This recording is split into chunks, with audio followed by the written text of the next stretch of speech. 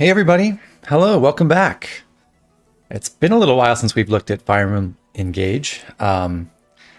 Apologies for the long absence, but there's a lot of cool stuff for me to show off today, so I'm pretty excited about it. So welcome to the stream, half of the NAF, due to personal reasons. Cartoon Critic says you won't be able to watch the whole stream because your brother's graduating. Well, congrats to him, and hope you enjoy what you can stick around for. We'll get into the actual plans for the day in a little bit, but in general terms, we're doing at least the next phase of the Brodia arc. I kind of think of, so basically from Paralogue 1, Paralogue 2, and Chapter 9, which I sort of think of as the endpoint of the early game more than Chapter 10, because after Chapter 9 or before Chapter 10 is the cutoff for actually buying all the skills you want and everything like that before you lose all your emblems.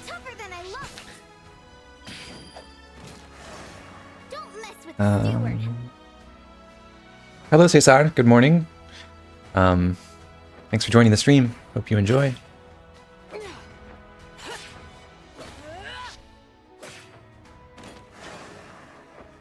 I like the version of the attract wheel with the generics. It's fun to see them in action in blue.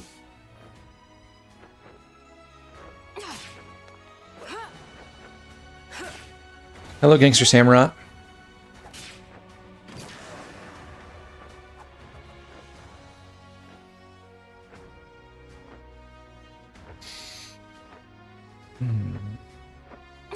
This is pretty early in the morning my time, but it's not too bad. But I don't know, hopefully for the European viewers, this will be a nice stream time. Cartoon Critic, you've been messing around and Engage a lot since the last stream, and you're finding Fram to be a lot better than you wrote her off as. Yeah, I think maybe I'll end up talking about this a little bit more later in the stream, but certainly with the DLC, I think fast units that make respectable mages are a lot more impressive than they used to be. And even without the DLC, they're pretty effective. Hey Ubly, welcome to the stream. First time catching it live? Awesome, glad to have you here.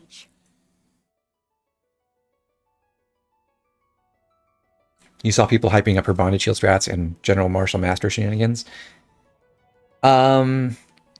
Yeah, I think I'm a little bit of a martial master skeptic still, just because I think the best ways to use bonded shield strats demand higher movement. It's a little annoying to only have 5 move when you could have 6 on a cavalry unit or a flyer. But if you don't have a team specifically built to abuse bonded shield on that particular, like with the matching unit type, so cavalry together or flyers together, then martial masters can be pretty impressive.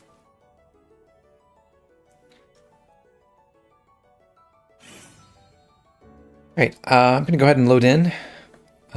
This should be our save from the very end of the last stream, where we just got back to the Somniel after Chapter 8.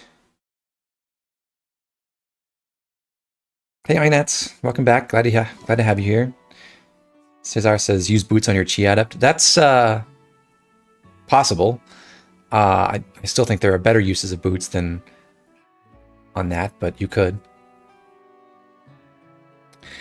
Anyway, since I made this particular save before we got update 2.0.0, I'm getting update bonus 2 now, which makes for a nice opportunity to talk about this.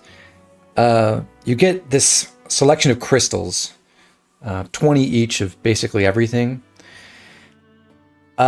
which is enough to upgrade, if I remember correctly, you can upgrade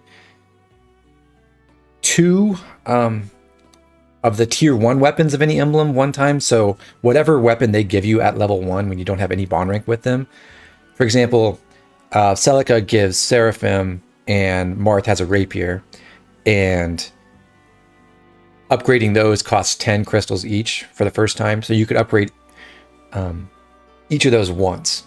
if you want to go higher than that, or you want to upgrade a weapon that's at a higher tier, like Mercurius or Nosferatu or something like that, it'll take more than half of your crystals. So you're basically committing all of the crystals of that type to that one weapon, which I suspect is not really worth it. Just looking at what emblem weapons can be upgraded and what you can get out of that, I think it's probably better to split them across multiple different level 1 weapons. But that said, if you do go to the Tempest trials and do those during the game and you get more crystals, then of course you can continue. So the ways you want to use these, I think, depend heavily on whether you want to engage with the trial maps or not.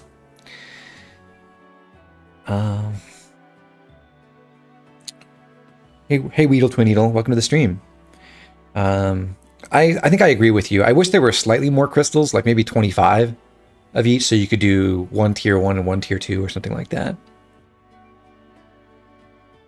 Hi Brainiac, yes, back on the grind. Well, I'm basically just replicating what I spoiled for you last night, so now you get to see it happen.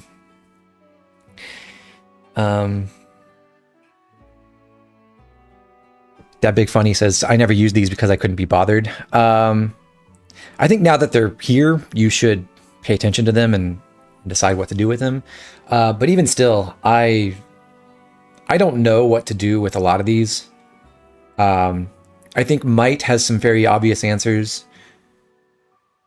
Hit is more debatable, but I can identify a few different weapons that want accuracy upgrades for sure.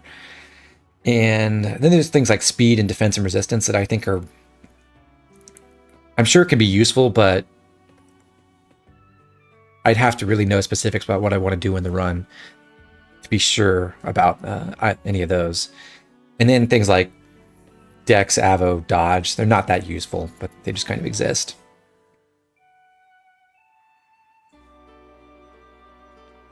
I'm not going to actually install any of those yet.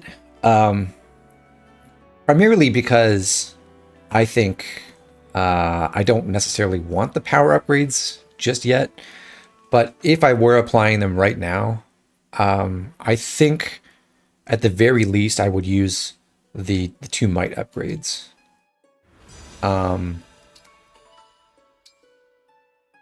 Specifically giving Might to Seraphim, because this increases the...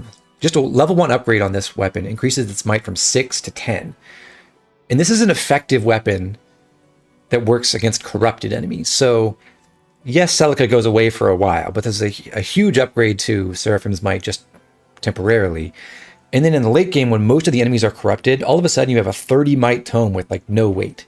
So that's an incredible weapon that makes many of the weaker but faster mage candidates a lot more powerful. I think it's the single most impactful upgrade you could get out of the Might crystals. And that would leave you with just 10 more. So then the question would be, what other weapons should you upgrade? Also, a funny thing about Celica is because you can use Warp Ragnarok right away, you can also upgrade it immediately. But it's too expensive for any of the crystal amounts you start with.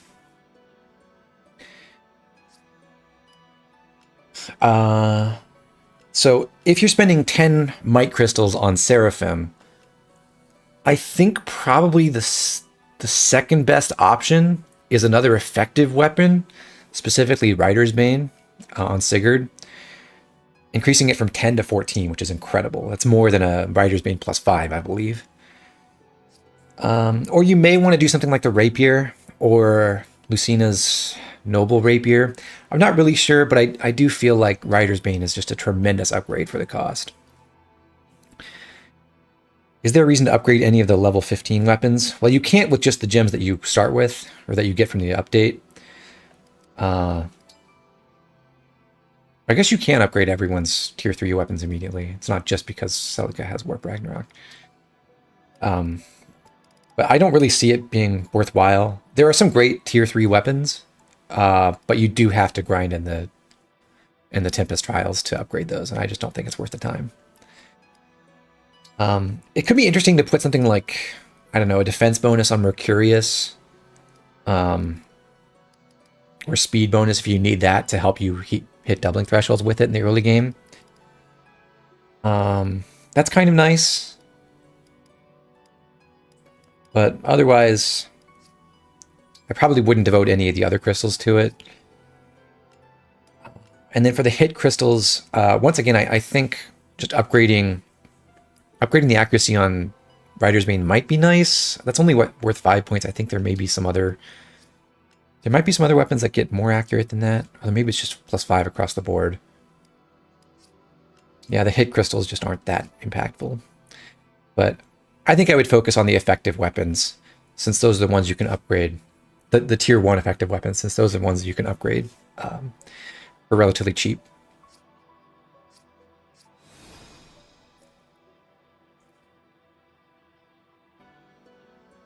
Feels like most of the tier 1 weapons are kind of whatever past a certain point. Yeah, that's very true. For example, I don't think there's all that much of interest with the Rapier or the Killer Axe on Leaf or Roy's Lance Reaver or Shine on Micaiah. And with the next wave of emblems, pretty true for them too. Maybe not for some of the DLC emblems. I don't know enough about them because I haven't used them at all.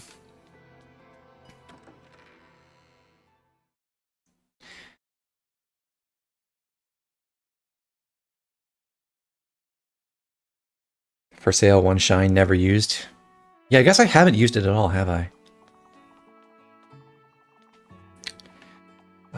Anyhow, continuing on, after our last mission, we do have some supports to unlock. The sea support between Vander and Alfred. And are there any bond conversations? No.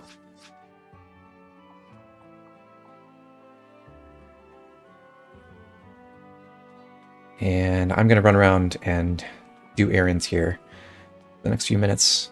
So hopefully a few more people will filter into the stream. You don't think you've ever seen anyone use Shine on Micaiah? When I was working on the Chapter 6 strategy, there was one point where I was using it, but then I worked out how to not do that.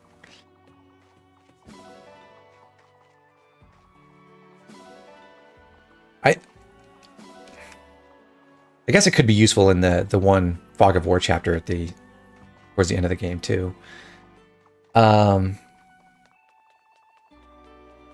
otherwise, I just don't think it's all that good. And in the early game, you're really trying to spend so much of your time with Micaiah healing that, and then you get really far ahead of the level curve, so you don't actually get a lot of experience out of using Micaiah for battle. And then later on, Nosferatu is a way better weapon.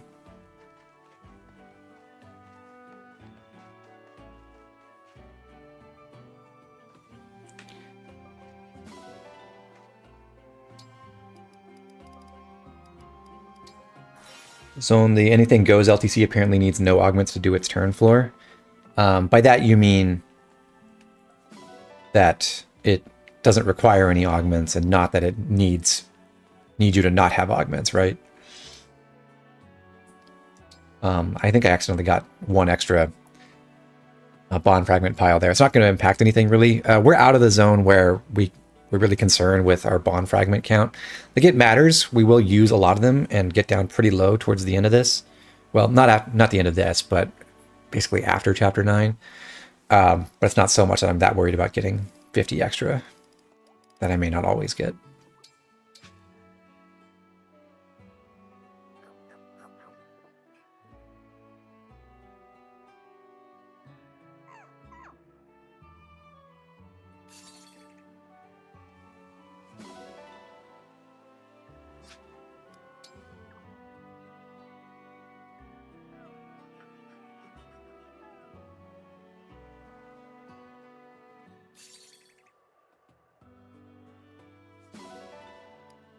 Okay, there's our 250 plus from the grotto, and we're going to run over to the farmyard now and deploy our new dog.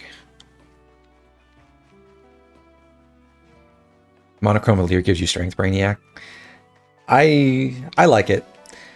I'd be interested in a version that does the other all blue outfit too, but I haven't seen that put up.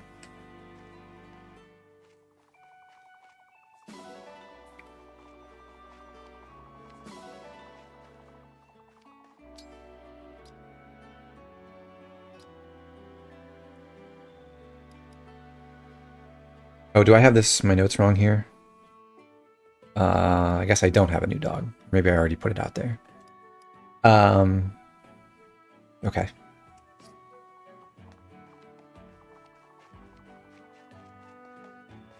How's the Conquest playthrough going? I've been prepared to record the next episode for like 3.5 weeks and just haven't done it. Been distracting myself with Xenoblade and then Zelda, mostly. And I've also, I mean, even Zelda, I actually haven't gotten very far. Matter of fact, that clip I posted where I jumped off and then died, that's where I stopped. I beat the prologue tutorial area, and then decided I wanted to finish my Elden Ring run because I was at Mountaintops of the Giants. I was like, I should finish that up before I get involved in this game too. So I haven't gone back to it yet.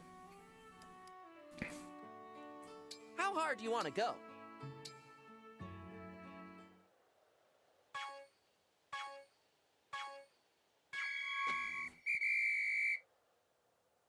Great job! I'm so proud.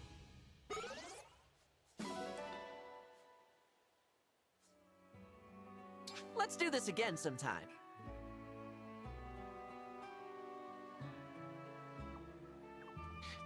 Oh, all right. My Nintendo PC is suddenly struggling again. One sec. That should help.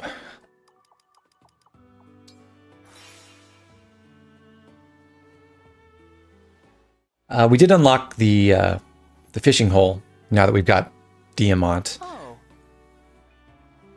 We're gonna do this. I'm not really concerned with maximizing it. I know you can rest until certain times of day to get better fish that give you bigger bonuses. I don't really care. I'm just gonna go for the bare minimum. Now. And I do have a mod installed that... Where were you thinking? Oh, whoops. Got distracted.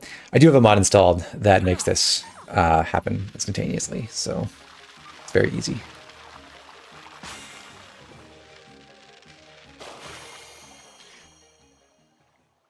Good catch.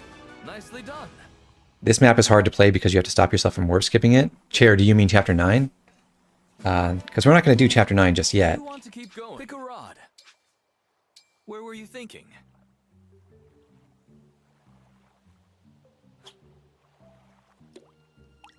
Now.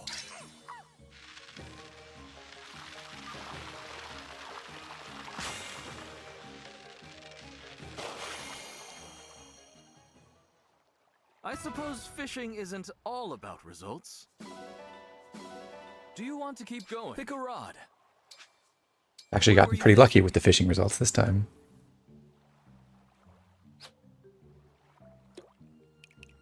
Now. All maps we have available. Yeah, you can warp skip 9 and you can warp skip Paralogue 2, but Paralogue 1 is a route map, so you can only warp skip that in a limited sense. Samrat, you've only been doing no Somniel runs. I don't blame you, honestly. I think it would be more fun, really, to do this by just cheesing some of the deployment achievements quickly to get the bond fragment economy going. Bond fragments are important in this game, and unfortunately, I mean, you got achievements as one source, but you kind of do need to engage with the Somniel a little bit to keep up with that. Keeping busy. Right. UK. I do not want Chloe to cook, actually, because she is bad at it.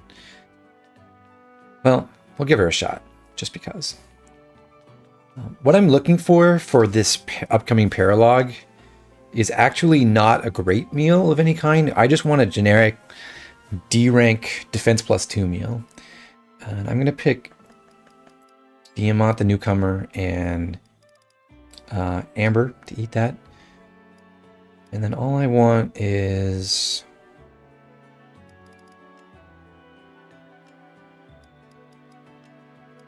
crisp bread.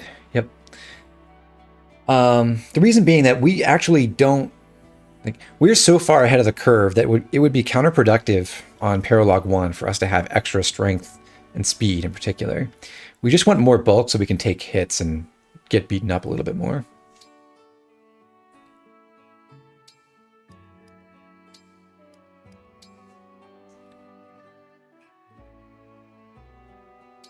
I'd rather eat this. Doesn't the cooking mod make everyone cook S-rank meals? I don't have a cooking mod installed. This here. What a picturesque dish. It came out so well. I wish I could eat it myself. It tastes good.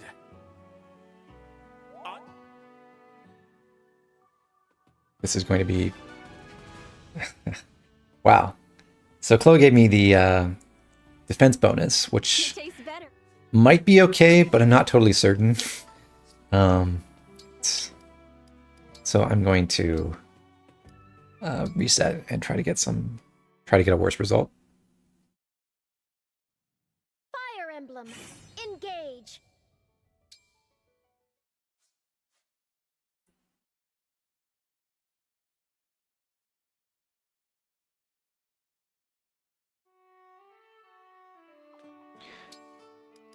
But while we're here, I'm going to go ahead and give... Where are Diamant and Amber? Oh, good, they're together.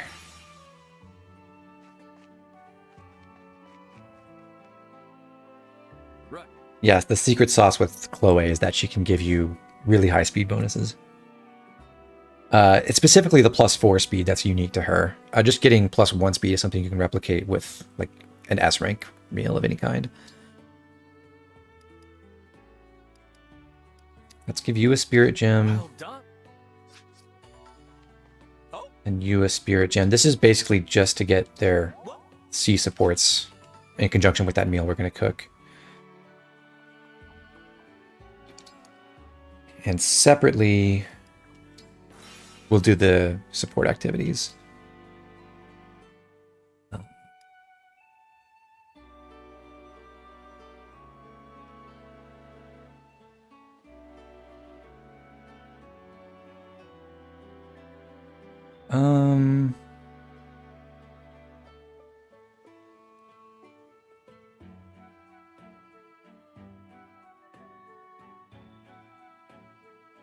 Okay, let me check something real quick.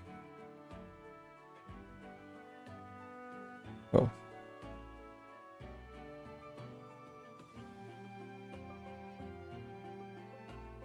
Sorry, I'm moving my notes around.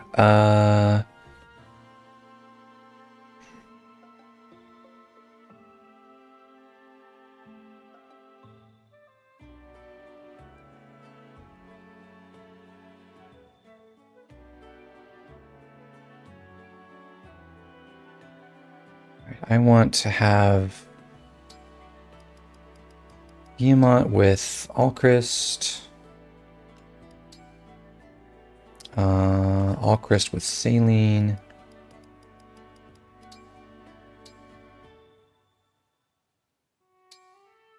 Oh, whoops. Diamant with Alchrist. Alchrist with Saline.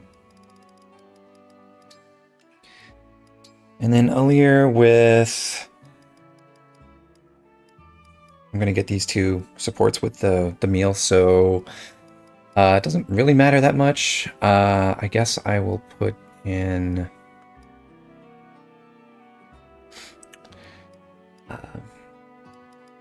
let's say Chloe.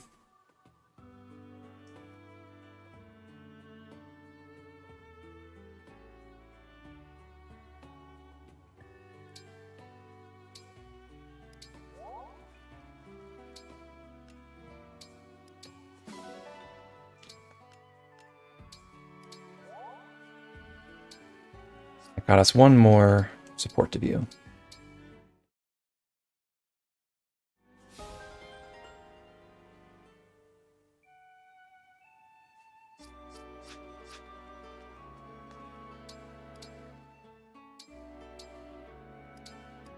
We're about to go to the arena now, so I'm going to equip appropriate weapons for that. And we're going to have Aleer do standard training first. So she's at 33 XP until next level. We're going to go all the way to, we're going to give her 30 more XP to give her an extra 15 SP with a bond ring equipped.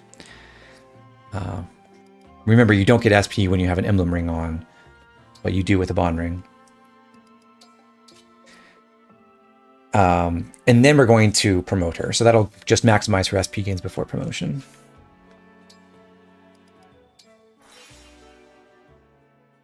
You never use the kitchen after you get the drugs, Chair?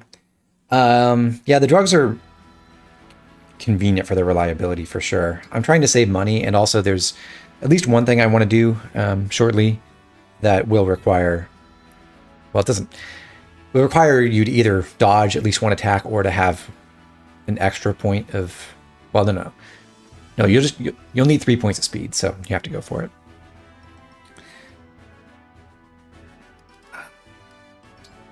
Anyhow,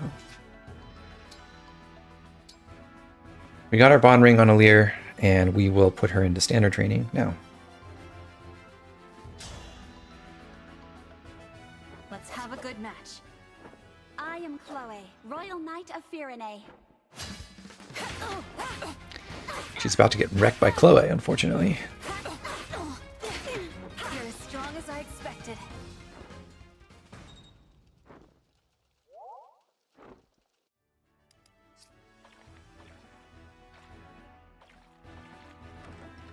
Okay, back to the kitchen real quick, and we'll see if we can get that +2 defense meal this time.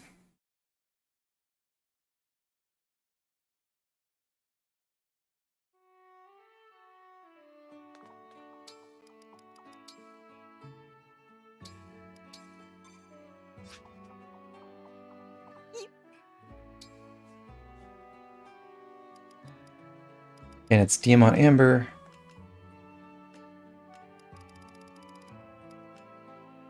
Crisp bread.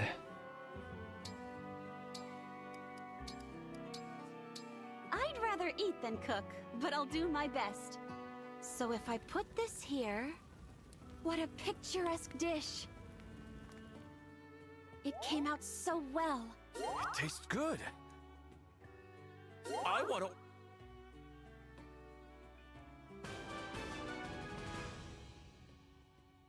I think this is acceptable.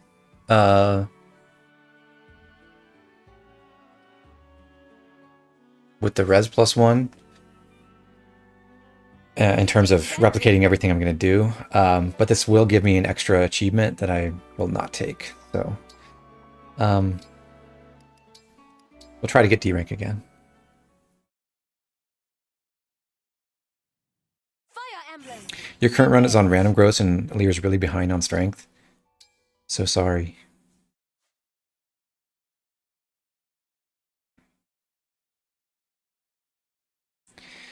Chair, you find LTC Chapter 8 fun because the puzzle isn't about killing Ivy, but about how to get everyone as low XP as possible for Aleer's sake? What do you mean by that? Like, what's the idea behind minimizing XP for Aleer? Or do you just mean that, like, Aleer is sweeping with Mercurius and no one else should get experience or something like that?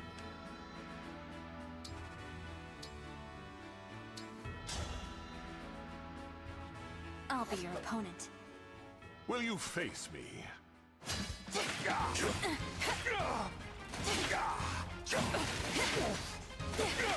as strong as I expected. Oh, type it with HP. Okay. That makes a little more sense.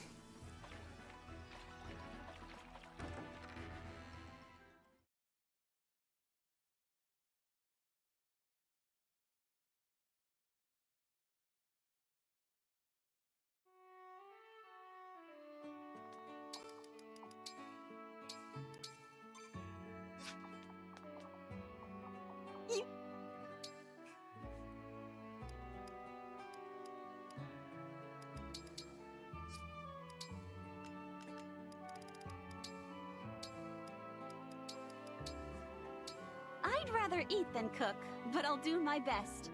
So if I put this here, what a picturesque dish. Well, I like it this way. Classic Chloe. It's gonna be what, an F? E.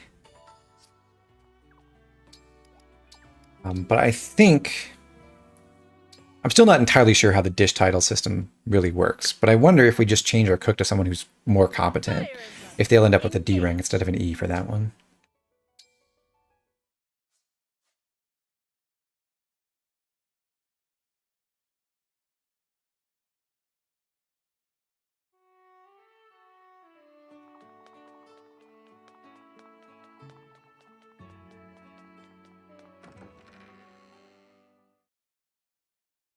What's the difference between winning and losing in the arena? On Maddening, literally just your achievements.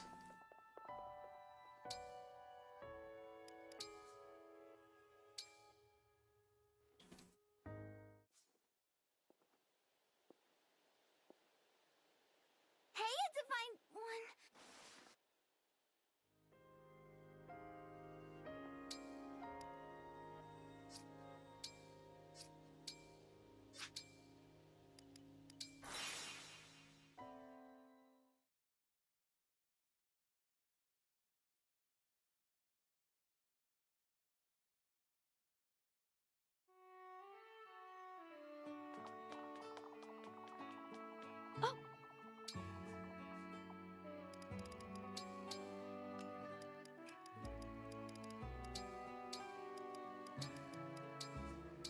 Shall I prepare a 3-course meal?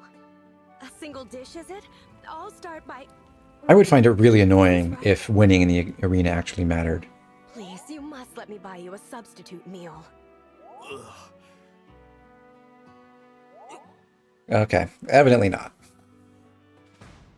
That did not help. Okay, good to know. We'll just go back to the arena and advance the RNG a little bit more. Fire Emblem Engage.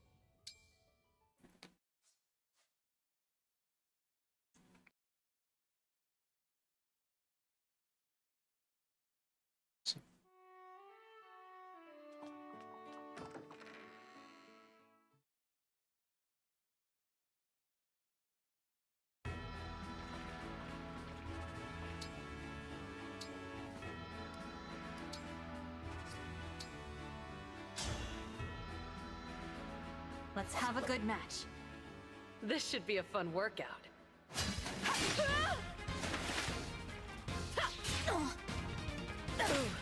I really thought I had you. Somehow, I won.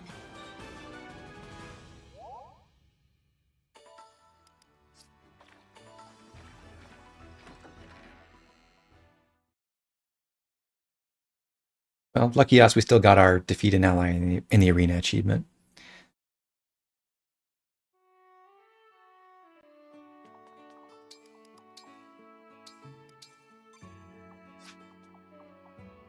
You can...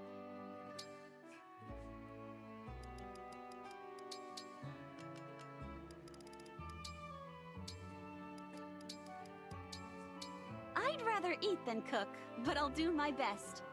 So if I put this here, what a picturesque dish. Here you go. Enjoy. It tastes good.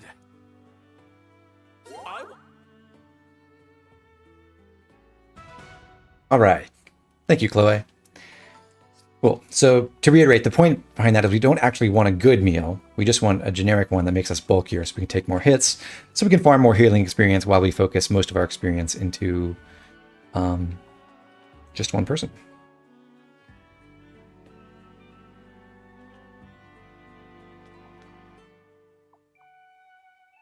Okay.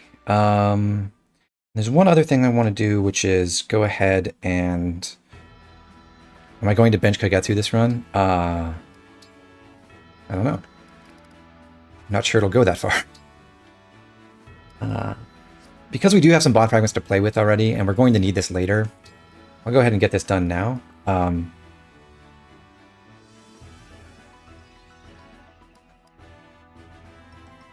Or rather, do it one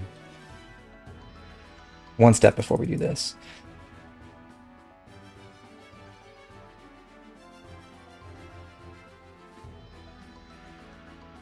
Okay. We'll go to the ring chamber first and do some polishing.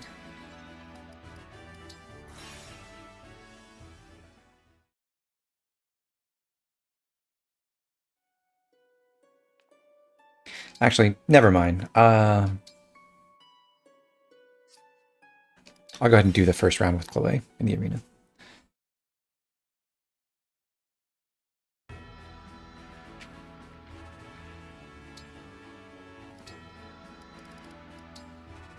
Let's do it this way.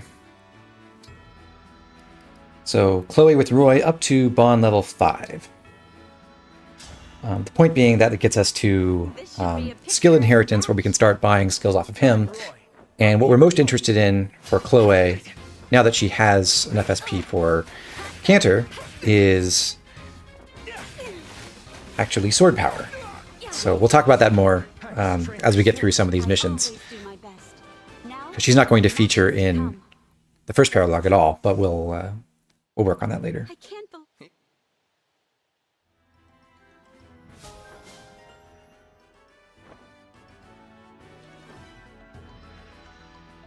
Okay, now over to the ring chamber.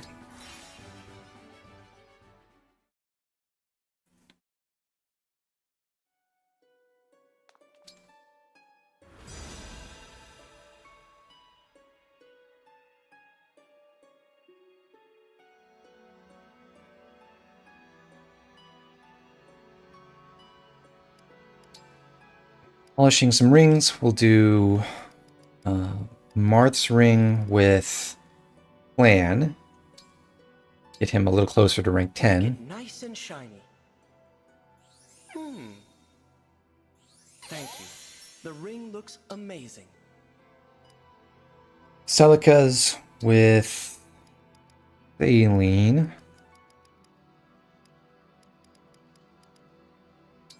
Because she wants to get to bond level 10 pretty soon. Please be thorough.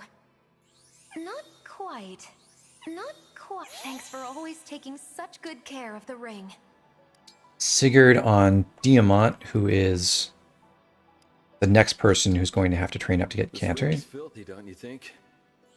Is that not a waste? Well done. The ring shines like new.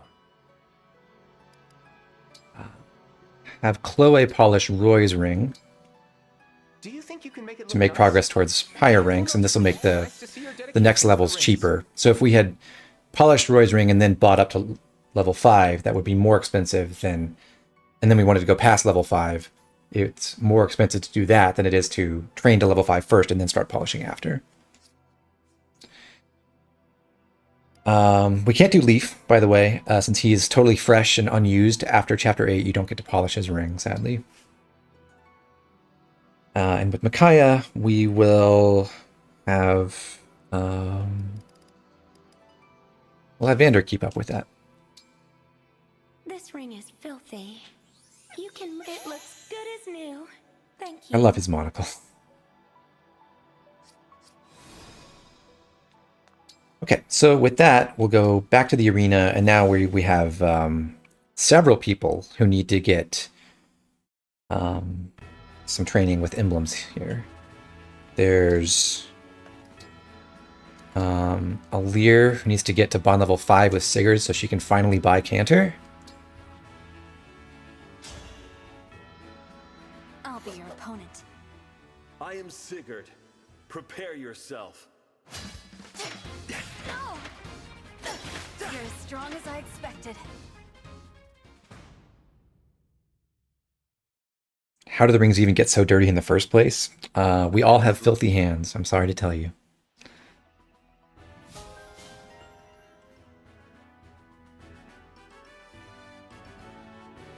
Let's go ahead and buy Canter as well, so we don't forget. Sigurd, Canter, and here.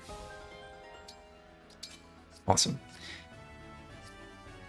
Next up for emblem training is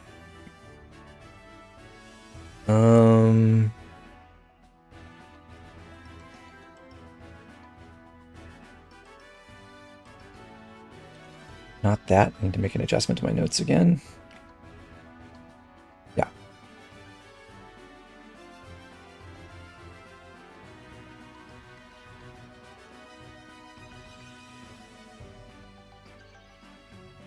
Okay. So Alir with Sigurd, and then Clan to level 2 with Leaf. I need to give him a weapon.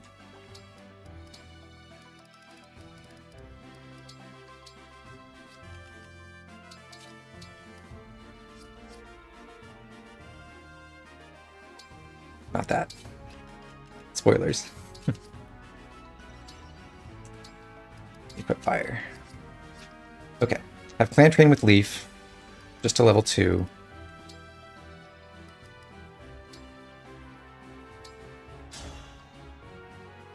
Clan, Divine Dragon Fan Club co-founder. Am I using Amber? No. I totally could.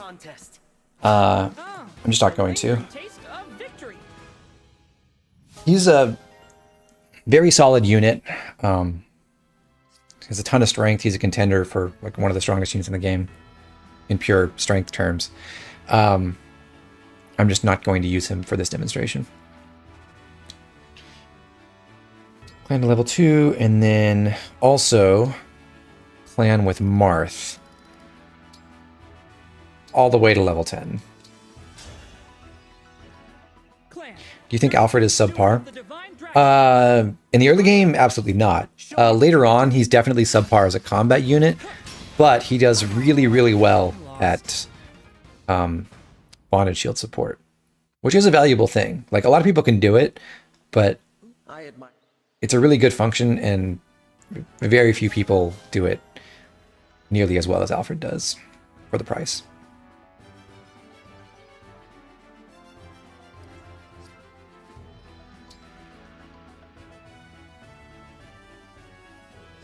Okay, that's it for the training in there right now, because we're going to delay a little bit more of our training until after this next mission. Did someone say Alfred? We're going to say Alfred a lot, Mecca. I'm going to talk a little bit more about the things that you and Septi discussed on that one video about him. You can't. Not you. I need achievements.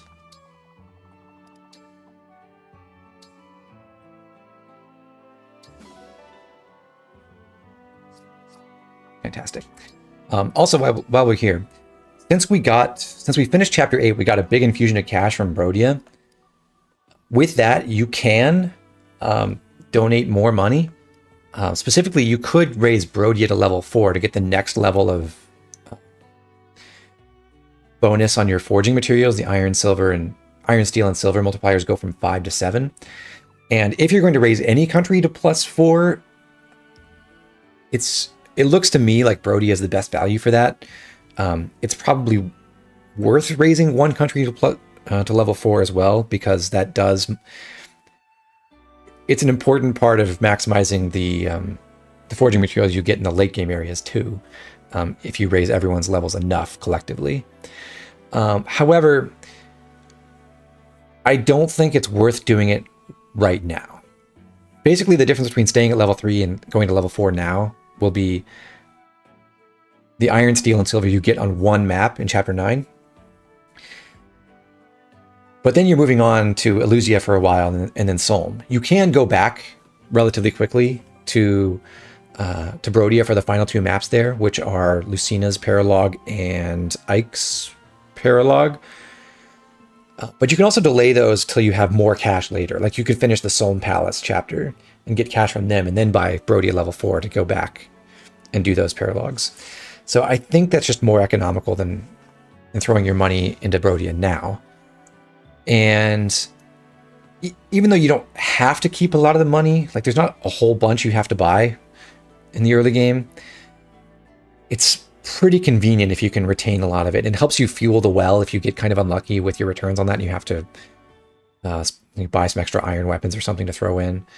So it's technically viable to take Brodia to level 4 right now. I just don't think it's worth it. If you have the DLC and you have the extra cash from that, then sure, go ahead if you want to maximize your forging again. You can go ahead and throw in another 25k right now. But we're not going to do any more donations at this point. We're going to hold off on any more until later in the game for sure. Brainiac, you're still not fully convinced that any level 4s are worth. I think there's a relatively good argument to make for raising the total number of levels in all 4 countries to 12. And if you do that, having one country at level 4 and one at level 2 is a tiny bit more expensive than having all 4 countries at level 3. But with Brody in particular, it gets you significantly more materials, which is kind of nice. And it also gets you the Brave Sword, which is cool. If you're abusing dogs to the fullest and you've got the DLC resources and everything, it's probably not that important. Just depends really what you want to do and how extensively you want to forge stuff.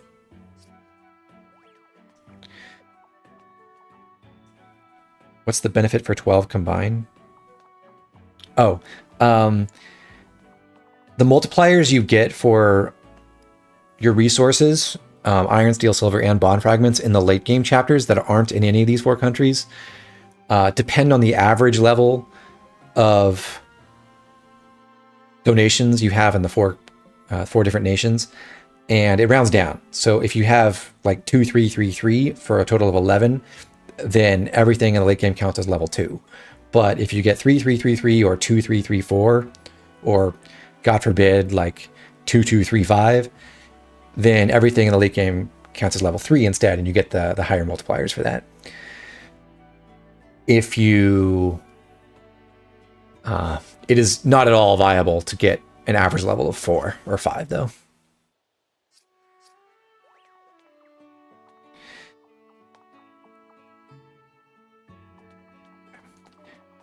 We're almost done in the Somniel. We do need to run over to the shops real quick because we have to buy, most importantly, a Master Seal and a Second Seal. I thank you. I thank you. And then also an HP tonic. I thank you. Do come again. And with those, we will take Alear into Divine Dragon. So we promoted her at basically the last possible moment to stay at level 10. And we will retain our internal level of 9 in Divine Dragon. So we'll be effectively a level 10 unit. I do think it's worth promoting Alear early on. You definitely want to keep using your Lord through the rest of the game. If nothing else, Alear has great support functions in the mid-game. Also, she's a competent combat unit. Not the most impressive stat line, but it's pretty nice. Divine Dragon gives her a huge boost to build and then a nice amount of bonuses elsewhere. And I do like the Divine Dragon class skill, Divine Spirit, which basically means that with together with your arts and high bond ranks, you can reduce, you can recharge an emblem from 0 to full in 1 round of combat. You just run up to someone who can counterattack you, you punch them twice, they counter, you punch them twice again. That's 5 pips, and you're back to full. So that's a pretty cool feature that means that Alear doesn't necessarily have to rely on emblem energy pools or the favorite food skill or any other resource to help recharge emblems very quickly. There are other things that Alear can do, and we'll talk about that later as we get through the first couple paralogues. But for now, I think it makes sense to stay in Divine Dragon. Are there supports available? Charlotte, we did get 2, and you're right, we should go pick those up.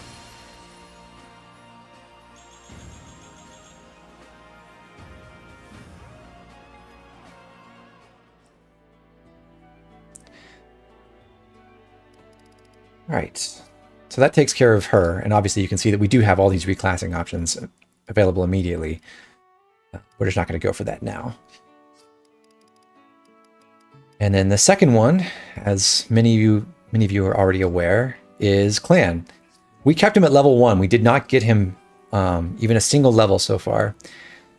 So he does not have any internal level still, and we can reclass him with that level 2 bond rank with Leaf. Now we have axe proficiency. We can reclass him to Axe Fighter, which is the best all-around unpromoted physical class in terms of growths and stats generally. So this is a really fun idea, because one of the frustrating things about the early game units is that statistically they don't keep up with a lot of the great physical fighters that you recruit right after chapter 10 in the Soul Mark. Like Kagetsu just severely outclasses pretty much everyone, except for maybe for raw strength on Amber. And Panette is definitely the best for raw strength. Marin has great stats all around. There's just like a ton of great free promotes that make it kind of disappointing to raise up early game units like Boucheron, or indeed Alfred, like other people like them, specifically for combat roles. But Clan secretly has fantastic growths for a physical role. So if you've kept him at a really low level all this time, it starts to make sense to switch him over to Axe Fighter, and then take advantage of the fact that while everyone else on the squad is way ahead of the level curve now because we've trained them in chapters 6 and 7 and 8, well, no one else can really gain a lot of experience from Mercurius, but Clan as a level 1 unit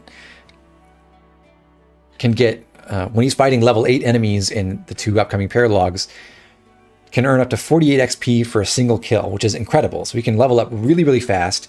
He has a great stat spread to abuse Mercurius, because he comes with like pretty good base speed and strength in Axe Fighter. And he'll level up super quickly. And then when you do train him up, if you promote him as well at level 10 and then keep using him, he's like the only physical unit who can actually scratch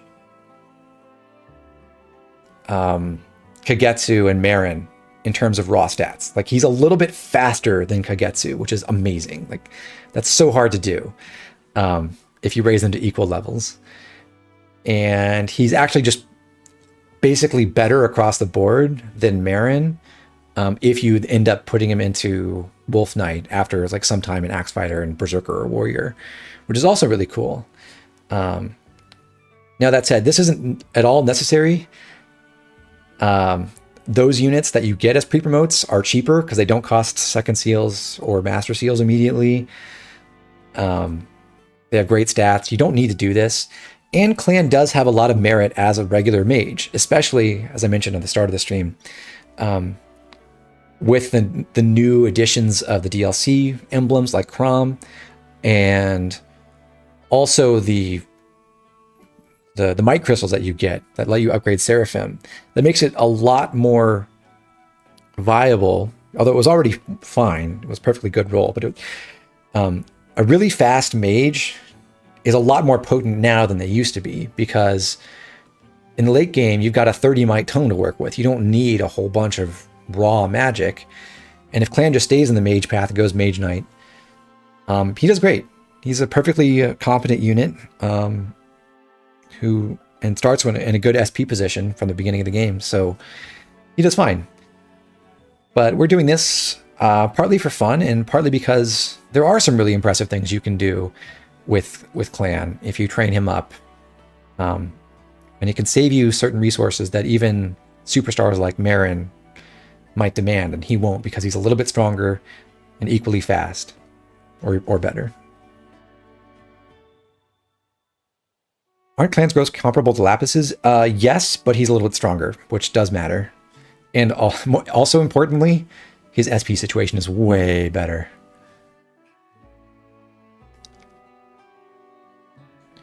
Maverick says, you found a way to make Jade not only good, but a really, really great unit capable of dealing with mixed groups even on Maddening. How'd you do that?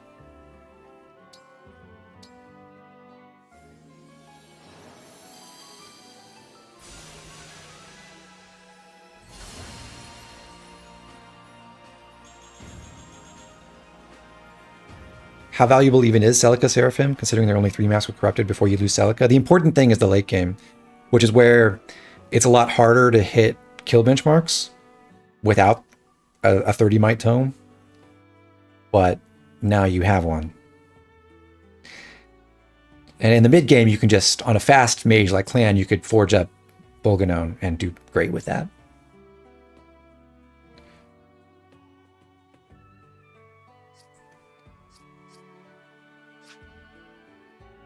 Anyhow, we've committed. We've got Clan and Axe Fighter, and the last thing to do before we go is head over to the Ancient Well and see what we get from that.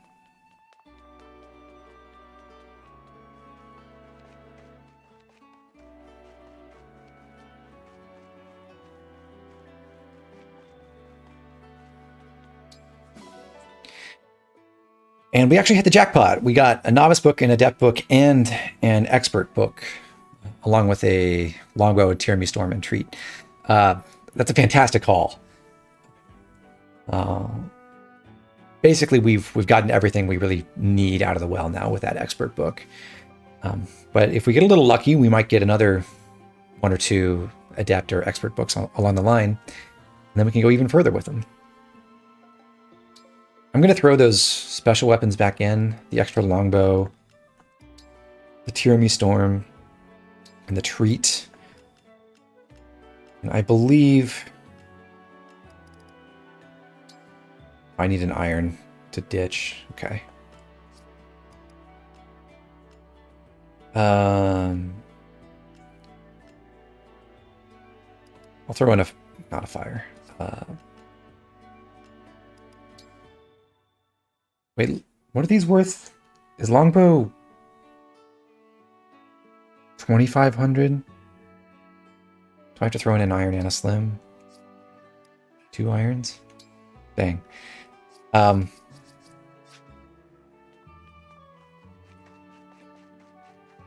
Special weapons worth 0. I think they're worth... I thought they were worth 500.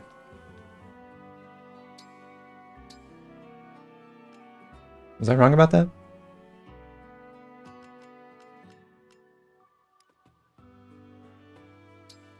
Just to check. Tyranny Storm and treat together. Yeah, they're worth 500. So longbow must be worth 2,000. And then, yeah. Treat staff is actually really good. I will look at it. It's 5 weaker than mend. So that's not bad, but we're just not going to exploit the random items. Just to make my inventory consistent, I'm going to go back to the plaza and buy an extra pair of iron weapons to throw in. So this is the thing that can happen with the well. Although the level 3 well will pay itself back on average, sometimes it won't, and you have to shore it up a little. Oh, I'm in the wrong shop, but I need a speed tonic as well that I forgot about. So HP and speed. Do come again. And then I will just buy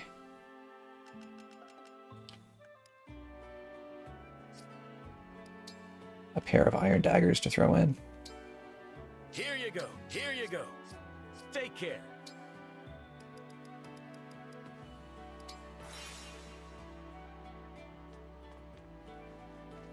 You would keep the longbow for a while, Chair? Yeah, I absolutely would too.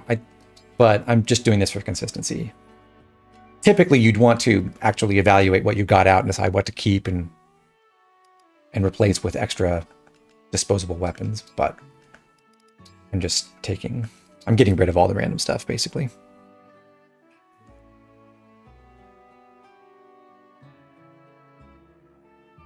You basically spent 2,000 gold for 1,600 SP. Well, I spent it for technically more like 200 SP on average. Because I'm just upgrading from 2 stars to 3 stars. But that's worth pointing out. Like, now that I've gotten my expert book and my adept book, it's not that important. It depends what you're shooting for. If you only want to get like an extra 1,000 or 1,500 SP for sure before chapter 10 to buy some of the premium skills, but you're not worried about getting much higher than that, then you can stop now. You can say, okay, I hit the jackpot. I'm good to go. I can go with a much cheaper version of the well without paying extra to get to level 3 or level 4 or whatever. Having gotten through what I'm going to show you guys today, I think there's actually some merit to pushing higher. So if you do get the expert book early on, or you get several adept books, you can push beyond that. Keep trying to get higher thresholds, because there are more important skills that you can get beyond if you get more than 1500 or so SP. In any case, I need to apply those tonics I bought both to... I'll do it on the map, actually. I think that's everything from the Somniel, though. So, yeah, looks like it. Go back to the map, and then we're going to head off to Paralogue 1.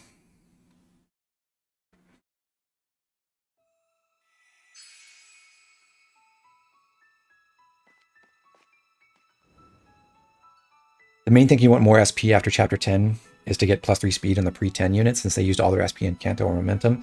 That's pretty true. I don't think the need for speed +3 will be that immediate. But yes, you can keep using the well SP to fund those upgrades. If you ask Brainiac, you think level 4 wells are more sustainable than you initially think.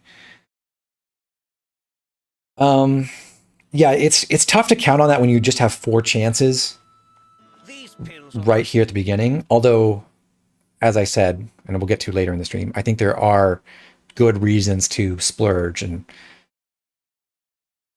try to shoot for higher rank well usage that gives you more rewards. Anyhow, on this mission, we are deploying Alir, obviously, and then Fram for Chiat up duties, basically. Alfred, Alchrist, Diamant, Saline, and Clan.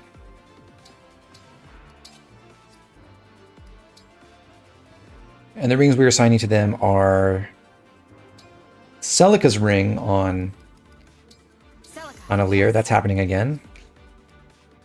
Roy on Alfred. The nice thing about using Roy on Alfred is that when you engage Roy, he gives a movement bonus. The type bonus on Rise Above for Cavalry is move +1. Diamant is getting Sigurd. He's going to work on his bond rank with Sigurd to unlock Canter himself. Diamant is pretty close to 1000 SP just from what he did by himself in Chapter 8. So we may as well get him there. Saline will take Leaf, who is actually a pretty good emblem for Saline. It's not that important here, but just in general, it's nice to have. And Clan will take Marth. So once again, we're benching Chloe. Sorry, Chloe. That's also why we didn't bother buying Canter on her yet, because we're not going to use her on this mission. All right. And there is one more thing I want to do, which I forgot.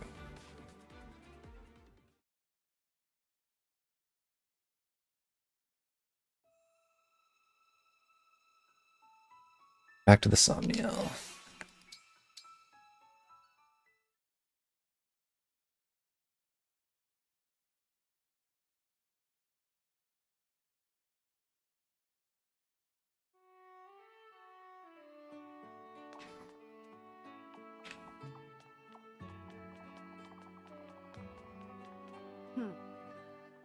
We're going to engrave Alfred's Slim Lance with, believe it or not, the binding engraving. That will make him, it'll weigh him down a lot, and it'll ruin his avoid. That works in our favor.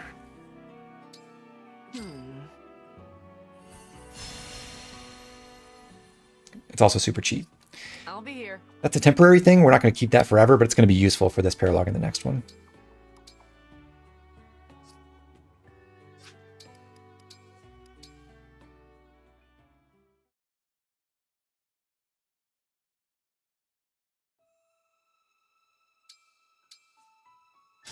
Reverse Micaiah engrave, indeed.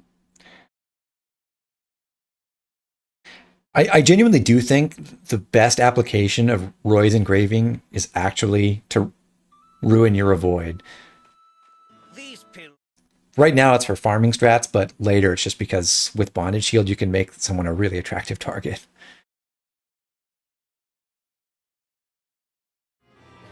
Oh, Right, let's adjust some inventories real quick. We have one Armor Slayer, and let's go ahead and take the Libration and the Wodao for Alir. Ram just needs Iron Body Art and Heal. Alfred wants that Slim Lance equipped first. And then also we'll keep a Steel Lance, the Iron Great Lance, and his Javelin.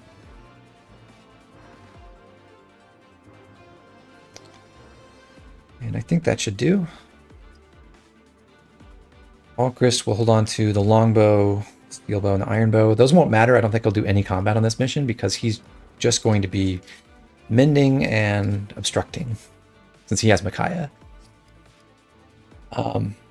So a reminder from last time, we trained Alchrist in Chapter 8 as a kind of stand-in for just anyone who might need a whole bunch of SP, and so he didn't do any combat there either. He literally just healed people and got basically 2/3 of the way to Canter.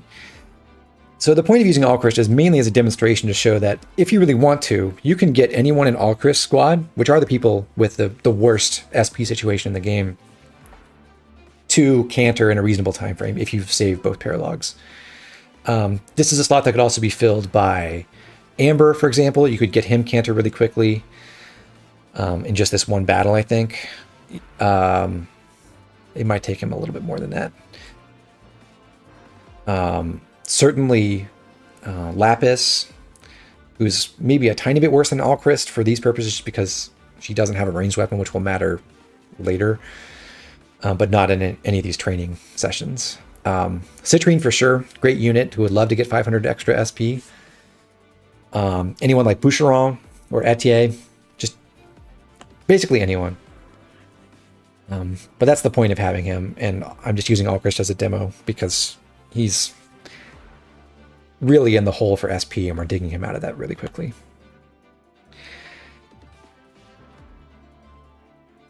See, Demoth equipment, he wants the Slim Sword +3, Iron Blade, Iron Sword, and he'll hold on to the Levin Sword as well. Saline needs Steel Sword, Thunder, Fire, Iron Sword. That's good enough. And a clan will have Hand Axe. Oh, there's one other thing I want to do. Equip that. Arrange this. Iron Great Axe, Steel Axe, Vulnerary. Okay. We are going to rely on clan hitting with the Hand Axe at one point, and its accuracy is pretty bad. So before we do anything else, we'll go back to the Somniel. Sorry. And we'll force that up to +1 just to give it a small hit bonus.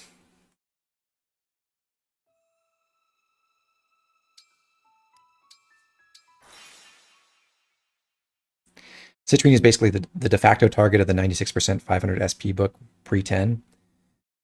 That's totally reasonable. But I think, and we'll talk about this more later in the stream, I think there are better applications for those SP books than specifically buying people up to 100 SP for Canter. I think whenever you can, you should try to train them to 1000 naturally, and then use those SP books for other purposes. Anyway, we'll refine the Hand Axe for +1 just so we get +5. Which is nice for consistency.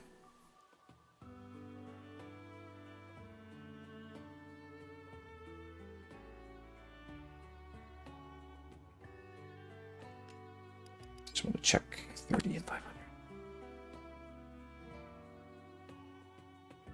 30 iron, 500 gold. Okay. I'll be here.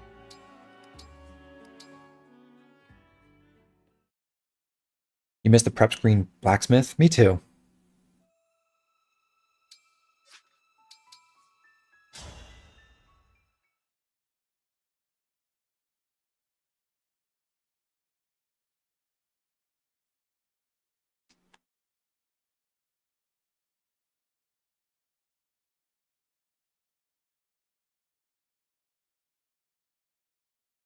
Okay, I think now that we're out of the Somniel, I may be able to re-up my graphics settings too.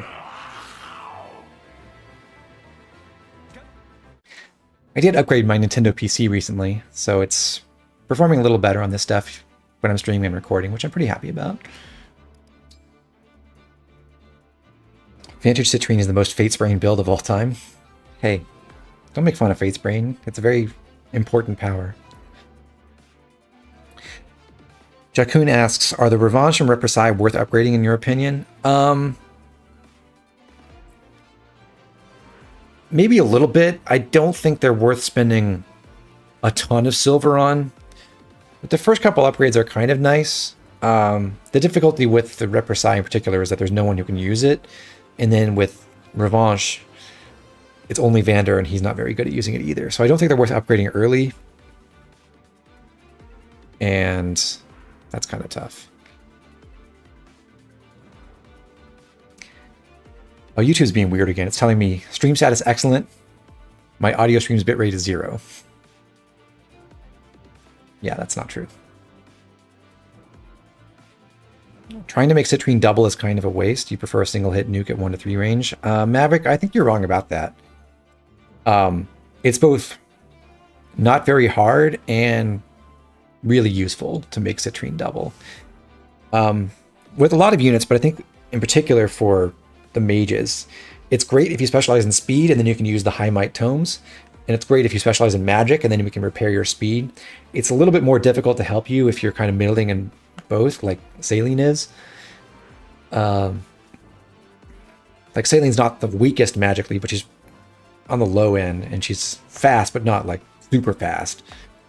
And it's harder to make her really work really well. But with Citrine, you can focus on giving her speed.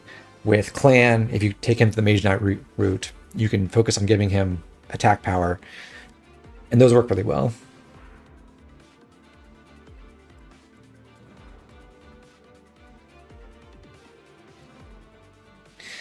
All right.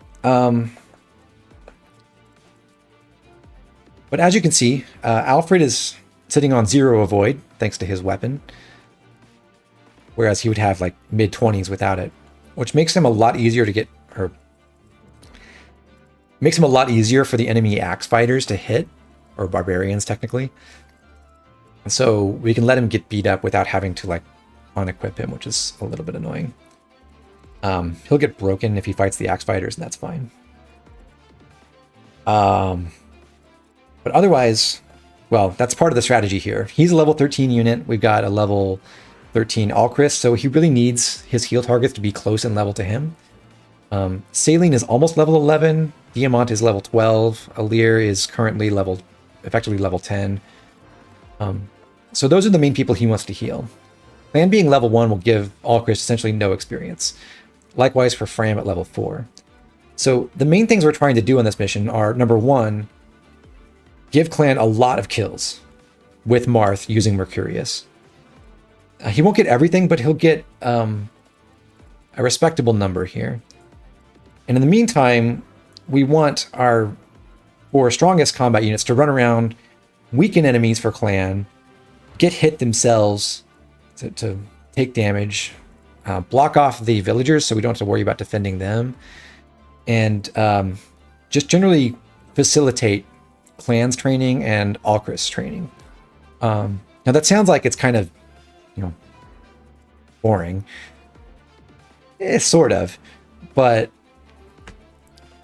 luckily, we can do this all pretty quickly because Clan has the right stats when we give him a speed tonic. Oh, not Alfred.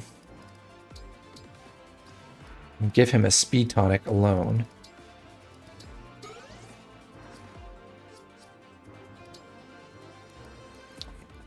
Now with Mercurius equipped, he has 12 speed, which is enough to double all of the axe fighters on the map.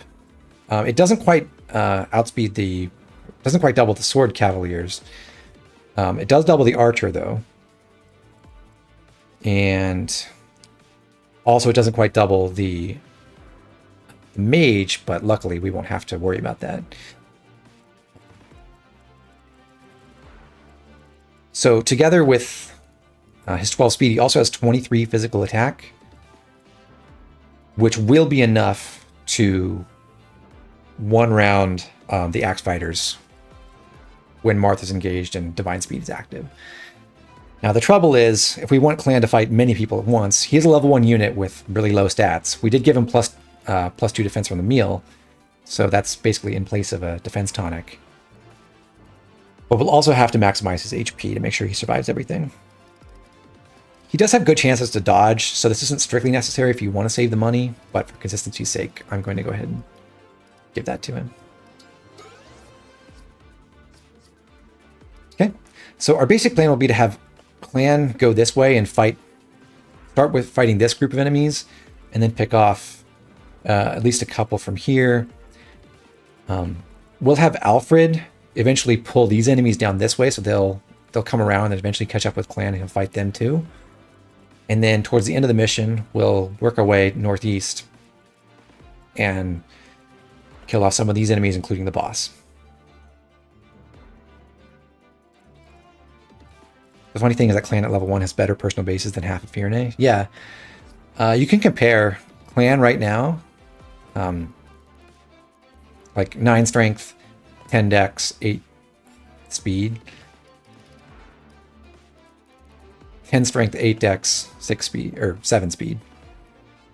He's basically on par with Boucheron, and a little faster.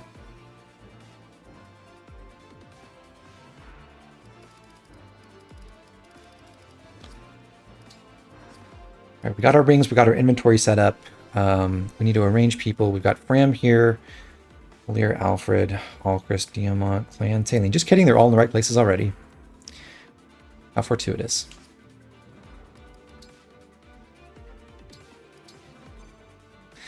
All right, so we've done a bit of, it's been a while, running press. We've been on the stream for more than an hour already. But finally, it's time to start this. And we'll get this, this training arc going.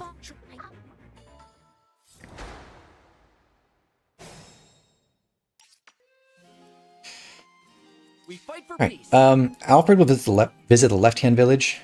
We do want him to get hit, so although basically the really important thing is that he doesn't like start damaging this barbarian. But the thing that maximizes his chance of getting wounded is the slim lance, and then he will get broken if the enemy hits him. So he'll wait right here for now, and from there he retrieves a defense tonic, which we won't use on this mission, but we will use it later. And Alir engages Celica and then warps right here, where she can chip this Cavalier. This was one of the enemies that Clan couldn't double. But now that Alir has wounded him, that's not a problem. And after this attack, Alir canters north next to the villager here, so she can seal off this entryway and force the enemies to go south toward Clan. The other way we'll seal that off is by having Alchrist run over here, engage Micaiah for the extra, or rather, don't engage Micaiah, sorry. We'll do that in a second. Cast Obstruct on this position. So, now neither of these enemies can reach the villagers. There's only one open facing towards Alir, and the axe fighter acts first. So he'll run over and attack Alir, and then the sword cavalier won't be able to attack. He'll have to go south to fight someone else.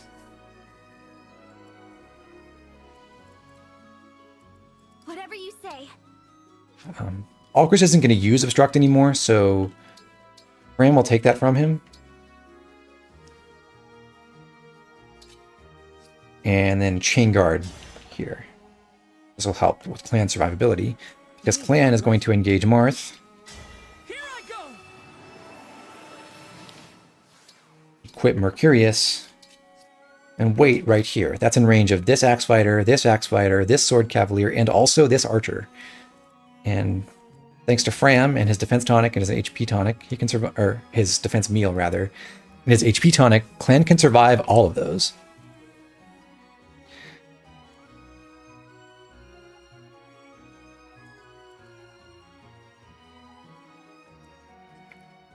My will is firm. All right. I think I have the geometry right.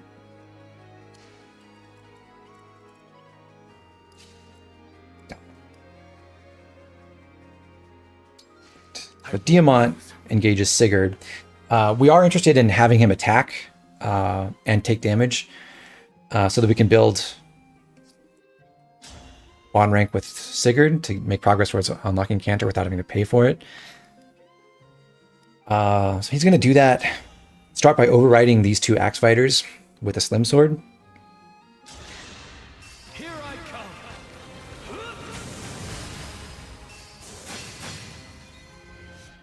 And afterward, he can canter north just one space, which puts him in range of actually both the sword cavalier and the mage. So they'll be able to wound him on enemy phase.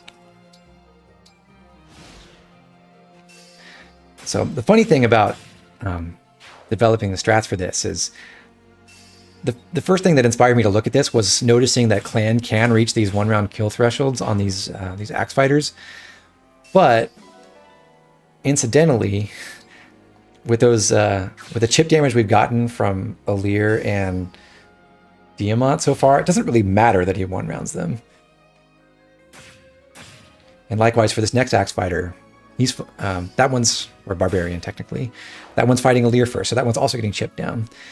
So the offensive benchmarks aren't as important as I first believed, which is good news for everyone else who might want to do this, like Anna or Boucheron or whoever you can think of.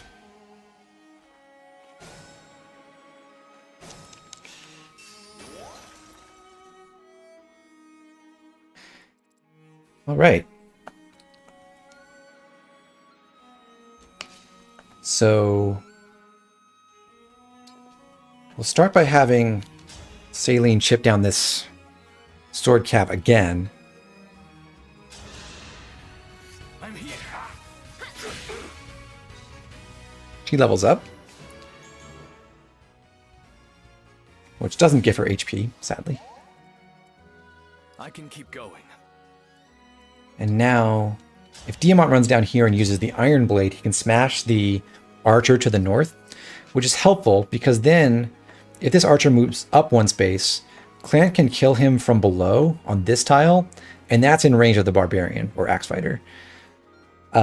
Whereas if Clan just walked right here and killed him, yes, he could do that, but then the Axe Fighter here wouldn't be able to reach him.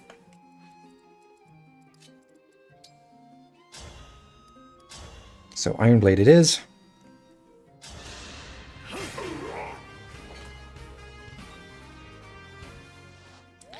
And then he'll move northeast.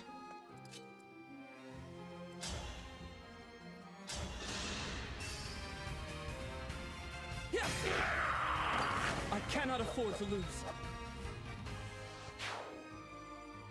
We've almost leveled up twice already.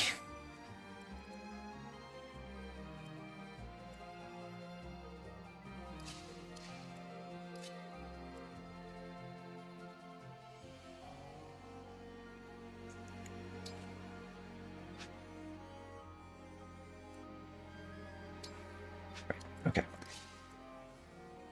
It's time to use Micaiah. We're going to engage her and then use Great Sacrifice now. And then we'll use Men on our next two engage turns. If this means survival.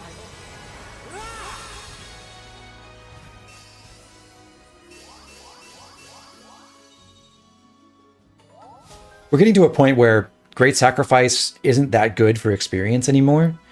But it is kind of helpful just for hurting yourself, because you can heal yourself with those AoE mends. And it is great tactically for healing everyone. So you don't want to like not use it. It's just not the single greatest experience source available anymore. Mending like 4 other high-level units is much better. We do need to re-obstruct this area, so we'll have Fram do that.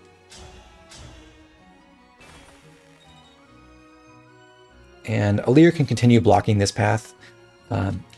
She's not actually strong enough to kill this enemy with the Armor Slayer, so there's no harm in hitting him again.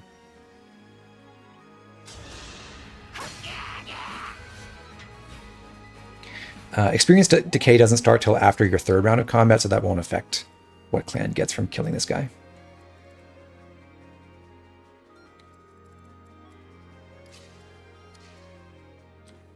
Alfred's going to wait right here to get hit by the Barbarian one more time, and that will end our turn.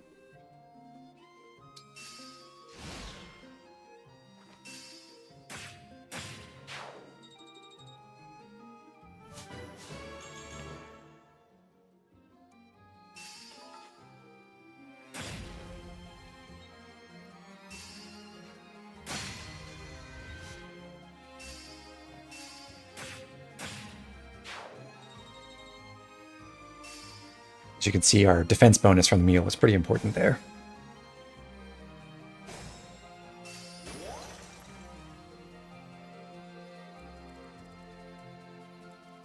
Okay, we've brought this Barbarian over a little closer so that we can do something similar on this turn. We can have Clan go kill another enemy, but still be in range of an axe user that he can defeat on enemy phase.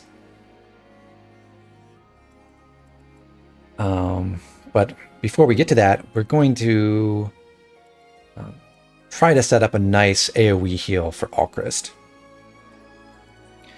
So at this time, Alfred's going to engage Roy, and this is just to move a little bit farther so he can get where he needs to go later on. He's already wounded, so he doesn't have to like try to attack this mage or anything like that. You can just wait right there. Saline wants to take the Iron Blade from Diamant. I'll just hand over Wind for that for the time being. And then she can attack with her Thunder Tome instead of fire. She wants to do as little damage as possible, basically. The main point of this is actually just to get herself hit. I'll help.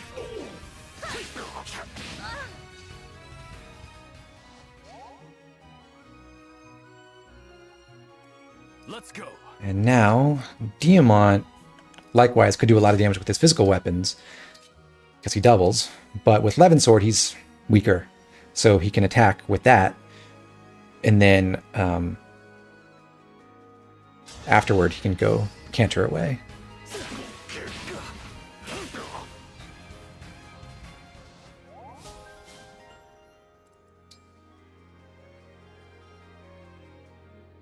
All right. Fram can just get out of the way. While Clan walks over here, and since his accuracy isn't the greatest, and he would die if he missed, he's going to use Lodestar Rush now. Fate has brought us here.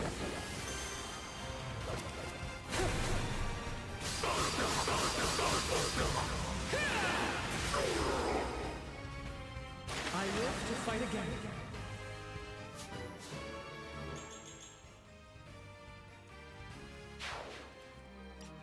The obvious weakness on Clan is his 2 resistance. That's not going to get much better anytime soon while he stays in the Axe Fighter line, but otherwise he's doing great already. He's level 4.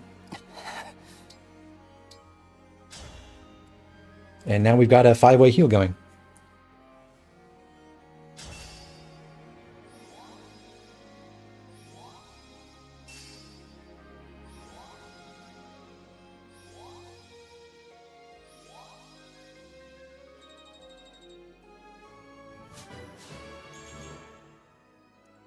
We're level 4 now, so Alchrist is only 78 SP away, and also 78 XP away from 1000 SP and level 15, respectively. We can get there on this mission.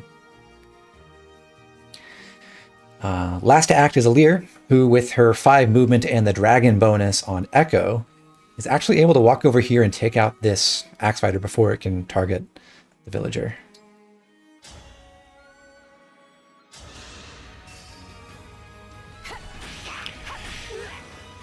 Are you going to keep him in Warrior post-promo or reclass again?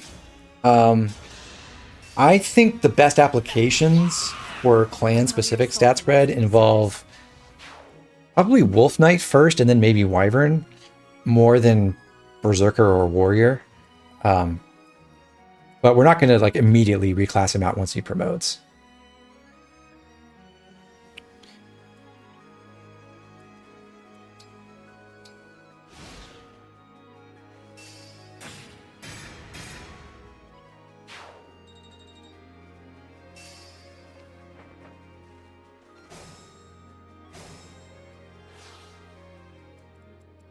At this time, we do want to recruit Jean, mainly so he doesn't start wasting our free heal staff on anyone.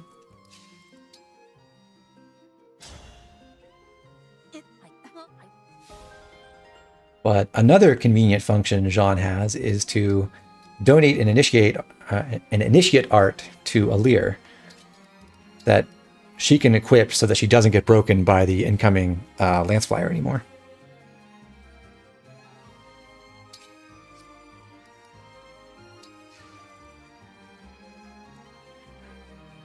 Alfred's going to head southeast towards this village. It's basically his job to go pick that up, since he has the extra movement to get there pretty quickly.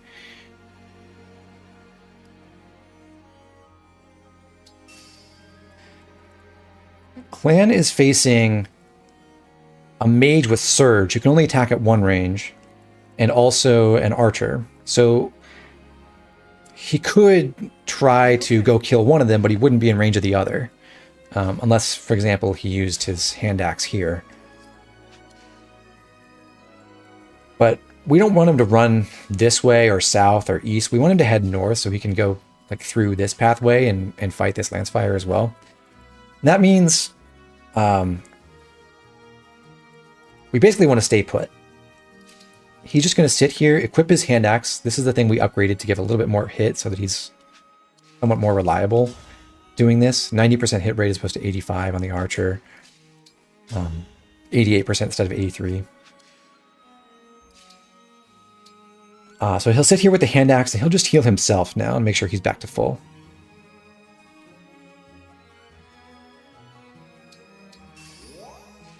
And Saline's personal skill gives him extra healing from that. Awesome.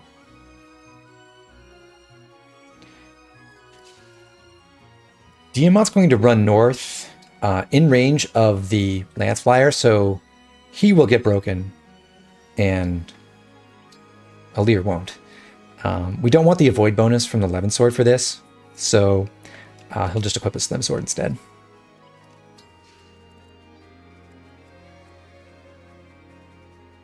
I'll protect you.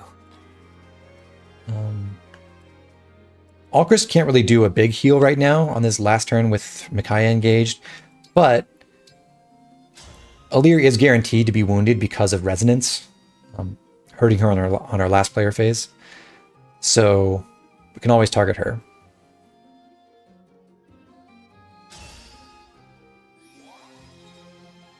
It's not worth that much though.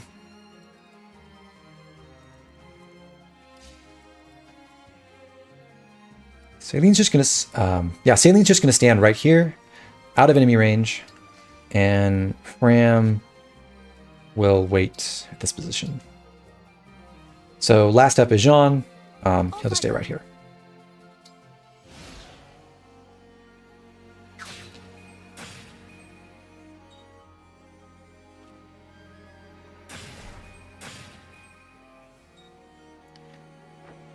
Because the enemy AI favors breaking people, that Lance Flyer always targets Diamant over any of the villagers. And conveniently, because Diamant is jammed in next to this other villager, Jean's dad can't like run over and heal him and steal some experience from us. Is the Lance Flyer guaranteed to go up? As far as I've seen, she always heads exactly where she did.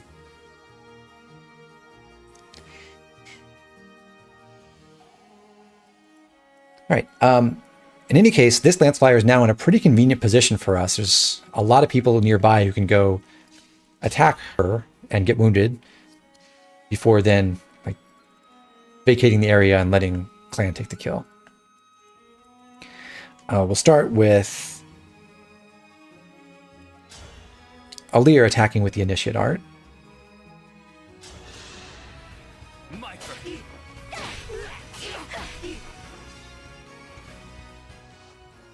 And then she canters northeast. That gives us a good amount of charge on Celica again. Saline can attack here at 1 range with her Thunder Tome. This might not get her hit. If it doesn't, it's not too bad.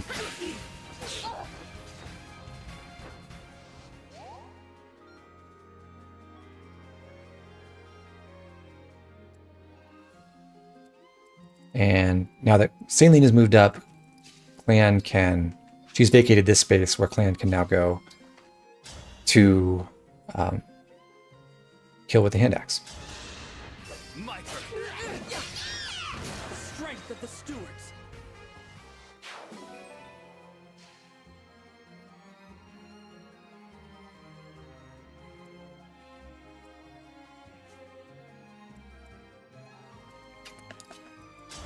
Fram's going to come down and heal Clan, and her resistance is a lot better than Clan's is, so even though she will also be in range of this mage, she's not in range of the archer, but even though she will be in range of this mage, he's definitely going to target Clan instead of her. So that's great.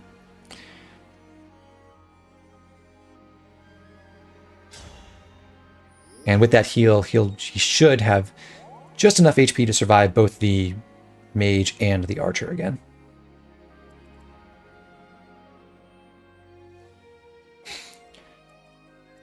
Alchrist is able to head over here to recharge Micaiah, and Diamant can recharge Sigurd on this left-hand emblem energy.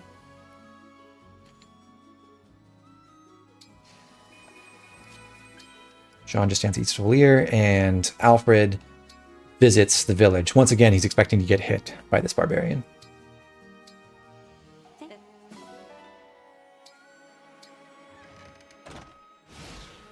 You wish Sean joined? That would be cool. I would love to have a pre-promote Martial Master.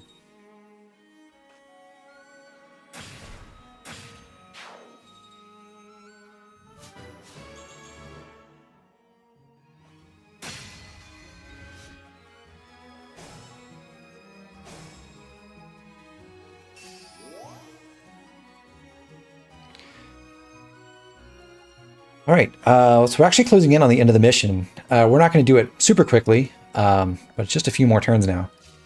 Starting with Alchrist running over into this opening and Emblem Engage.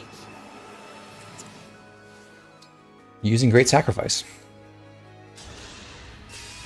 By any means necessary. I see you.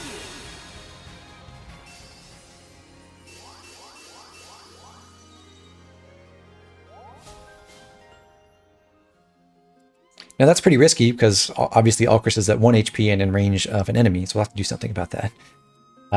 First, Diamant engages Sigurd, who he just recharged, and runs over next to Alchrist.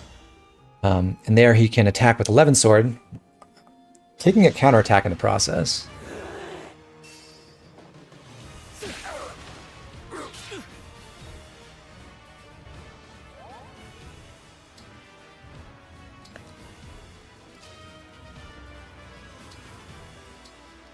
Now Alir can take the 11 sword.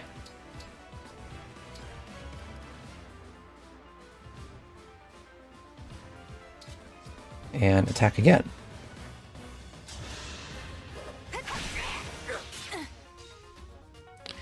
But she canters east into the woods so that the archer, yes, could still get around this way, but can't attack Alchrist from here or here.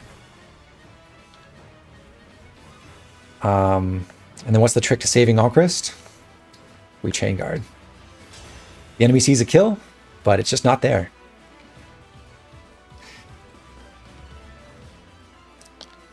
One funny mechanic in this game is that there are stationary enemies that don't have smash immunity. And that's pertinent here because we'd really like to both attack this this corrupted sword cavalier at melee range with Saline to get her wounded, and also finish him off with Clan. But with only this one tile space, there's no way we can do that. However, if we smash him away using Saline first, then Clan can move past Saline and kill him afterwards. So Saline starts with a smash.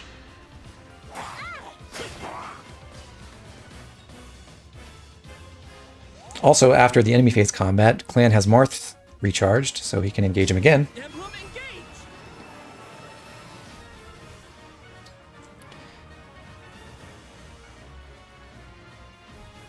And just finish him normally with Mercurius.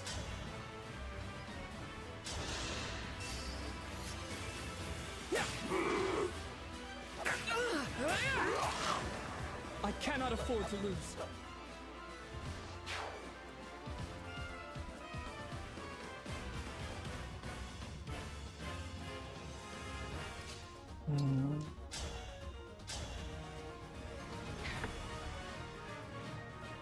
Alfred gets to fight this enemy at least once. And he'll back away to the left. That's just to make sure that this barbarian doesn't end up in a woods tile or anything, which could be kind of obnoxious. But we do want to drag him closer to the rest of the team. And finally, Fram can just stand next to Saline.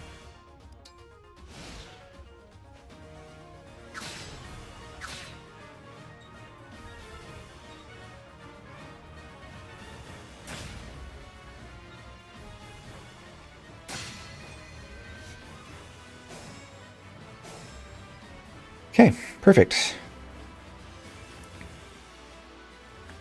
Step one, obviously we're giving the boss kill to Clan. We'll do that now.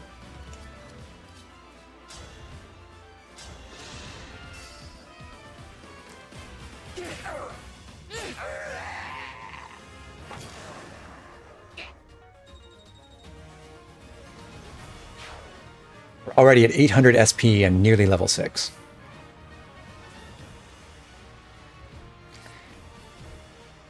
If I can, I shall. Saline can just stand right here. We're going to set up another AoE men, basically.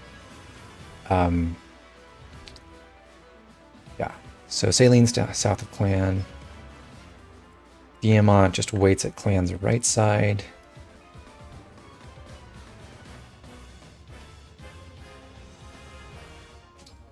Alchrist heals the four of them.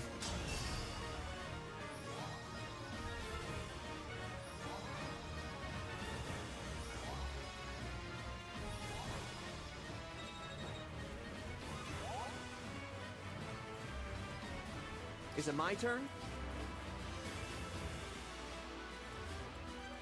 We do want to continue dragging this barbarian up, so we will sit here in the woods with Slim Lance equipped again.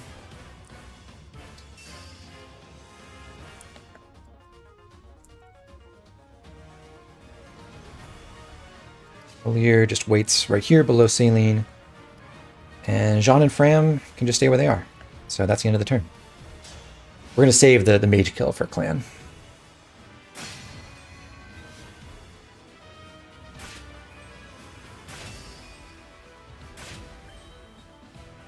Okay, this is actually I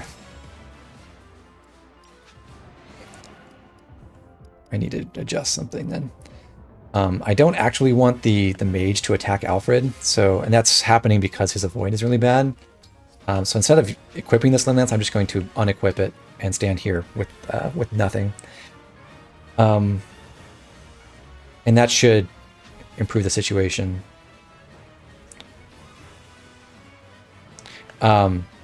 He doesn't benefit from the woods against the mage because it's a mystical unit, but it still affects the targeting priorities. So this should be fine.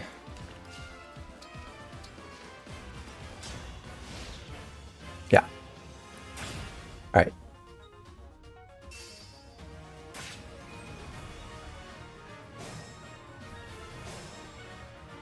ITA instead of Alcrest would probably be more efficient. Yeah, I think so for sure. Although we are getting pretty good value on our healing, despite Alcrest already being a really high level. But yes, ITA would be gaining more, and she started at a lower level and has, is in a better SP situation overall.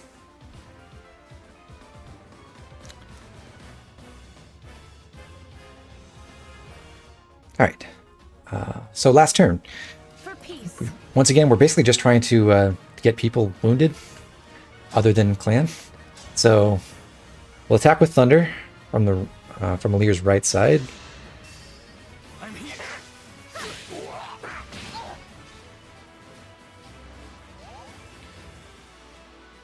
And Diamant can gotta take the 11 sword.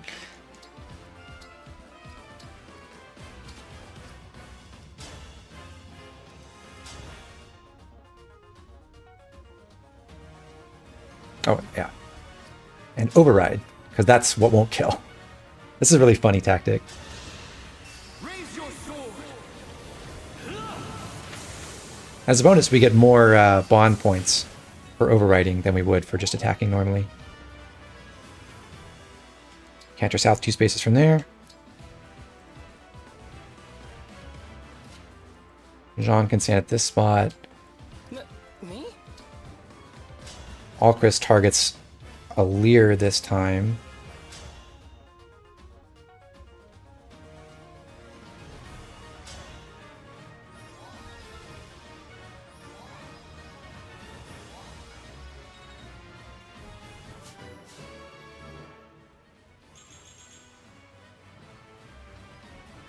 Oh, I've skipped a step.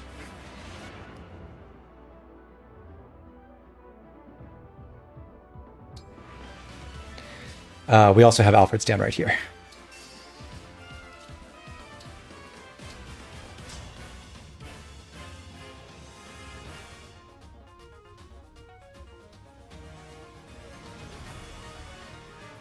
Okay, 5-way heal.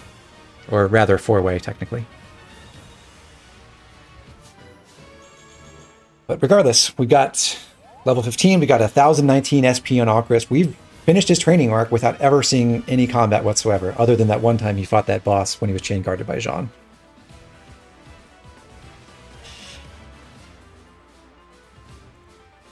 So lastly, first we have to kill Here, Divine One. this mage. We will once again use Lodestar Rush to guarantee it. My prayers are with you.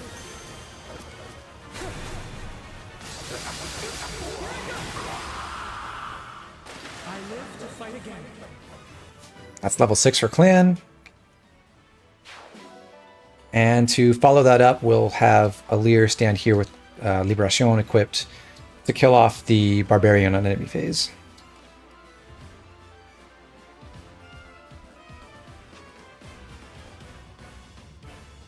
And that should do it.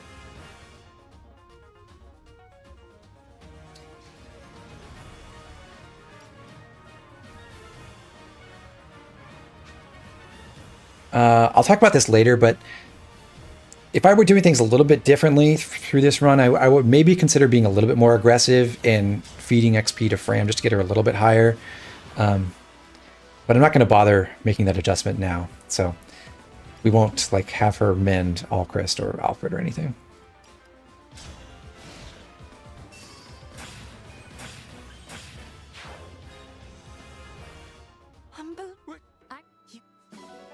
And that's it. Not Clan's Paralogue, although I think of it as Clan's Paralogue now. Jean's Paralogue done in 8 turns. We basically got through 2 full emblem charge cycles with Marth and Micaiah, so that was really efficient from that standpoint.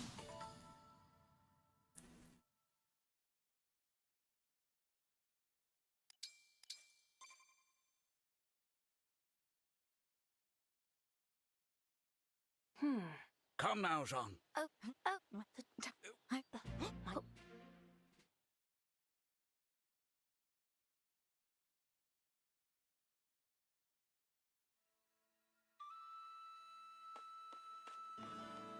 Okay, let's pick up our rewards. 100 bond fragments, a couple oranges. 120 iron ingots, that's the standard 4 steel. There is a dog you can recruit on this map, who's going to be over somewhere on the eastern side, I guess.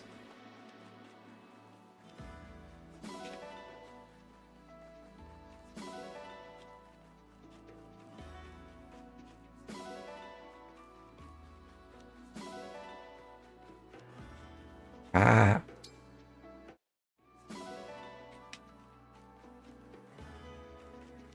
Listy, if you had $1 for every trainee given 5 levels in Paralogue 1. Well, Mozu gets more than 5 levels. Donald does not. Hello, puppy. Good boy.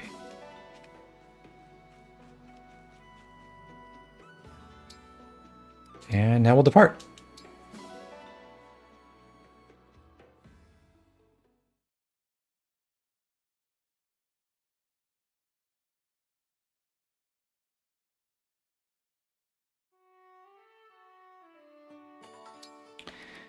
We did get a few supports, more than a few maybe, which I actually didn't view the Diamant and Alir supports.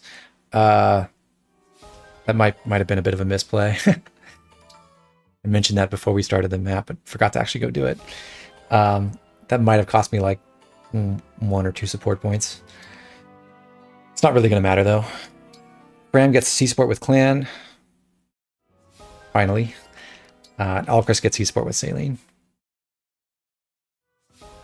And then we also have unlocked the Bond Conversation at level 5 with Celica.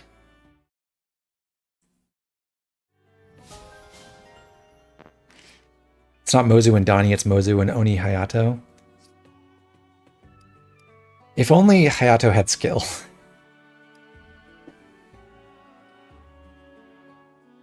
When is the mod to let you automatically grab everything from the map without having to run around? I wish.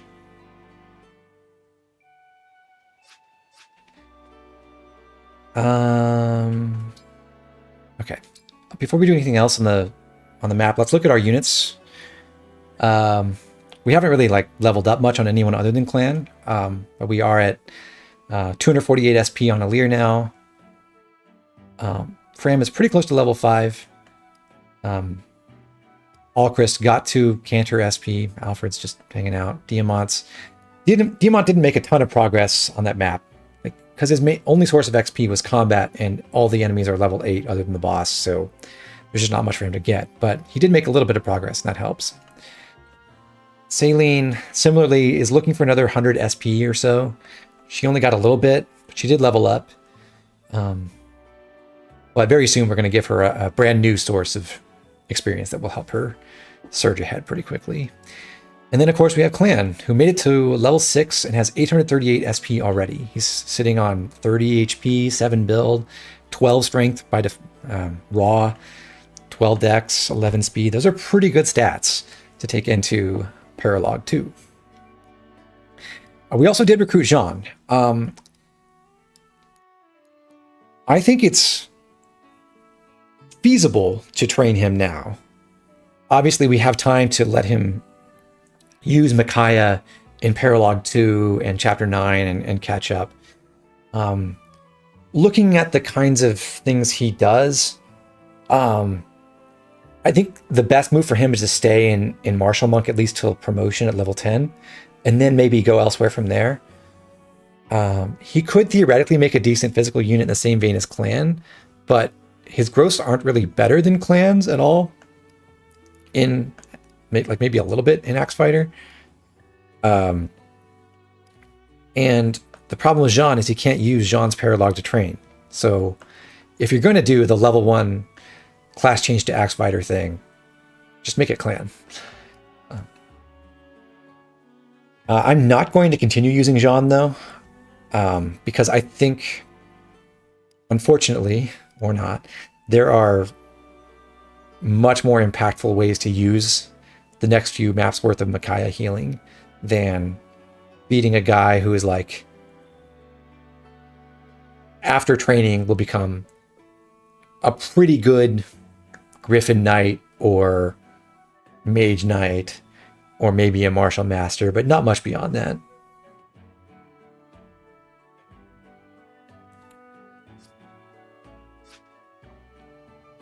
Okay, need to adjust graphic settings again.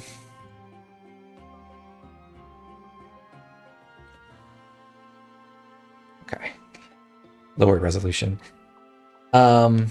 Anyhow, we're back in the Somniel after Paralogue 1, and we're going to do another round of prep before we move on to Paralogue 2.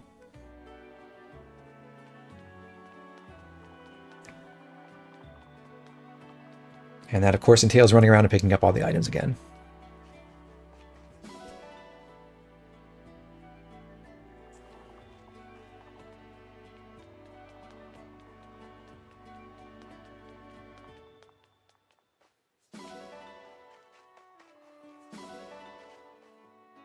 Art blue proficiency is such a troll. That's really true. If Jean had staff proficiency instead, then there'd be some kind of cool things you could do as a Griffin Knight with like A whatever B staves flying. But because he has fist proficiency instead, and that's basically useless, it makes High Priest have B rank instead of C rank, which is not that important. And that's all that it does in the base game. So maybe with Enchanter it's more helpful, but I'd much rather have the staff proficiency. Which pre-chapter 10 units do you intend to take into endgame? To be honest, I'm not sure that this run is going much farther than maybe the next few chapters. It's just something I'll pick up from time to time. It basically has the makings of reproducing my original All Royals run, but with, much better preparation for it. But for the time being, I am really trying to make an honest demonstration of what I think is the best way to devote your resources in the early game. If you're willing to, not just straight up warp skip a couple of these maps, so you do get some extra experience from that.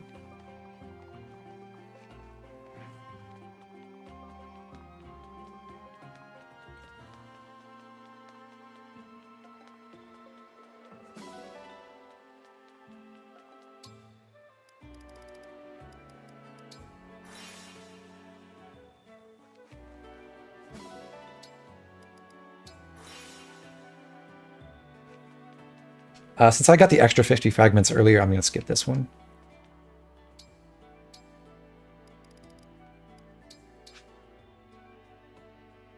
Why do you have Saline with an iron blade? Is she tanky enough to wield it? It was specifically for one maneuver towards the end of the last map.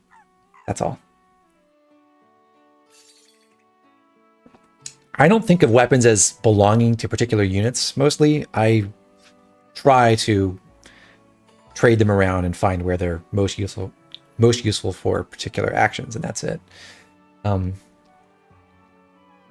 Also, we've maxed out Sami's affection, which makes a difference because it affects how he helps you in some of the mini games, and it also determines the number of spirit gems that show up around the Somniel after every mission. So you get extra support points out of that.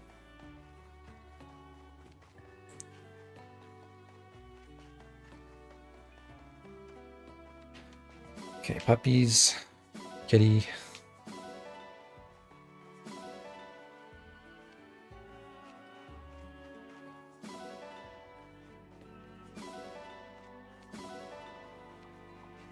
And it's time to deploy another dog.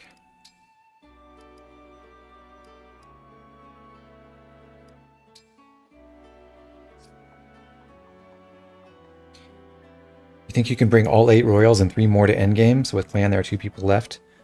Plus a Lear. Is that dog guaranteed? I believe so, Listia.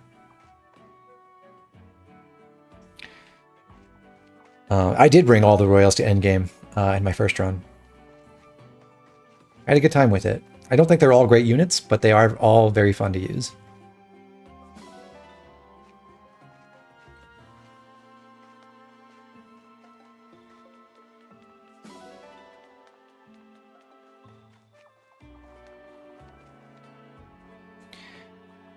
Good to see you. What'll it I'm going to do sit-ups again. Similar principle to last mission. I'm not that interested in maximizing my attack power on my best units because, once again, we're facing only level 8 units. We're not trying to get kills on our higher level combat units for the most part. Although we will when we have to.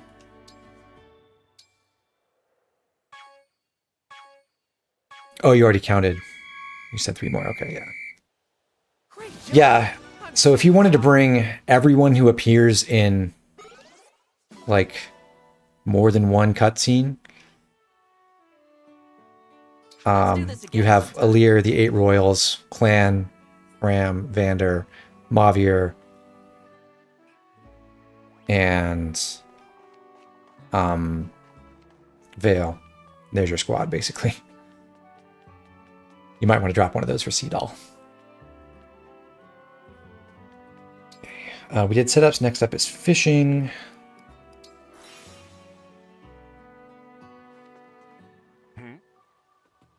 Yes.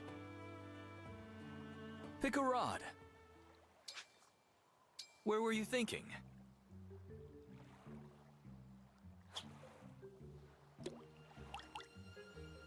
Now!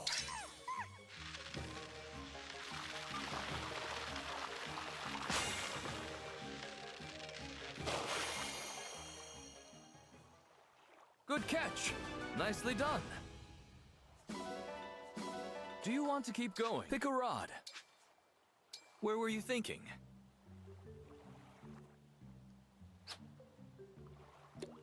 Now!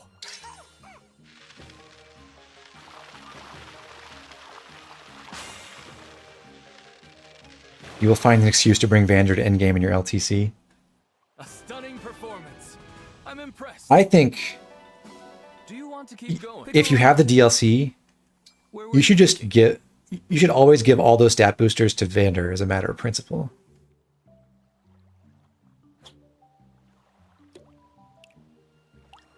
Now!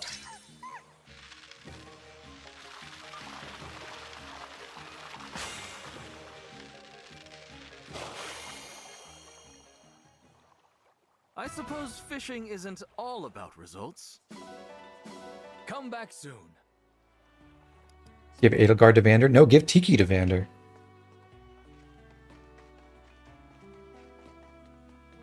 Make him the Est.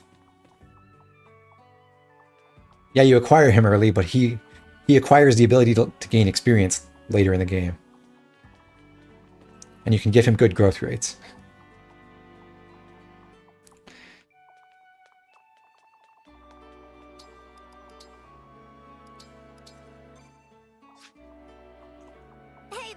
Right, Yunaka will give you a shot. Once again, we are only looking for a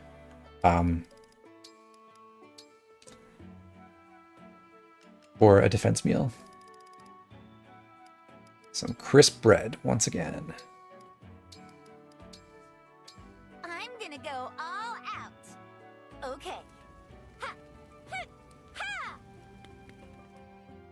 I think I overthought it. Looks kinda tasty. That's good. All right. Good job, Yunaka.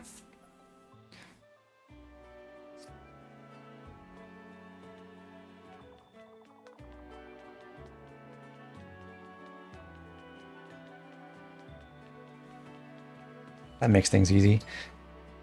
We'll do recreation again. This time we'll have Alir with Jean. So that should, together with that meal we just had, that should get us to our C support there. Also, we'll put Alfred with Diamant. And wait, where's Alfred? There you are. And Alchris with Saline again. Sure. So one support. Once another support.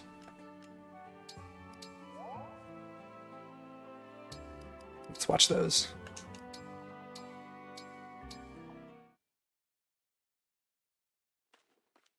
or not.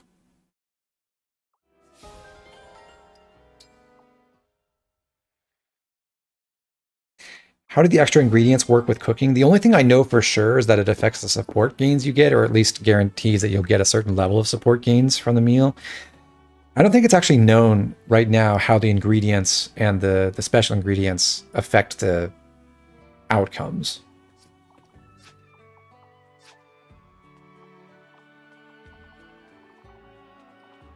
Maybe it is known, but I just haven't kept up with that. In any case, we're about to go to the arena. I'm going to equip a bond ring, this time on Diamant, because we're trying to train him up to the point of having 1,000 SP. And even on our next mission, he's not going to be able to get a lot of experience from combat, so we're going to try to push him over the top with some arena training along the way.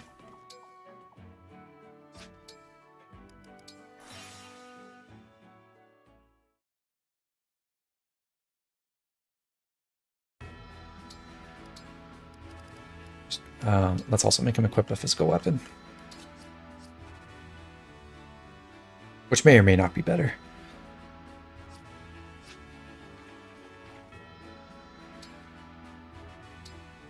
So 3 rounds of standard training for him. I am Diamant, Crown Prince of Brodia. I swear to a fair and honest challenge. Oh my, I'm still so weak.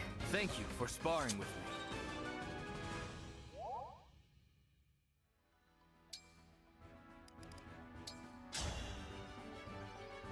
I am Diamant. Prepare yourself. I'm Lapis. Get ready. I wasn't strong enough. Thank you for sparring with me.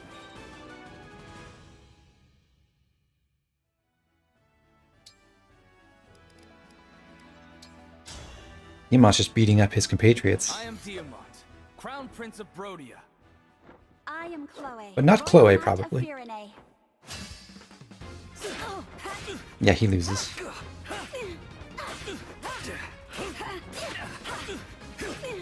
can learn much from your strength.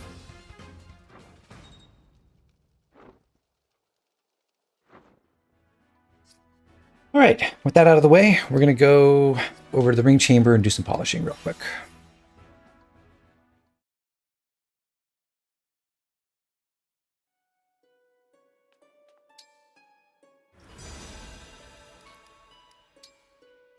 Starting with having Marth's ring polished by Diamant. This doesn't really matter that much anymore because everyone who was going to use Marth or Mercurius already has on level 10. So, you know, if you wanted to use Diamant in the late game, he's a great Marth user. It will take some work. It's already clean. You take excellent care of the ring. Celica, we will polish with... We already have bond level 8 with Alfred, which is the important one for him. And we have...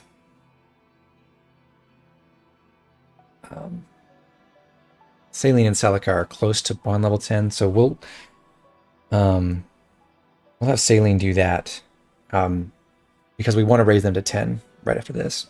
So, Saline polish Celica's ring. I hope you'll clean it well. Thanks for always taking such good care of the ring.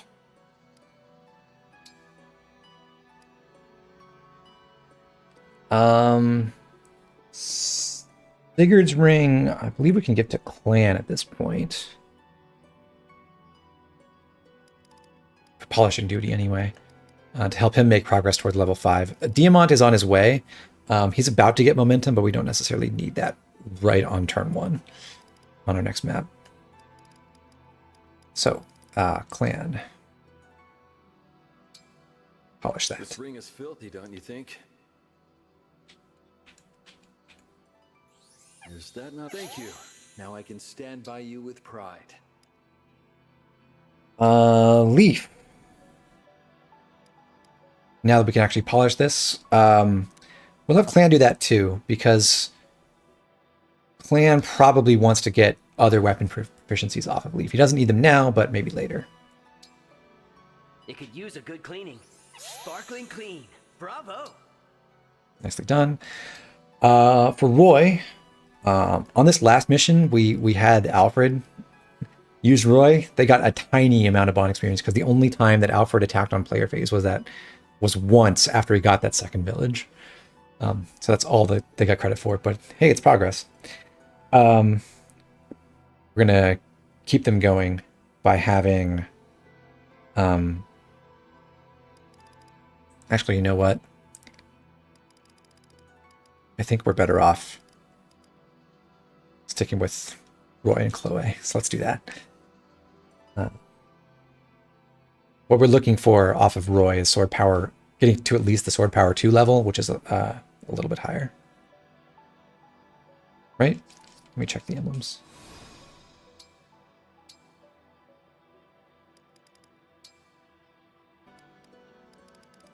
Yeah, sword power 2 is level 7. 3 is level 9.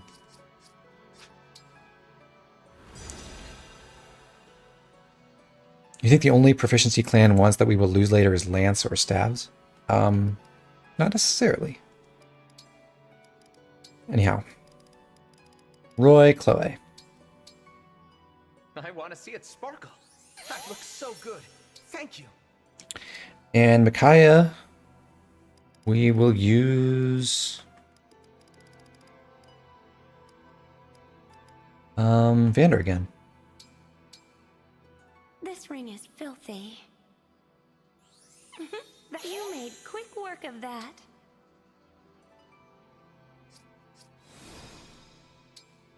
Okay, back to the arena, where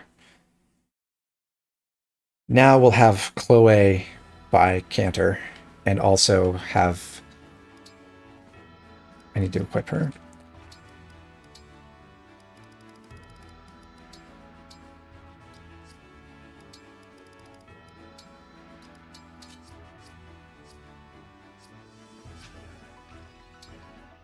We'll have Chloe train with Sigurd so she can buy Canter.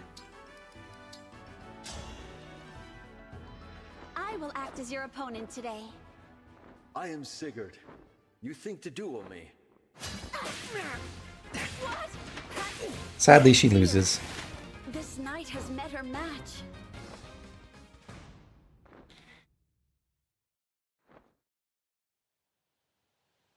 I'm so... And the last round in the arena is for Saline with Celica. After we inherit Canter. Buy and equip. Right, emblem training, Saline.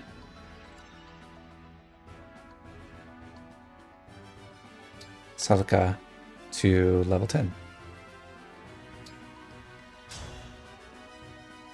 I am Saline, Princess of Firene. I'm Celica. Are you my opponent? You cut me down most effectively. Wow, she got rocked.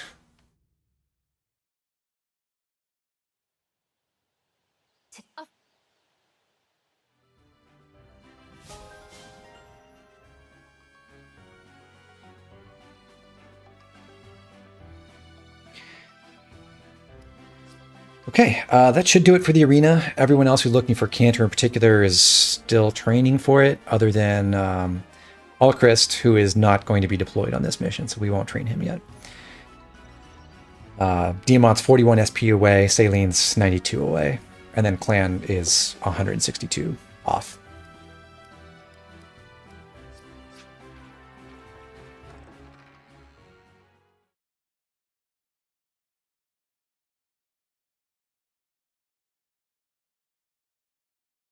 The biggest issue with this run is how much Master Seal competition you're going to run into. Yeah, absolutely.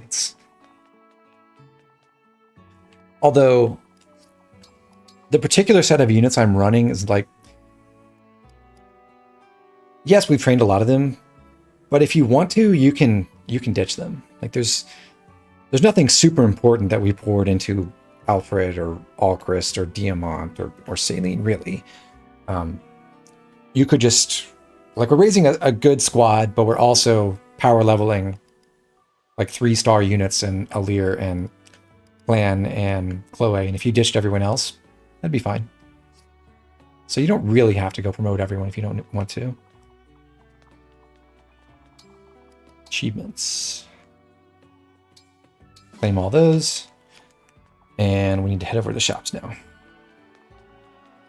For this next battle, there's a pretty obnoxious number of enemies who have like low single-digit crit rates on Clan. Obviously, I'm running the mod that prevents him from taking crits for the sake of demonstration, but this is one case where I might actually advise buying and using a luck tonic just to make it a little cleaner. Because he's going to do a lot of enemy phase combat. There's not a lot you can do to mitigate crit chances on enemy phase if you can't change the enemy attack order or anything like that. So we'll buy him an HP tonic and a luck tonic. I thank you. We're also going to buy a brand new mend staff. We could buy a rewarp now.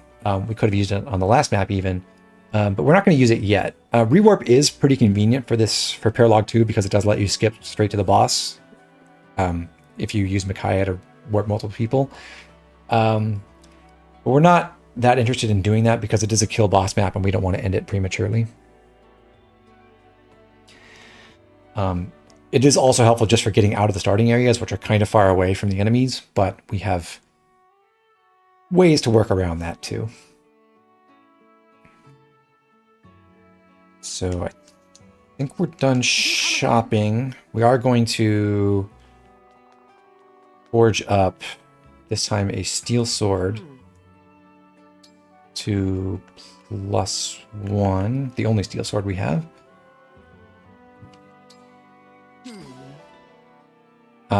That'll be important for Alir to hit a kill threshold later.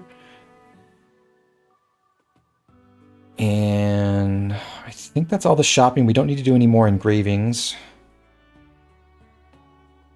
And we've got our Binding Slim Lance and our Holy Levin Sword. Oh, no, never mind. There is one more engraving to do. Engrave the compact axe first.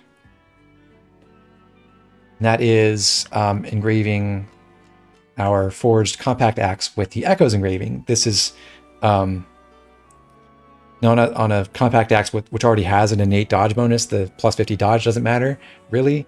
We're actually doing this just so we have less attack power. I could also go with the Dawn engraving for that purpose, but we don't want a ton of a void. Or in the worst case, you could buy an unforged compact axe too.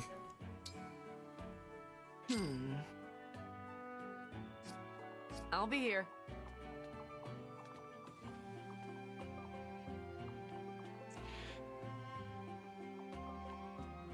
All right, that's almost everything. Last step, we have to go back to the Ancient Well.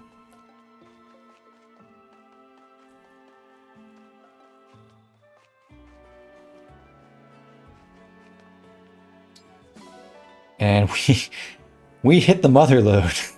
Wow. Okay, I'm gonna have to write this down so I know what to throw away in the next round in the well too. We just got a novice book and an adept book and 8 weapons. Dang.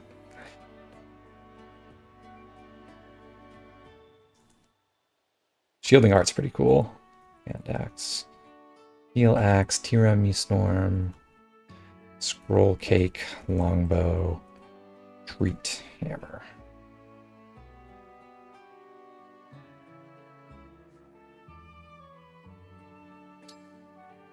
You would recommend Echoes engraving and a fire tome since Ivy is the one unit that really takes advantage of both the benefits and doesn't care for the negative. Yeah, that's one of the things I was... Earlier today, I was thinking about what I should do after Chapter 9 for engravings. I like the idea of echoes on a fire tome, but I think I like it more on an L surge actually. And we get a free L surge after chapter 9. Because L surge doesn't care about any hit modifiers at all. And giving Ivy an L surge with Celica's engraving seems pretty useful.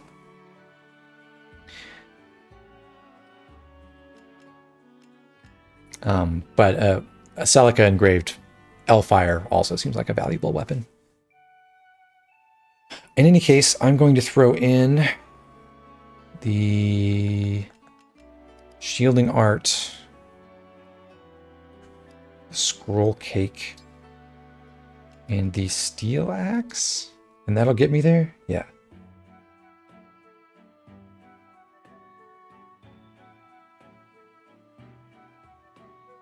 Okay. But this would be this would be a great opportunity to throw in extra. Like I could just dump all the most valuable items from there.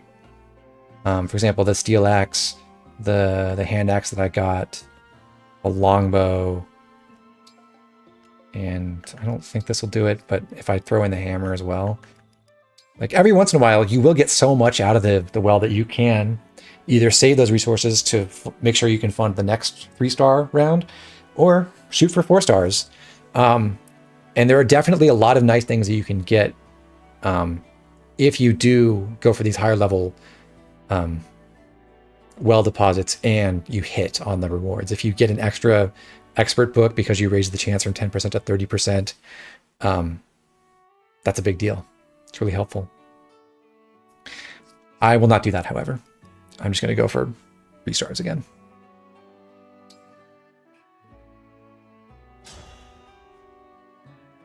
But going for 3 stars every time is like a guideline because it's the thing that funds itself. But you can and should take advantage of those opportunities to either retain some of those extra weapons like that longbow and hammer. Those could be nice, or throw them back in for even more SP rewards.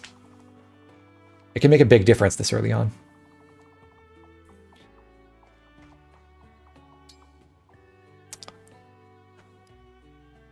And I believe that's everything in the Somniel. So let's go to the mission.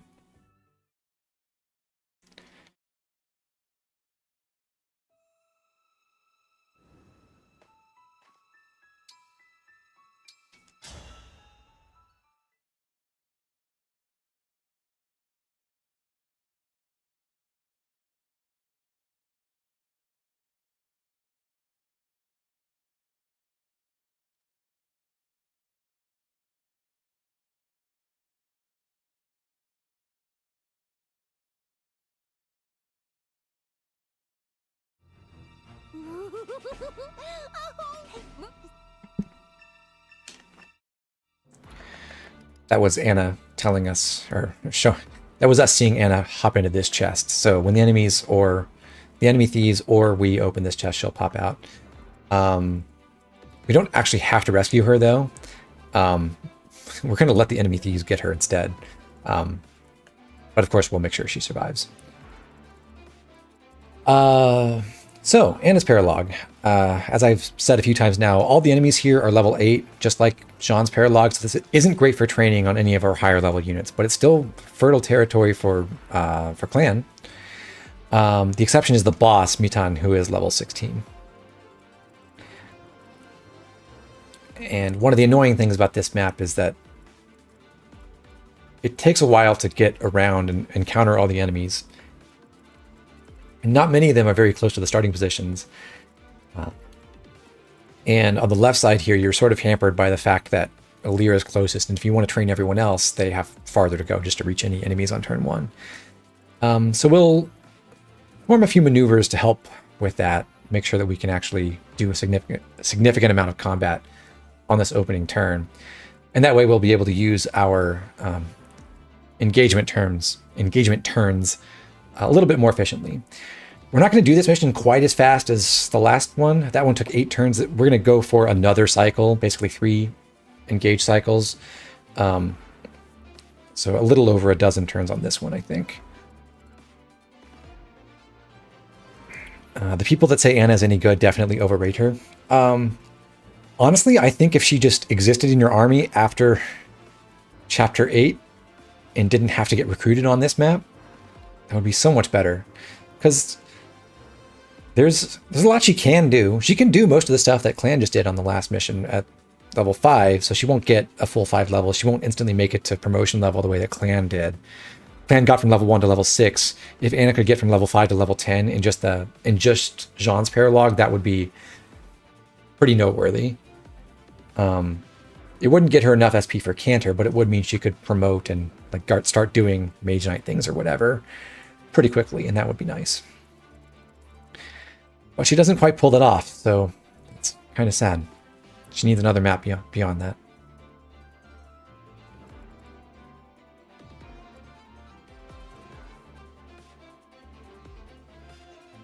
I need to make a quick adjustment. So 1 sec.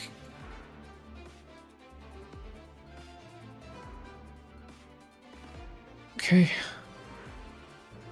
So first we're going to rearrange our units and change our roster here. We don't need Jean. Sorry, Jean. You're gone. We do need Vander because he is an excellent meatbag who gets himself damaged and healed all the time. He may not be very good at combat, but he does do that very nicely, being essentially level 16 right now. But we are bringing Alir, Fram, Alfred, not Alchrist. He got all the SP he needs. So instead, we're replacing him with Chloe once again. And then after her, Diamant, Saline, Clan, and Vander. Yep. For emblem rings, this time Alir is taking Leaf, not because Alir particularly needs Leaf, but just to have an emblem ring while she does her tasks on this mission. And Leaf has the fewest unique effects that are useful right now. Ram just needs a bond ring. Alfred wants nothing. He just needs a bond ring as well. We're not going to stick Roy on him for a reason that's kind of funny. We'll see that in a second. Diamant took a bond ring for the arena, but now he wants Sigurd back so he can continue working on that bond rank and get full credit for his experience to work his way towards 1,000 for Canter.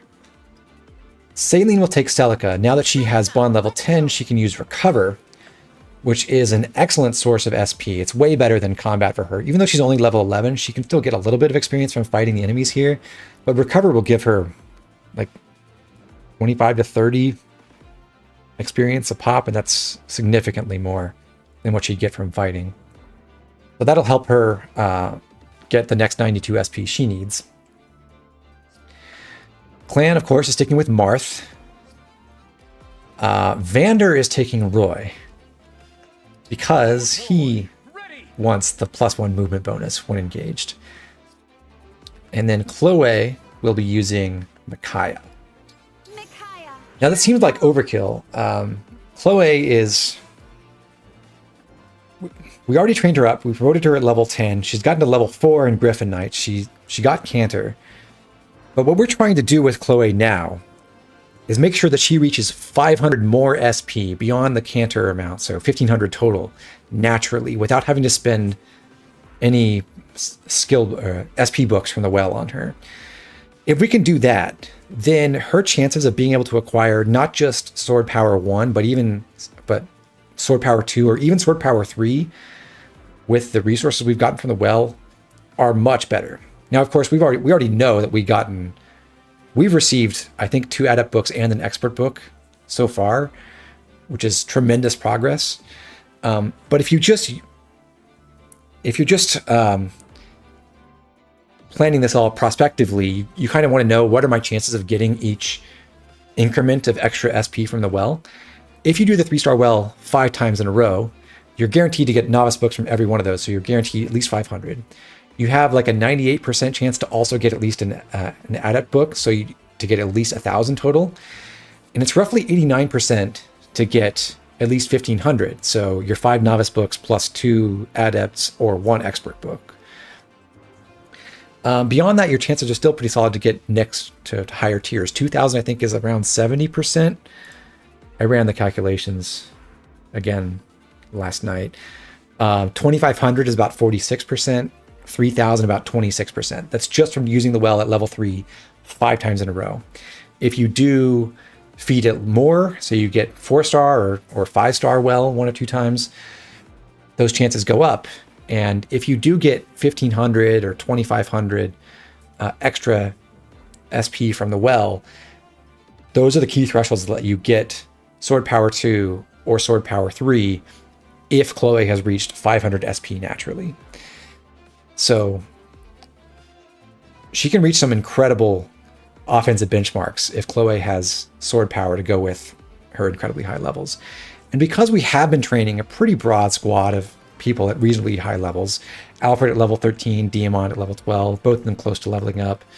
Saline at level 11, she'll power level here. Clan is not even close to being high enough for Chloe's healing to matter. But Vander is already level 16.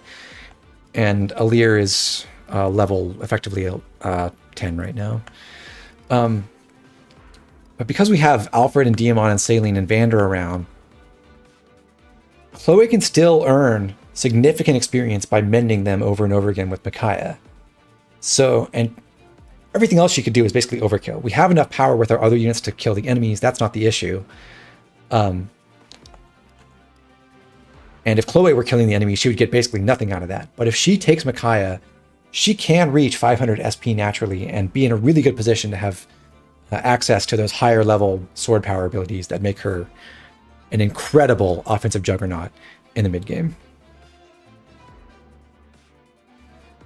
Chair is 96% for 1, 500 SP and 80% for 2. I mean, I didn't do it explicitly. I ran a numerical simulation with like a million trials and got like 90, it's in the ballpark of 98% and 88.8 and like 69.6 or something for those respective tiers.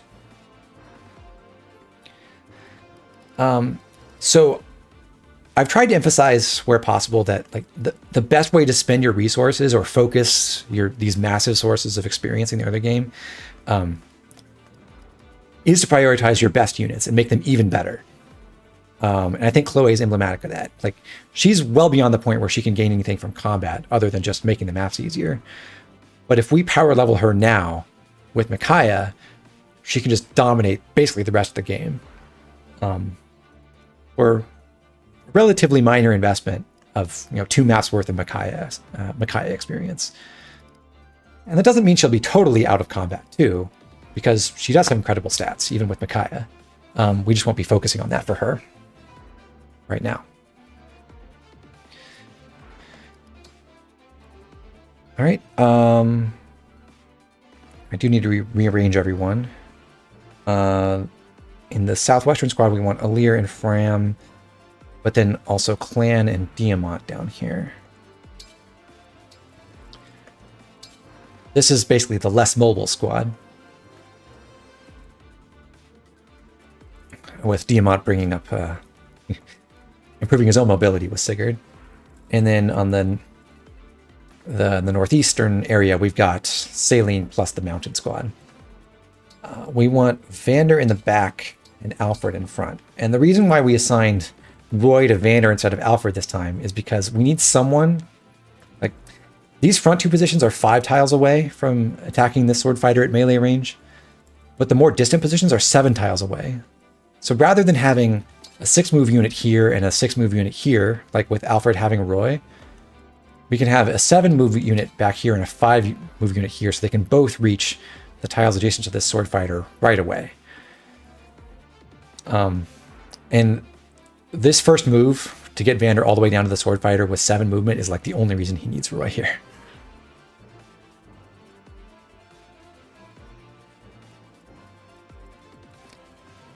Okay. I do need to adjust inventories, and we also need to give Clan those tonics we bought him. Let's do that now. He wants the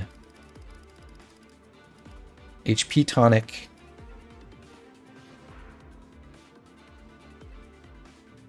and the luck tonic. We don't need to use the defense tonic because we got that defense meal.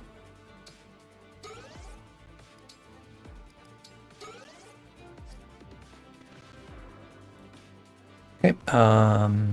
We also need to make sure we assign our emblem rings, or our bond rings particularly. and our regular inventories.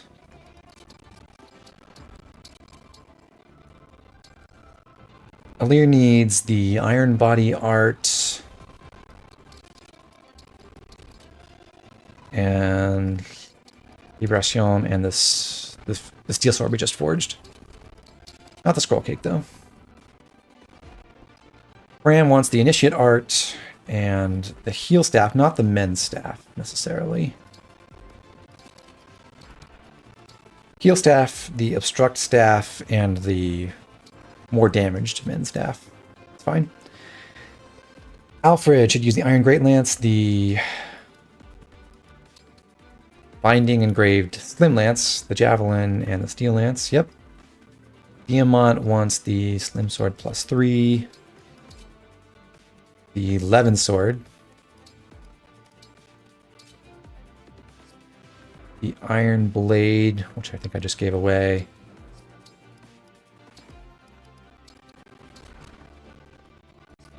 The Wodao, which I also just gave away. And the Volderberry. That's good. Saline. Go Thunder, Iron Sword.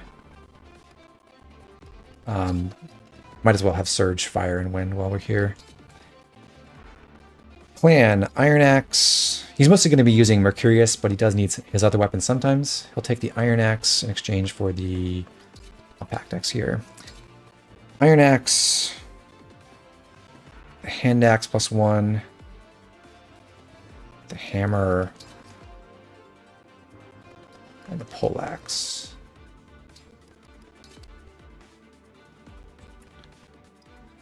Vander uses the engraved compact axe and the iron great axe, and then steel axe and revanche can fill out his inventory. We probably won't be using those though.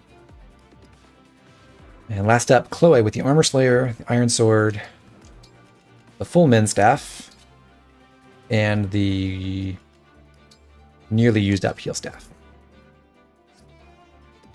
All right. So our basic idea is this squad isn't going to try very hard to kill the enemies. They will take out a few of them as they go along. Mostly we'll try to feed those kills to Saline because she's the lowest level unit. But their main responsibility is just tying up the enemies down here for a while and getting themselves beat up over and over again so that Chloe can heal them. In the meantime, we'll be pushing through this way and then around and towards the middle of the map and then eventually to the boss. Using primarily Clan for the kills, but with Alir and Diamant acting in support along with Bram. All right, let me just check my notes real quick, but I think that's everything. Just gonna double check my emblem assignments real quick, and it looks all correct. Okay. Oh, audio's going robot. Is it still bad? I really don't know what causes that. I guess it's a connection to YouTube thing.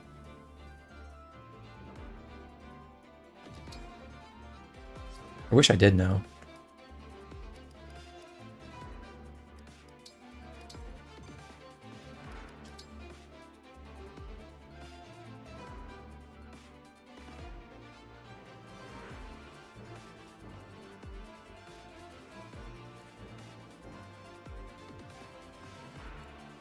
You're just playing Tears of the Kingdom or FE12, Kirby Master?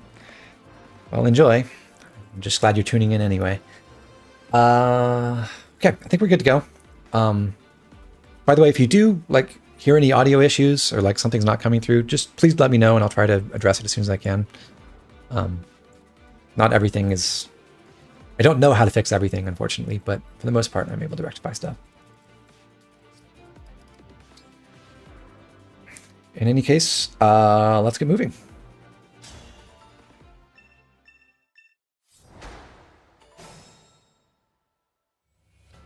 I'll do my best. Alir's going to kick things off by just punching this closest axe fighter for pretty minimal damage. This is mostly just to get herself damaged herself, so that Great Sacrifice can heal her later. And then she backs down, and after that, Understood. Diamant engages Sigurd Engage. before overriding through those two axe fighters. Here I come.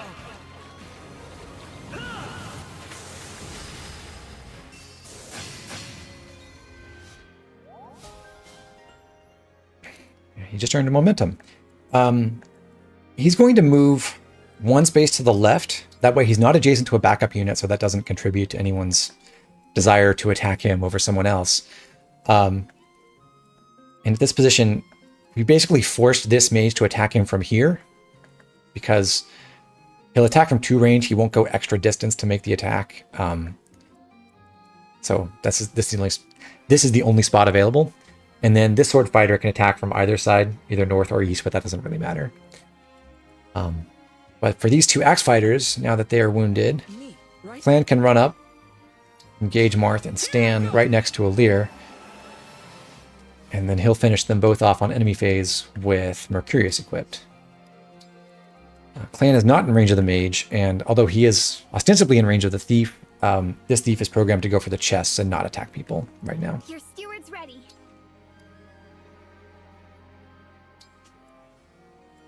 Over on the eastern side, Vander can't reach the enemy yet, but if he engages Roy, he can. So he does that, and then attacks from above with our compact axe, taking 1 damage back, very conveniently. With that done, Alfred can reach the sword fighter's right side, and he can hit him with the Iron Great Lance. That way, the enemy gets a chance to attack Alfred before Alfred breaks him. And because we reduced the compact axe's might by 1 with that Celica engraving, Alfred's Great Lance attack does not kill, so we leave the kill for Saline instead.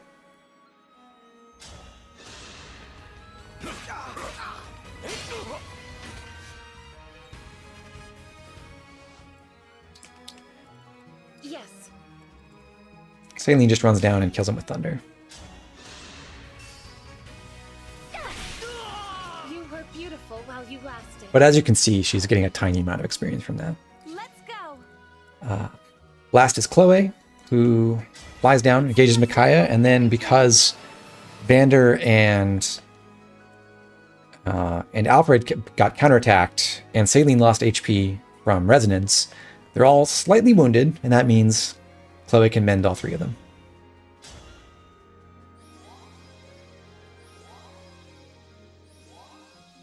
You find Alfred to be a really good physical tank? He is it. That's like his best niche. He is a very good physical tank.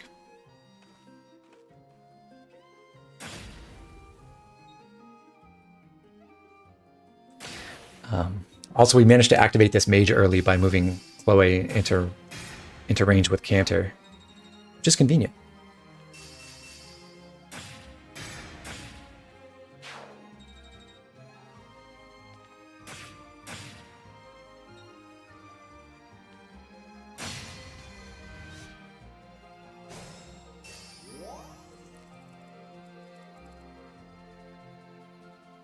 We'll start on the right side on this turn, since we're going to use Great Sacrifice over here.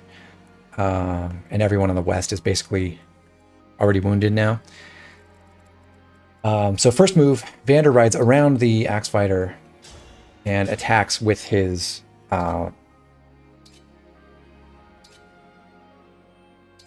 with his compact axe again. Ideally taking a hit.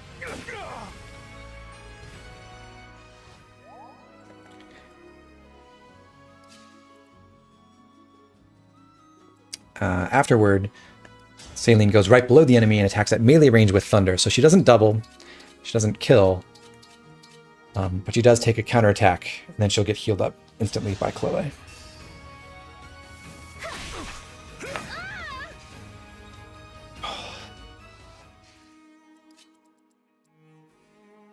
So basically everyone's wounded other than Fram, and it's time for Chloe to use Great Sacrifice.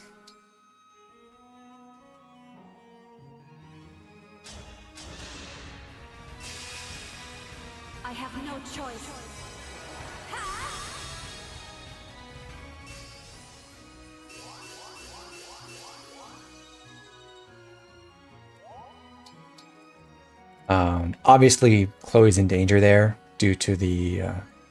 well, she appears to be in danger, I should say, because of the thief, but she can't actually be reached by any of the enemies who will attack her. Even then, it doesn't matter, because we're going to move Alfred here with his Avoid Reducing Slim Lance in hand. And at this position, he can block the path toward Chloe.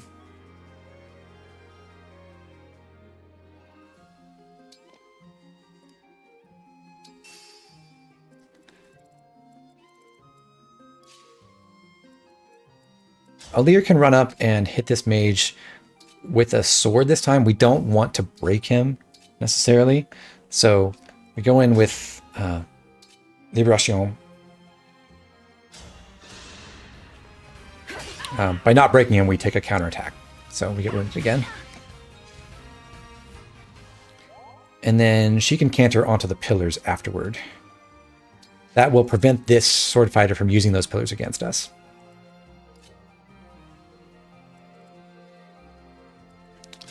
And then Clan finishes off the enemy with Mercurius.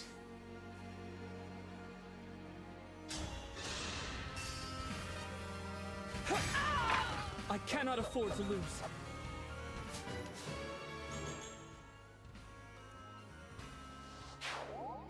Diamant's job is to first help take down this thief before both of them get down here and start running away with the treasure too quickly.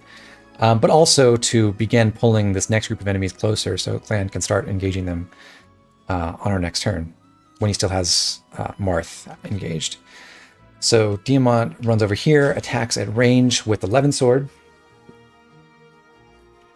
Yeah.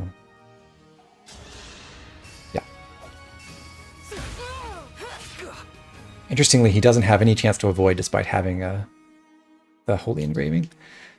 And then canters back to the northwest so that these enemies will be forced to attack him, or we pulled closer to these two spaces. And then next turn, Clan can basically run over here and kill one of those enemies on player phase and the other one on enemy phase. Graham just stands right here.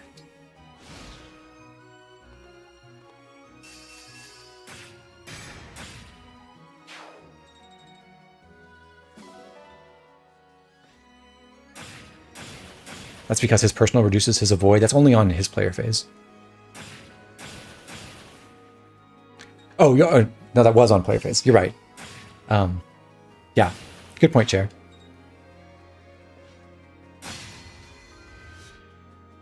So thank you, Fair Fight, for making it easier to wound my characters.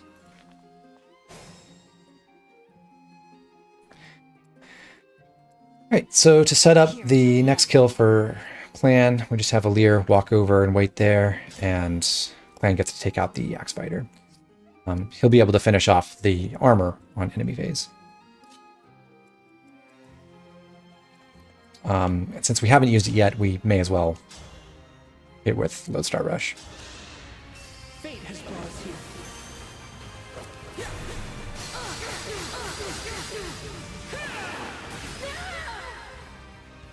I live to fight again.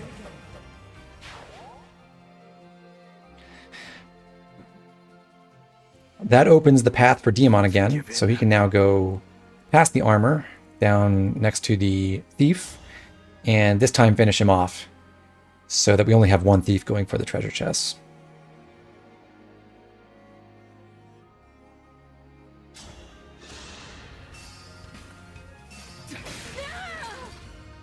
Gods, please protect us.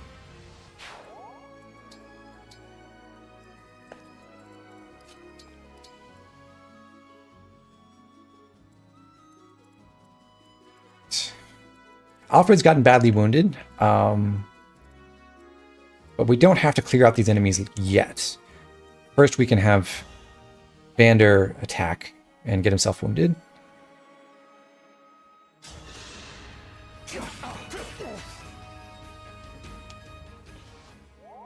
I will not be cut down. Saline engages Celica so that she can now use the Recover Staff on Alfred, get him back to full.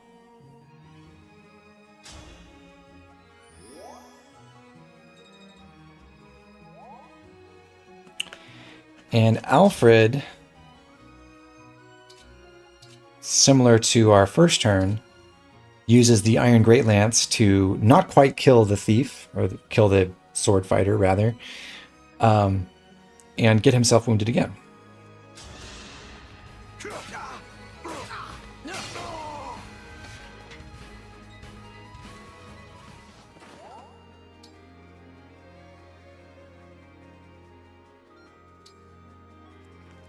Right. And Chloe can use can cast a quadruple mend again.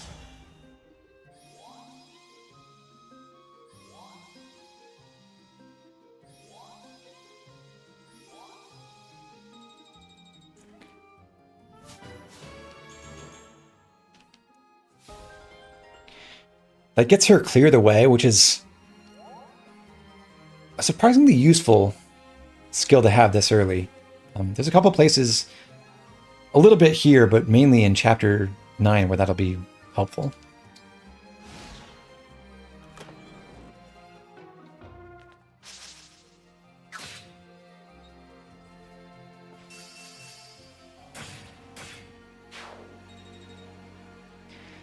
Clan has 1,000 SP now, which is enough for Canter, and he's 2 levels away from promotion.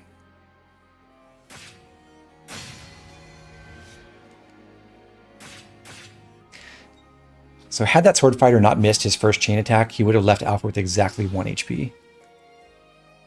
On non-fixed growths, you might have to take steps to mitigate the damage here, like giving Alfred an HP tonic, which is about all you can do. Or, in the worst case, killing off one of these enemies instead of leaving him alive.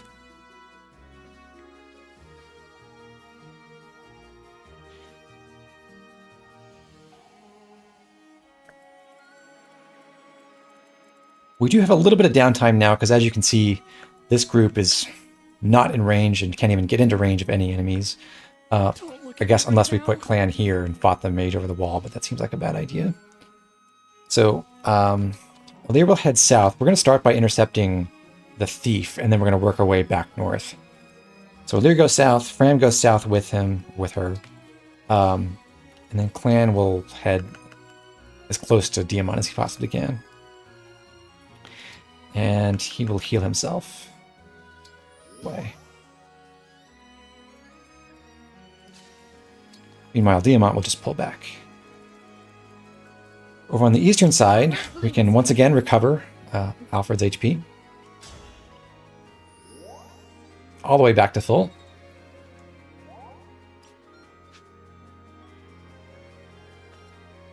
And now Alfred can finish off that sword fighter. You were a good fight. You forget this game's Canto doesn't work with trade. It is sad. So that takes care of one sword fighter. We're going to eliminate this archer now because it's a real inconvenience for Chloe especially. And we do want Chloe to recharge Micaiah, so this is the time for her to do some combat.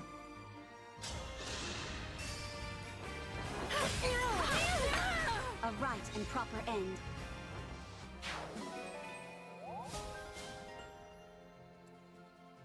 She's going to canter south just one space, leaving the next space open so that Vander can go there and hit the thief with his axe. Or, I keep saying thief because I read the faction name. The mage with his axe.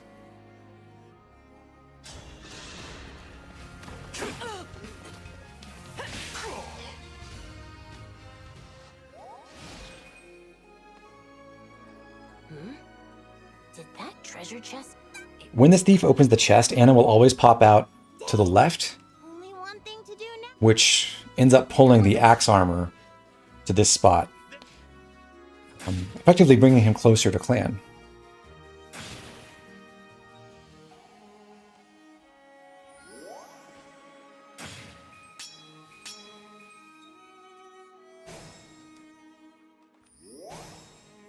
And Anna's programmed to just run away towards Alir when possible and heal herself if she's wounded.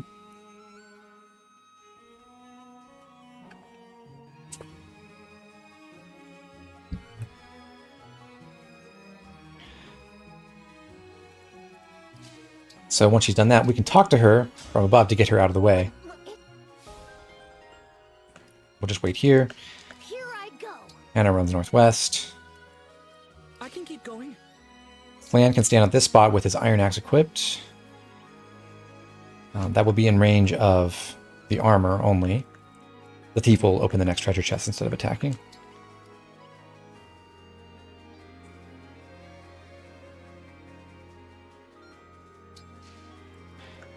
Bram waits right above Alir, and Diamant stands there.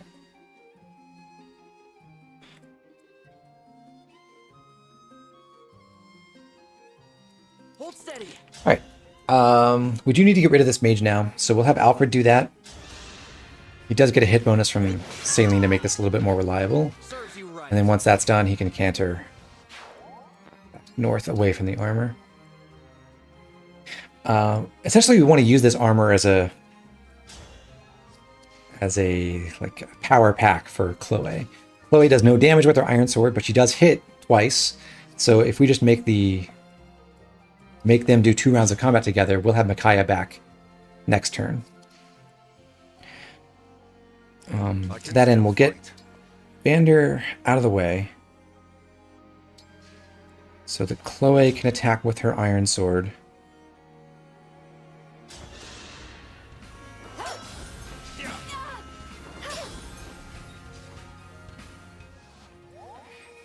And then she canters back just 1 space. Because of the pillars, the armor can't get around to attack anyone who's directly above Chloe. So Saline can go there and recover.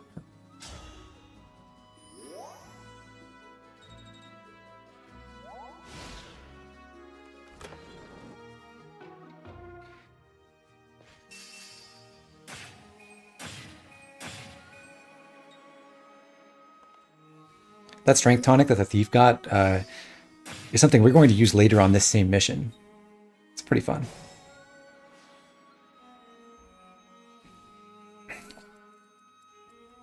All right.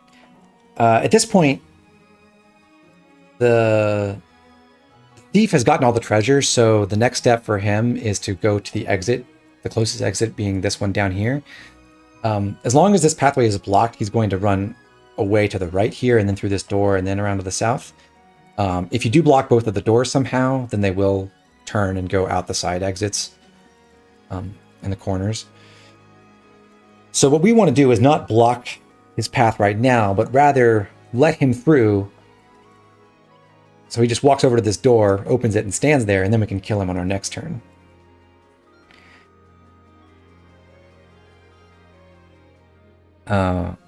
So we're going to back away a tiny bit.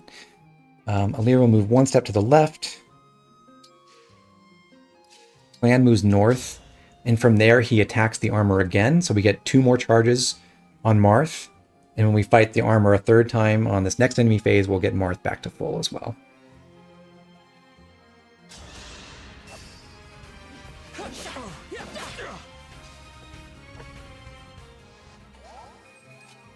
Anna moves up out of range.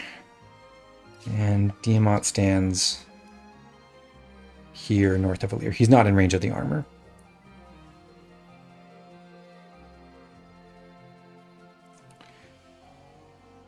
Fram just stays put.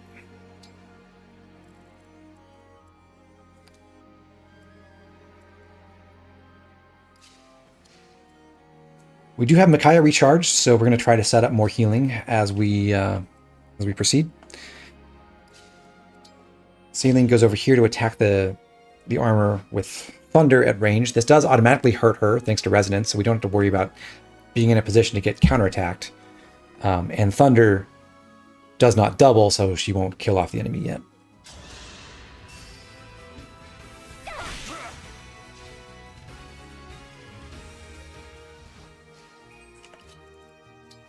Alfred just goes below and makes her equip a sword so that when she gets attacked by the armor in enemy phase, she won't kill. And Vander waits west of Alfred. Yeah. Is it go time? Emblem. So at this point, Chloe can engage Micaiah, fly to the space below Alfred, not use Great Sacrifice, but rather mend this group.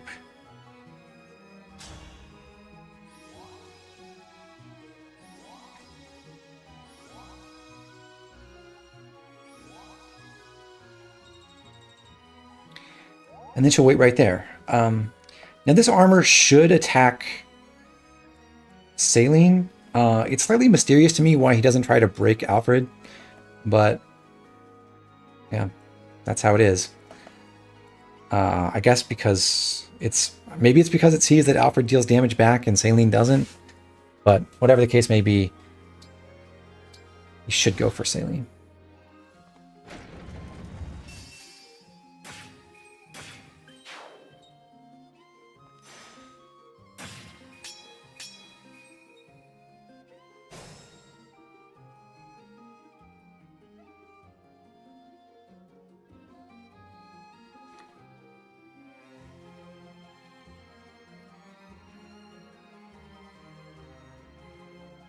All right. Now the thief is close at hand. We can engage Marth again. So step 1 on this turn is to go kill that thief from above or from the right, depending on where the martial monk goes, using Lodestar Rush.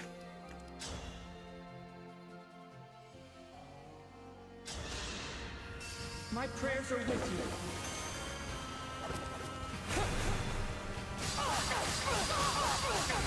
Here I go! I cannot afford to lose. And we'll send our strength tonic to the convoy for later. So now, this martial monk is not aggressive, even though it could damage Clan if Alir weren't nearby. What it's going to do is just run back towards the nearest allies, which it sees are these.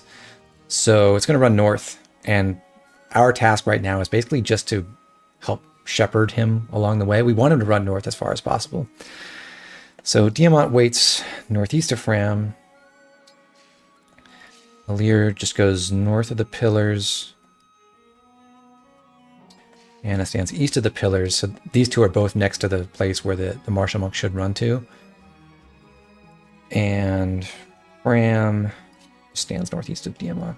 So they're basically setting up chain attacks for our next turn. We fight for peace. Alfred gets himself hurt again, preferably.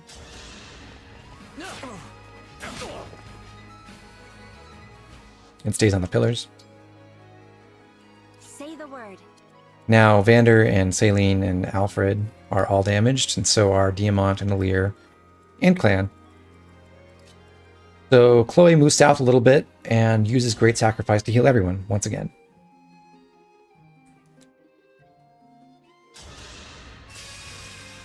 By any means necessary. Graduation starts soon. Well, enjoy, Cartoon Critic. Congrats to your brother, right? We'll stand there. Saline's going to stand on this spot with her sword equipped again, so she doesn't deal damage. And because Alfred's standing in the way, this armor's going to attack her from above, for sure. While Vander stands right below her.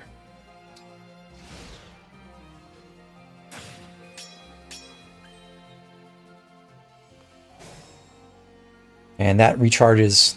There's a decent chance that Saline gets hit, but more importantly, that recharges Celica.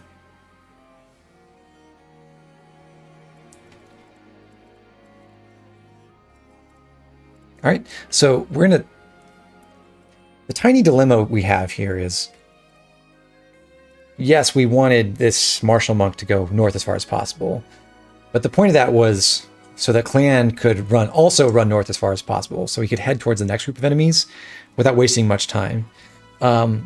However, that monk is now occupying the northernmost, northeasternmost spot, I guess, that Clan can get to. So we want Clan to kill this monk, but also be as close to this next emblem energy pool as possible. We can accomplish that by having Diamant smash the monk away, opening up the space for him.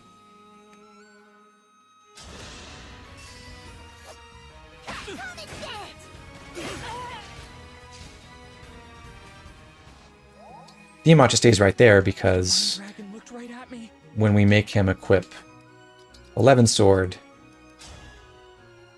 he can provide a chain attack again, just for progress on achievements. My turn.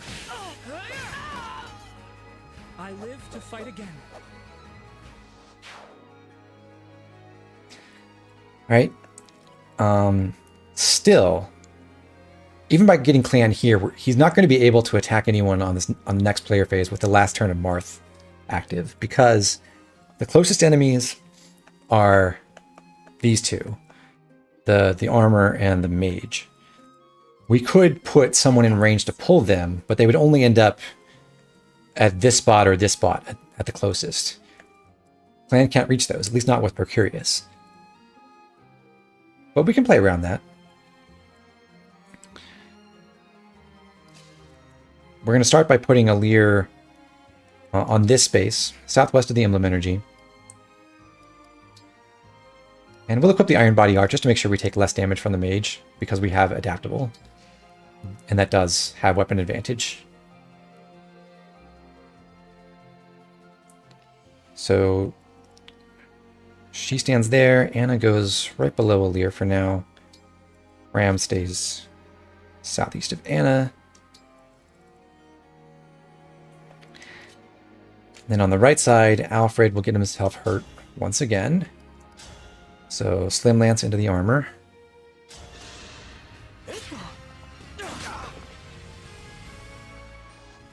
He canters down by Saline, and that opens up the space for Vander to go there as well, and also attack. Which recharges Roy.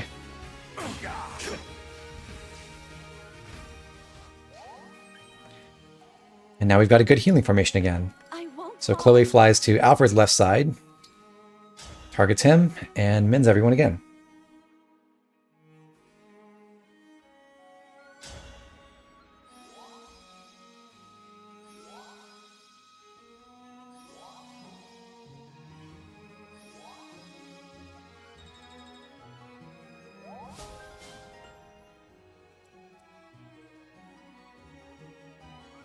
And then she canters up one space. And Saline will move here to finish off the Axe Armor with Thunder. That means that she will pull this mage, while this group should go towards a Leer. I've always seen the armor go left and not right, and I believe that's because it sees that the path is technically shorter to a Leer because there's no thicket in the way.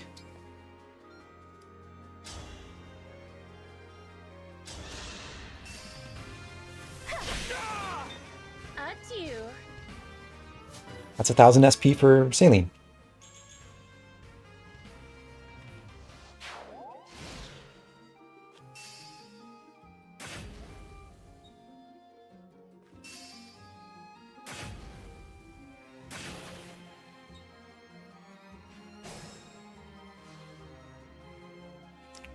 Awesome. So how do we make sure that Clan can kill one more person with Mercurius? Well, we're going to use the Iron Blade. But not from this side. We'll have to get around the enemies and then smash them to the left so that Clan can reach one of them. Diamant needs to clear an opening so we can go around, and that means he needs to run over here, give the Iron Blade over to a Leer, and then kill the armor with his magic weapon.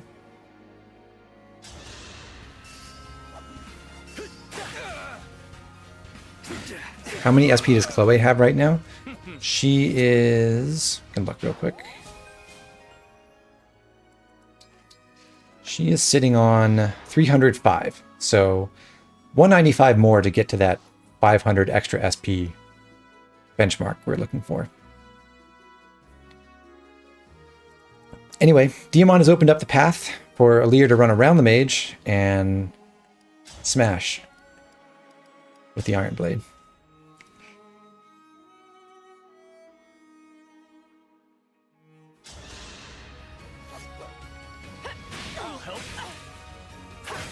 It is really funny to see unironic Levin Sword Diamant, like actually one-rounding someone with it.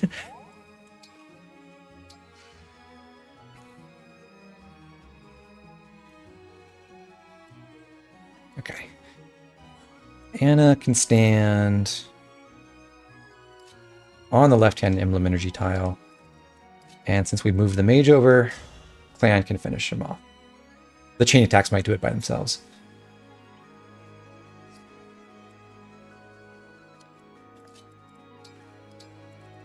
May as well get a support point while we're there. My turn. That was so... Nice. Wow.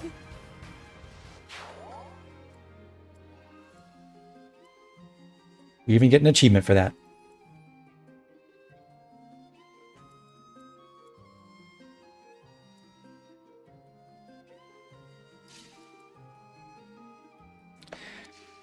Okay, next up we've got...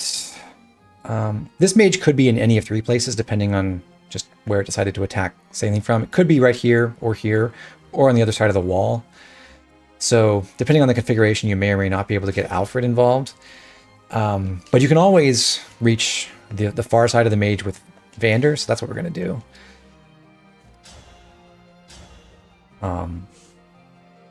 We have a particularly weak weapon that makes it possible to not kill the enemy, but we're going to use the Iron Great Axe instead. Just because in a non-fixed growths context, there's like a really strong chance that you will just kill this guy. And there's also many configurations where Alfred can't reach the enemy, so we don't necessarily want to try like having Vander chip first and then Alfred taking the kill or something like that. Chair, you check Clan stats and he will be at IL level 15 Marin with +1 speed, 1 less strength, and -5 magic. If you go Wolf Knight first, but if you stick in like Berserker or Warrior for a little while, you can do better.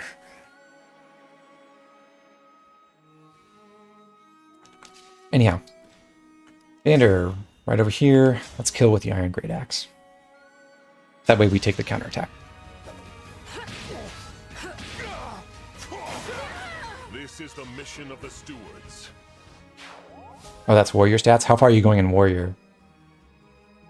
Oh, just to like level 6? Yeah.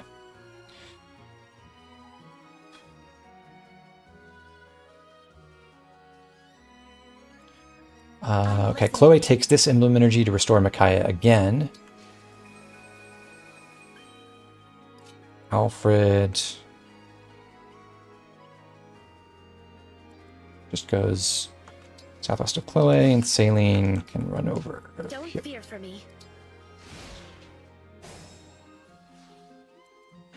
We just lost Marth for the second time, but we have one more emblem energy pool to recharge him with. So Anna moves out of the way, below Alir. Clan regains Marth. Alir stands above Saline. The idea to engage this boss group is we want to finish off both of the axe fighters on enemy phase while we pull Mitan. And then she'll summon 2 reinforcements that we can finish off on the following enemy phase while we deal with her. Her range does not cover these squares. So we can put, for example, Clan with Marth on this spot and Alir on this spot to deal with the 2 axe fighters up front.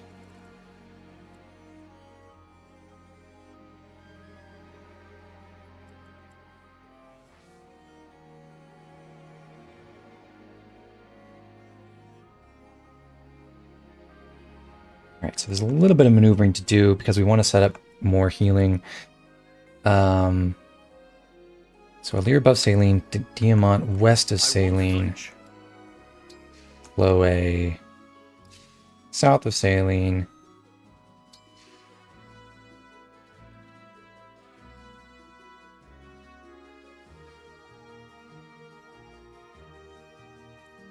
Alfred, just stay here. I think everyone holds position at this point. Yeah. We're going to delay just a little bit because we have to take time to get Clan around and into position.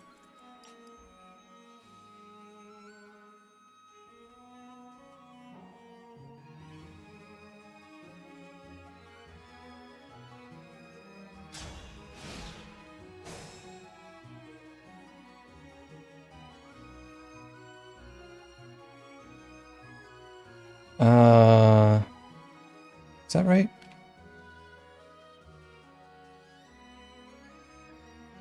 Actually, I think I want Saline on this spot. So let me move her out of the way. Plan here, obviously, and then Diamant below.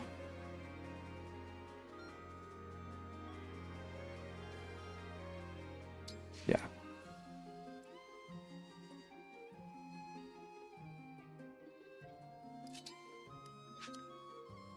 All right, I think we're good to go.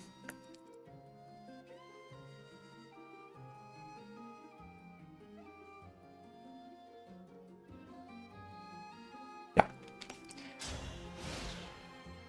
All right, now we're ready to get started. First thing to do is engage Micaiah. It's just like my fairy tales. Fly here. Quintuple mend.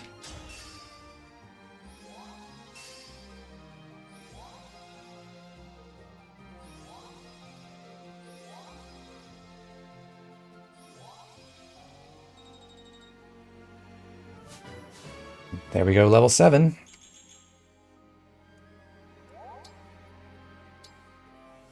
And wait right there. Saline's going to be the one to pull Mitan at max range. So she goes here. She equips Fire. And then she engages Celica. Please grant me your strength.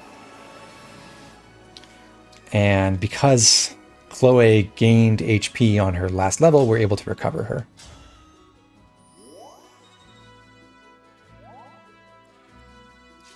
Clan runs over here, engages Marth, and equips Mercurius for enemy phase.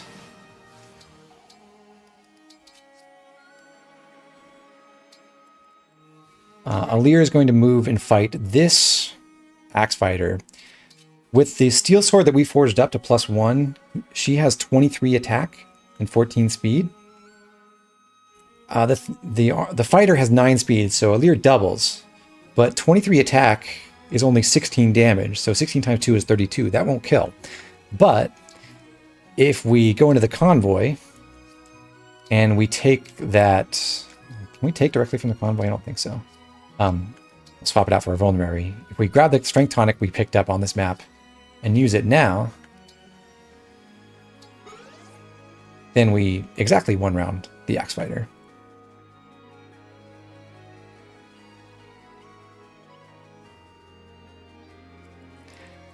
Fram goes here to chain guard for Saline. Saline will get damaged anyway because of resonance, but she won't take the big hit from Mitan. Mitan is pretty fast and pretty strong, so she's kind of scary.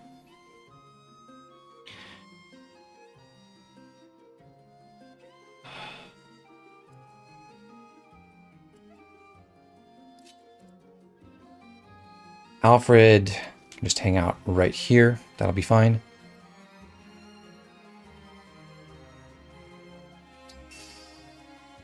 Vander waits at Saline's right side. Diamant goes to this spot. Anna stays here. Okay. Damn you.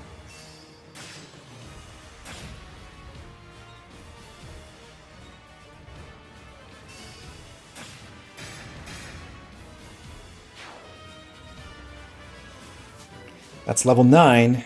We're shooting for level 10, though.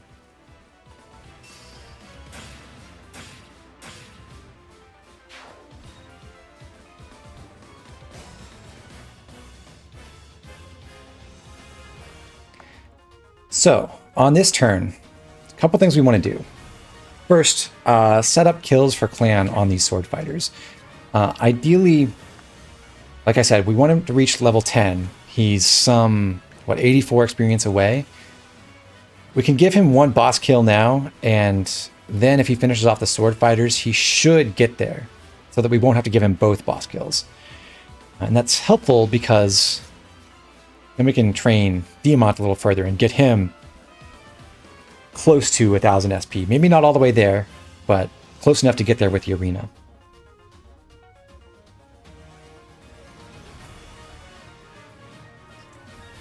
So, we'll start by having Vander attack Mitan from the south with his compact axe. He's a big body who doesn't get doubled, which is very important for this.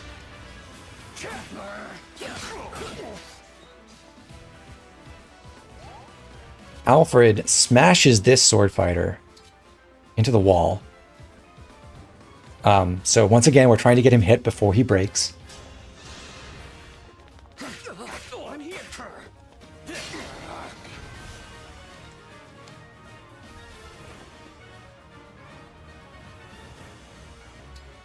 And then he canters away because we're trying to keep him out of Mitan's range. We're going to surround Mitan and give her like one easy target. But without letting her move around or like go hunt people.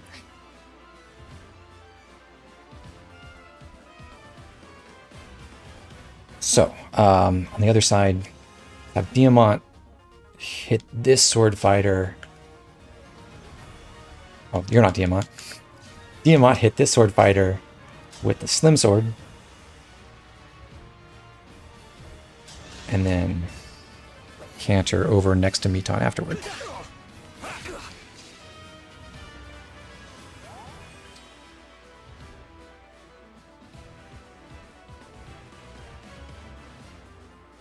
To, yeah, her east side. Chloe is going to use Great Sacrifice now. Every single unit is wounded other than Anna.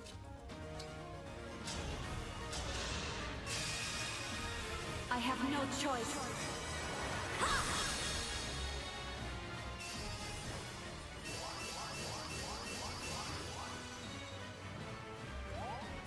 She'll stay there. And Saline casts Recover on her from the left.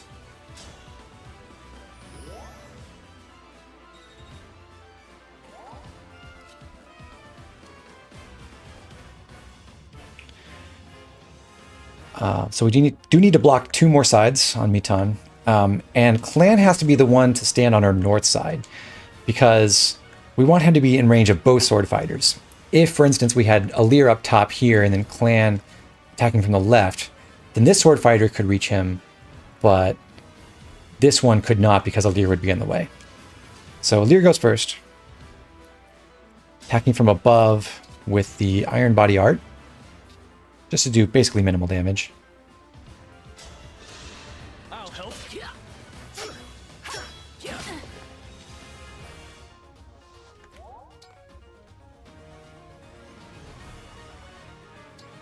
This also cuts off the sword fighter's access to Vander and Fram for the time being. And only now does Clan go over above Mitan and finish off her first health bar with Lodestar Rush.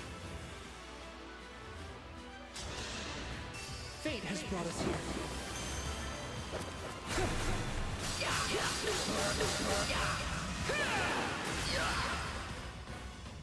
I cannot afford to lose.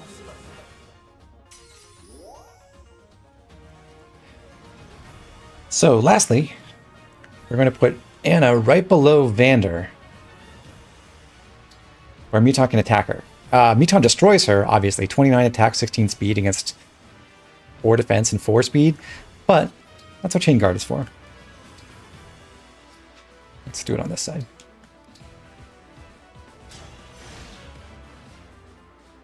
Well. What? Yeah.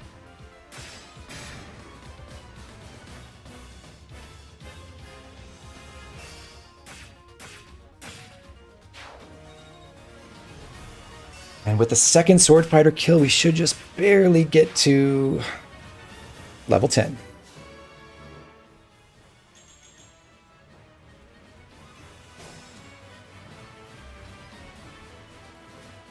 Okay, so we don't need Clan to fight the boss anymore. We'll just move out of the way so we can get another big heal in before we're done. So one step to the left, and Alir moves this way. Anna below Clan.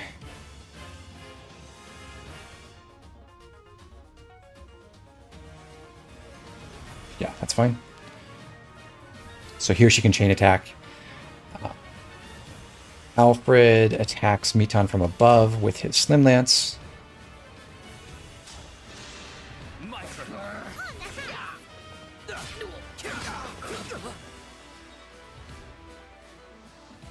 then goes northwest. Canter also attacks from there. He can't canter away, so he has to go last. I'll help. Keep it coming.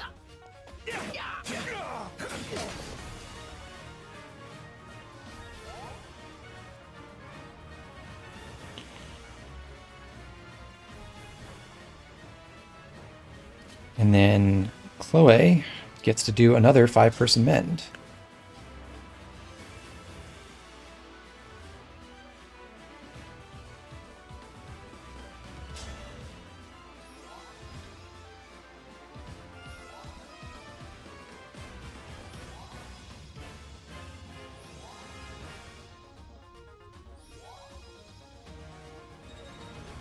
She's at 384 SP, so just a little over one more level's worth of experience, and she will have 500 more to spend.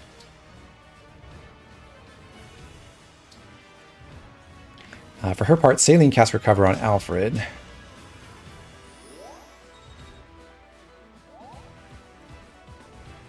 Ram stands above Diamant to assist him. And Diamant defeats Mitan using the best weapon available, which apparently is either the Levin Sword or the Wodao. We don't want to rely on that chain attack for this. So, Levin Sword Diamant once again.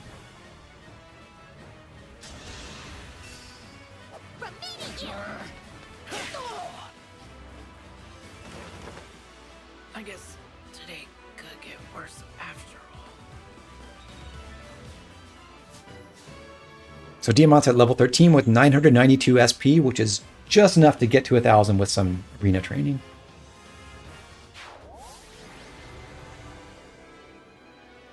Hello, frame rates.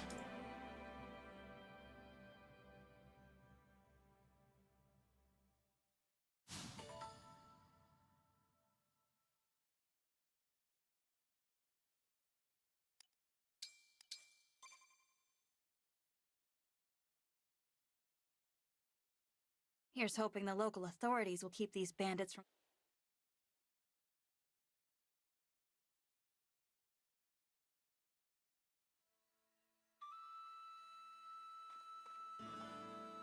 On this map, we get the standard reward since we haven't really... for level 2 Firene.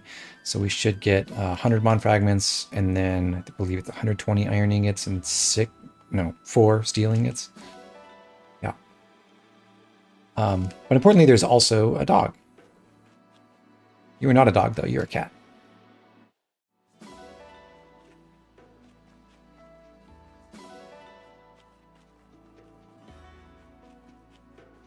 I think I might have forgotten to deploy the dog on the... Oh well.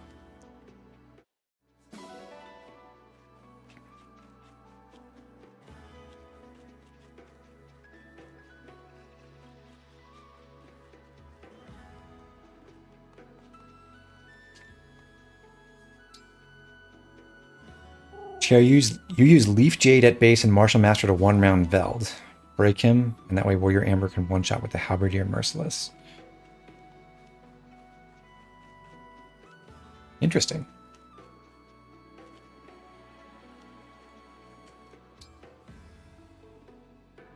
Okay, let's look at our squad real quick, and then we'll move on back to the Somniel. We're at halfway to level 2 with Alir, so although we've used Alir and Divine Dragon so far, you could easily switch over to some other class now with with one of the remaining second seals. Like if you wanted to do flying or something, you could absolutely do that without really changing anything up. We've got Fram almost at level 5. As I said on the previous map, probably if I were totally revising some of my strats, I would have let Fram use a few more mend uses or heals to get to like almost 500 SP by now, because I think that could be helpful. I'm not going to bother adjusting that.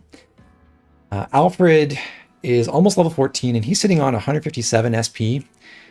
He's hoping to get to 200 by the end of the next mission so that he can buy favorite food off of Celica. Diamant nearly has enough SP for Canter. He'll get that before the next mission. Saline did get enough SP, thanks to all that recover healing she did. She's almost level 13 now. Clan is level 10 with over 1200 SP, and it's ready for promotion. Vander is Vander, although we did get to bond rank 2 with Roy after all this. And Chloe is now at level 7 in Griffin Knight, with 116 more SP needed to get to 500, which will help her qualify for at least Sword Power 1, but in many cases, much higher levels of that as well. And that's all we have here.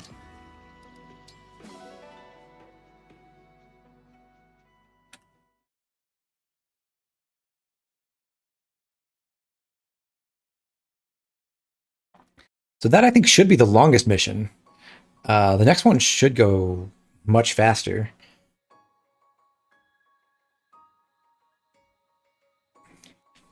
Obviously, first we're going to do our errands in the Somniel again to prepare for Chapter 9.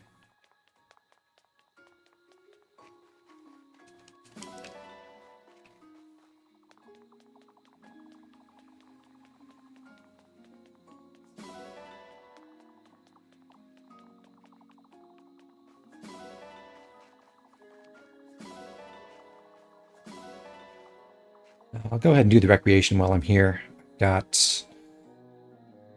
want to do a Lear with Anna to progress that support. Let's do Fram with Diamant. And Alfred with Yunaka.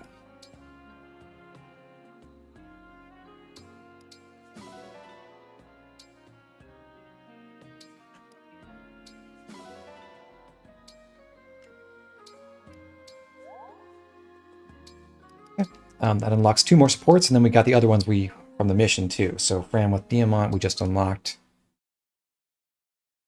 But Fram with Chloe, we got organically.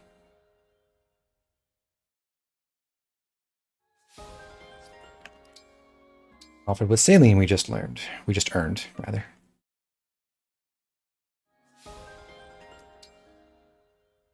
And we just got Alfred with Yunaka from Recreation, Saline with Chloe. They're finally at C. Took them long enough. And Clan with Vander at B.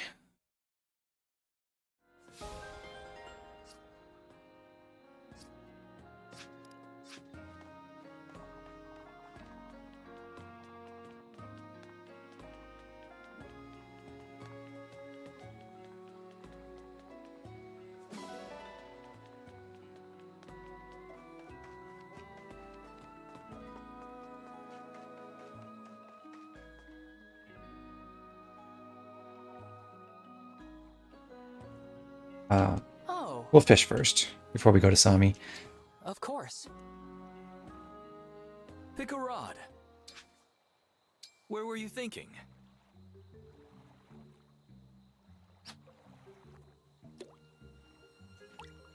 Now!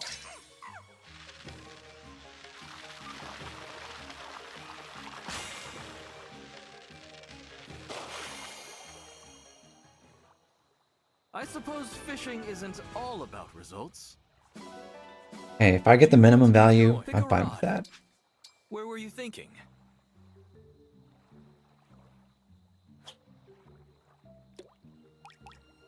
Now!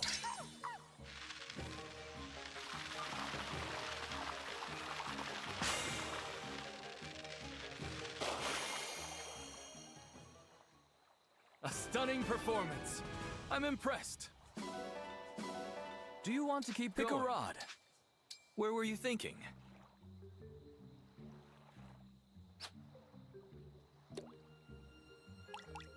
Now!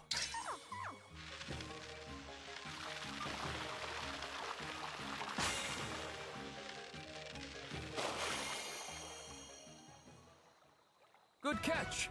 Nicely done. Come back soon. Okay. Just a little bit more stuff to pick up. Over at the ridge, looks like there's an item And in the grotto. When people told you fishing gives a lot of bond fragments, you wonder if you play the same game. It really doesn't until you get the good rod, or the like supreme rod. But it is a pretty valuable source of bond fragments later in the game once that happens.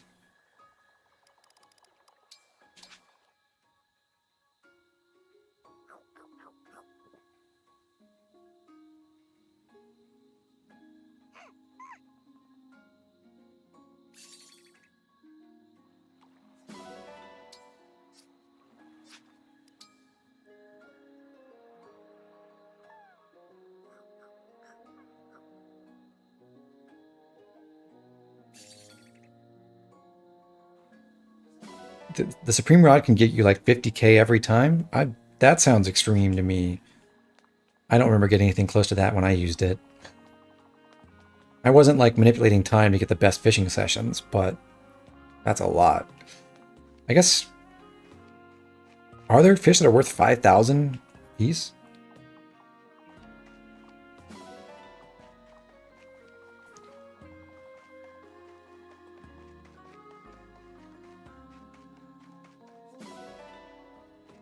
No, I didn't forget the dog. Good.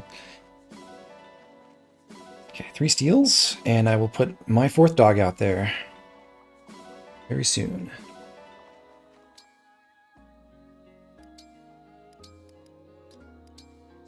All right. Good job, all 4 of you. Hello, cat.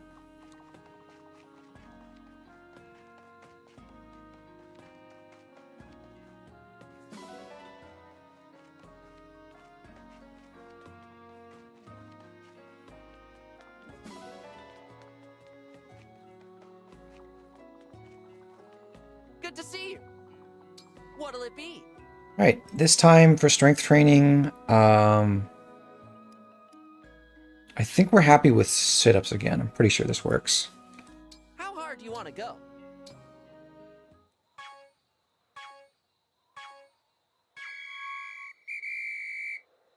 Great job! I'm so proud. Even if there were a fish that gave you 5,000 bond fragments per catch, what would you have to soft reset to make sure that you get only that one? Because that sounds like a miserable time. Let's do this again sometime. I did enough stupid soft resetting for random events and 3 houses. Thank you very much. And I'm even doing some here for cooking.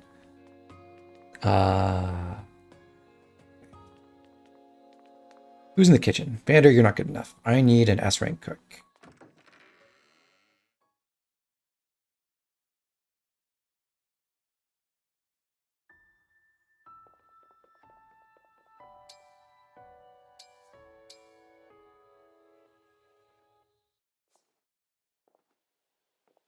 This time, it wouldn't be possible to replicate what I want to get out of the meal with just tonics because I'm shooting specifically for +3 speed.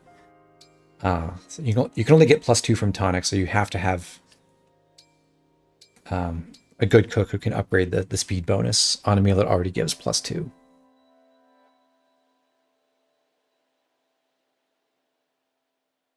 So I'm looking for basically Boucheron, Saline Clan, or Alchrist, or Anna. Which random events? You remember 3H had very few random events that were important. The sauna and the faculty training, mainly. And on occasion, for some of the early ones that are kind of hard, the arena.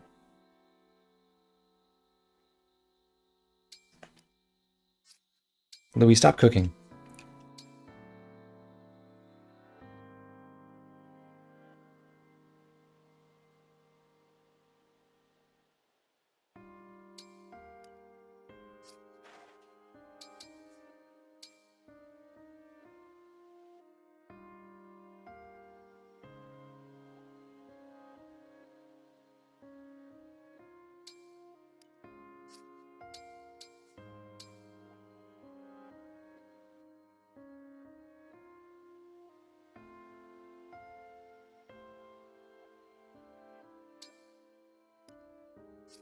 Right, Saline, my hero.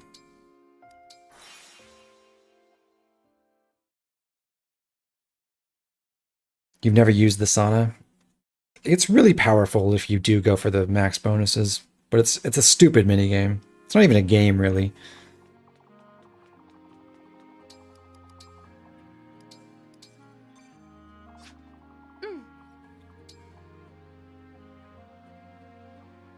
Okay, so the particular meal we want to make is an S rank candied fruits meal for Anna and Fram. That would be, I believe it's under the Illusion list. This meal gives magic +1, speed +2, and res +1. The important thing here is the speed +2, which means if you get an S rank, it'll give mag +2, speed +3, res +2, and then +1 to either strength or defense. We want the +3 speed so that we can hit a speed threshold with clan.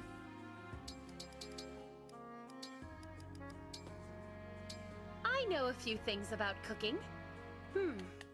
I do want the plating to shine. This should make for a light meal. I bet this would That's be not going to be good enough. Hey, Yeah.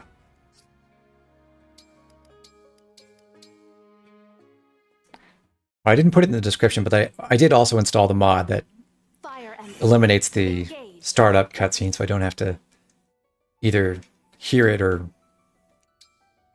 try to mash through it really quickly.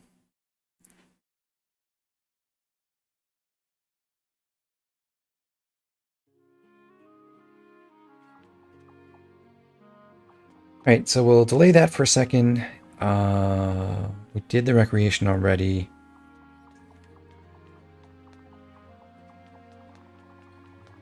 I'm going to start in the arena.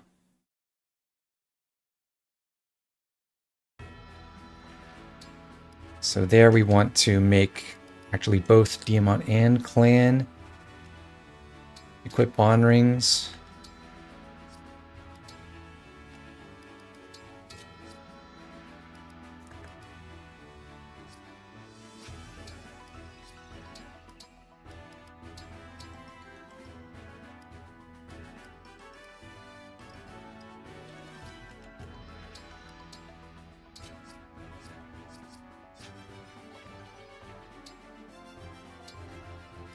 And we'll put Diamant through the first time. So with just 2 rounds in here, he should get to 1000 SP. I won't go easy on you just because we're allies. Hi there. You can call me Lady Anna. Welcome to the army, Anna. My loss, but your gain. Thank you for sparring with me.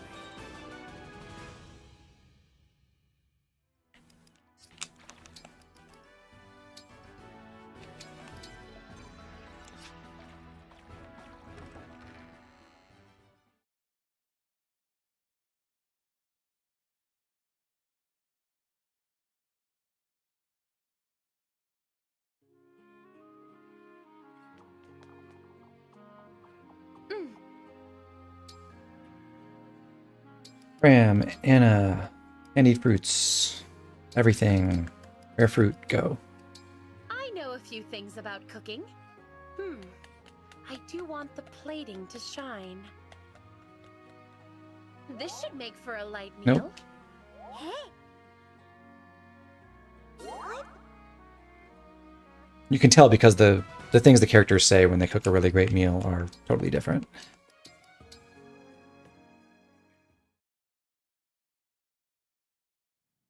Fire Emblem Engage!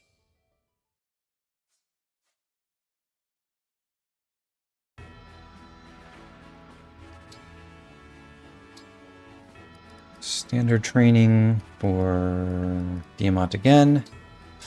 That'll get him past 1000. I am Diamant. Prepare yourself. Saline has arrived.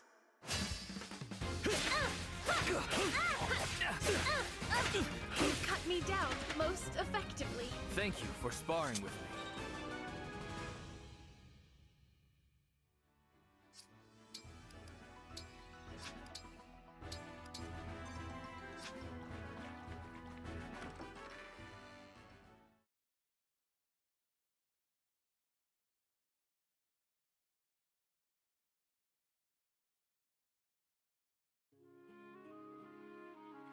11 Sword Diamond is a winner. What can I say? Okay, attempt number 3. I know a few things about cooking. I do want the plating to shine. This should make for a light Nope. meal. Hey? I bet this...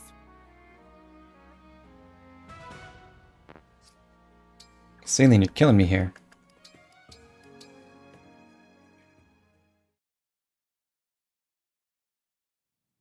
Fire Emblem Engage.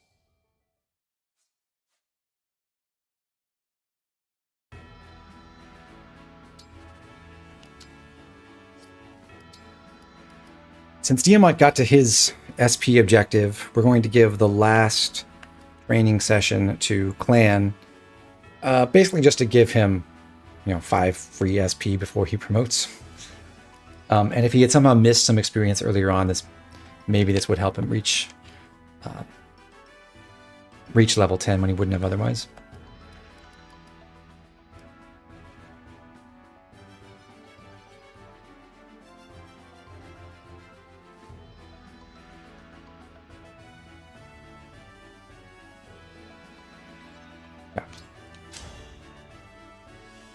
Clan, Divine Dragon Fan Club co-founder.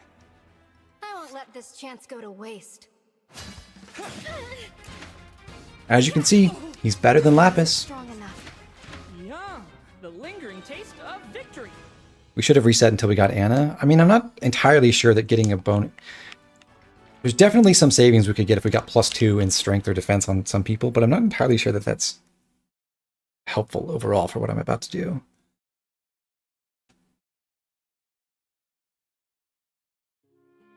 Anna's better at making candied fruits. That's true. I forgot she does have the affinity for it.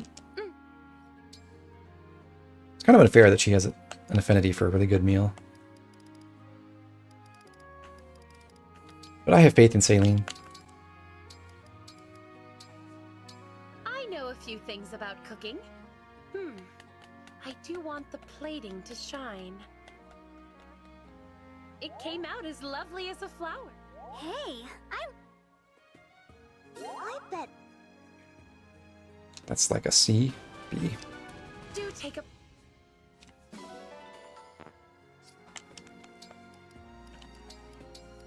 Sorry, Saline, can't accept that. Fire Emblem Engage.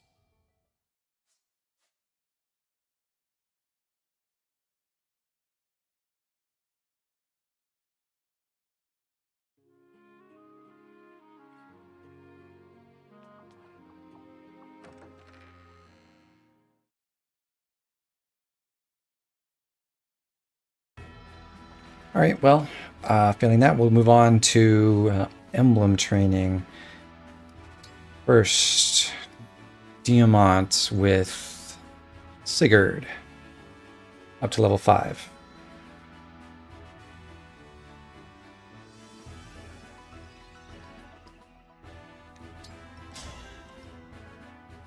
I am Diamant, Crown Prince of Brodia. I am Sigurd of House Chalthy. I can learn much from your strength.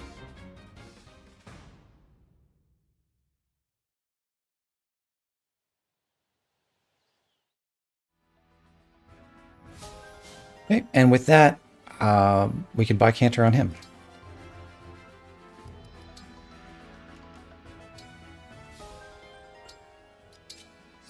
We, I believe, can also buy it on Saline. Yep, we'll do that now.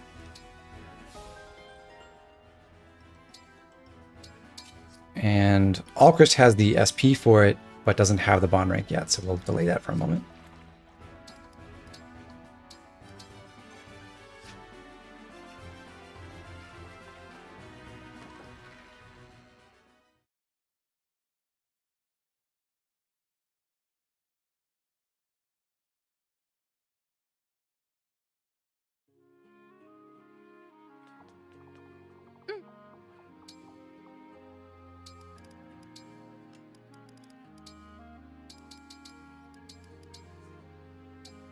know a few things about cooking. I do want the plating to shine. It came out as lovely as a... Still not good enough.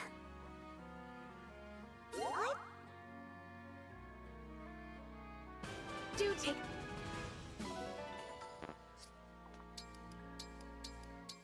Yeah, I probably should have just cycled through to Anna. Oh well. I feel pot committed now. Fire Emblem Engage. Okay, we did Diamant with Sigurd. We also want to train Alchrist with Sigurd. He needs a weapon.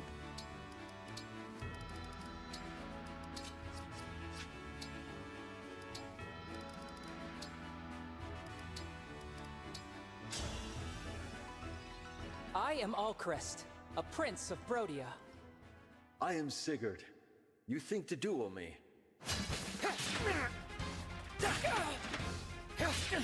Incredible. Such skill.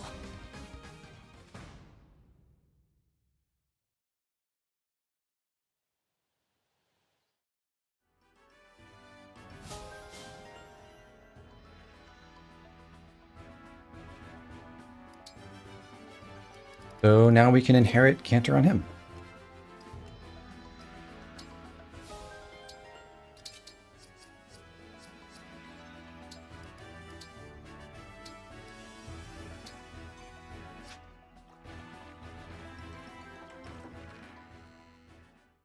We could get more chances if we do one level at a time. We're not going to run out because there is a way to keep advancing the RNG indefinitely. It's just more annoying.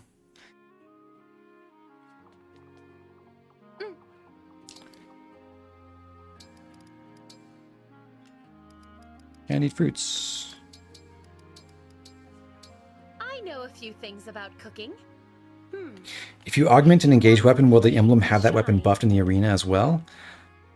This should make I am not totally certain. I know they have different versions of their weapons when they're enemies in like the actual maps for their paralogues, but other than that, not sure.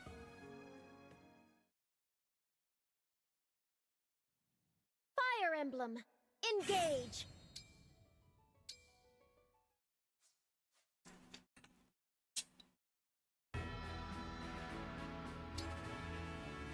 All right, we did Alchrist's training. We do want, hold on, emblem rings.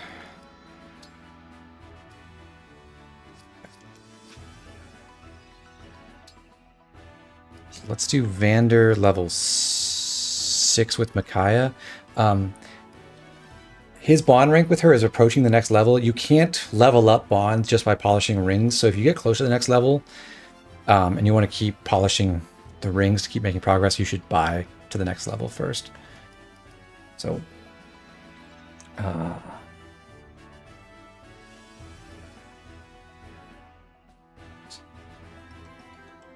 do that now. I have been waiting for this. I'm Micaiah. Let's make this match a good one. No! I need more training, I suppose. Micaiah, you lost to Vander. Yikes. Comes wisdom.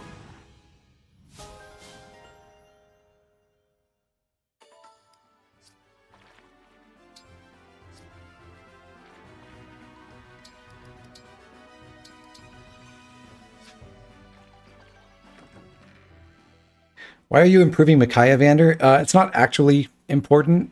I just think it'd be funny for stuff that I could potentially do. And staff mastery is a neat bonus as well.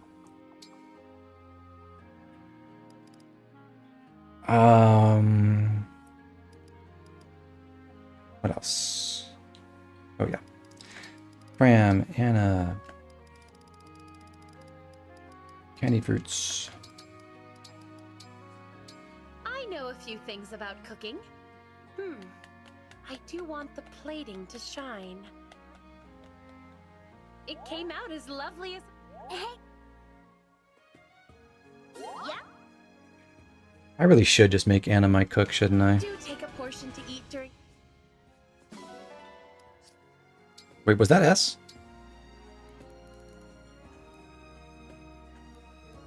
My God, it was. Cool.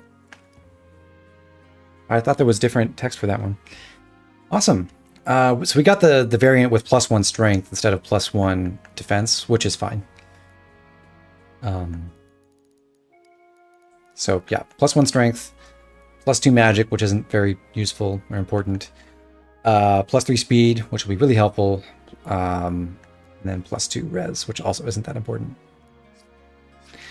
Okay, anyway, we're done with that. We can now still have some work to do in the arena.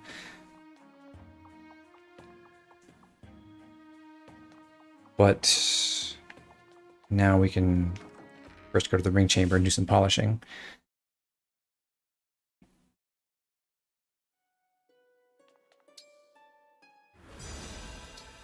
Number 1, with Marth, we'll just use Diamant again. It will take some work. You take excellent care of the ring. Such dedication.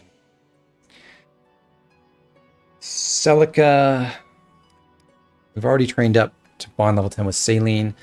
The next person who could potentially really use that is Alir. Use bond ranks with Celica, so I will do this. I hope you'll clean it well. That looks so much better. Thank you. Sigurd, we already paid for basically full price for Alchrist, and then also paid to get Diamant all the way to level 5. Next step is having Clan do it. Handle that gently. I appreciate your upkeep of the ring. Leaf, we will also use Clan so that he can make progress towards the next few proficiencies.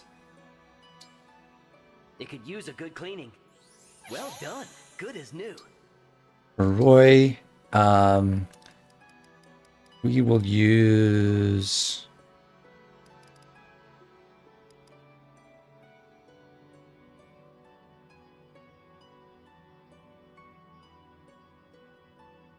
I think at this point I should buy bond level 6 and then have Chloe do it again.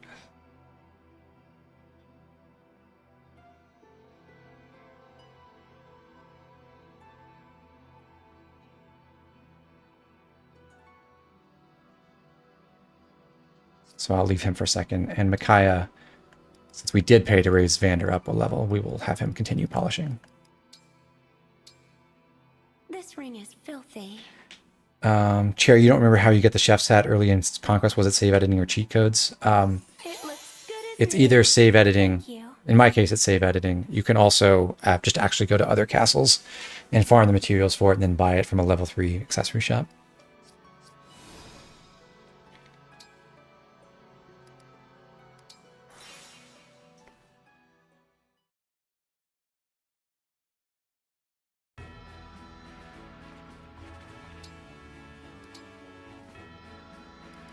So Chloe, train with Roy to level 6.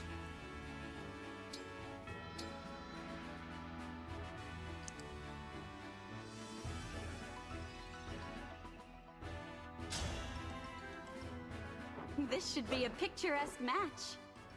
I am Roy. I'm looking forward to this.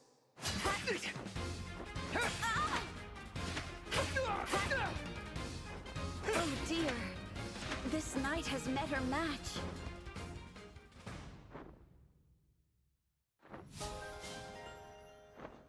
We've got sword proficiency twice over now. Hooray.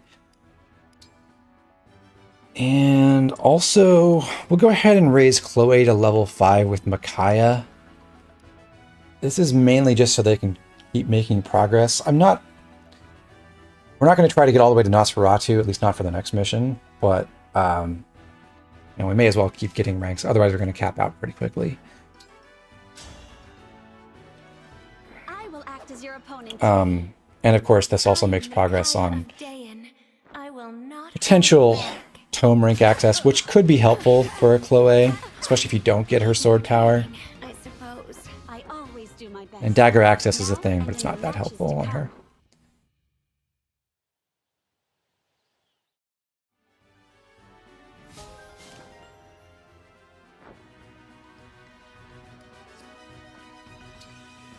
back to the ring chamber real quick to do our last polishing session, and then that should take care of all the rings and arena stuff, I think.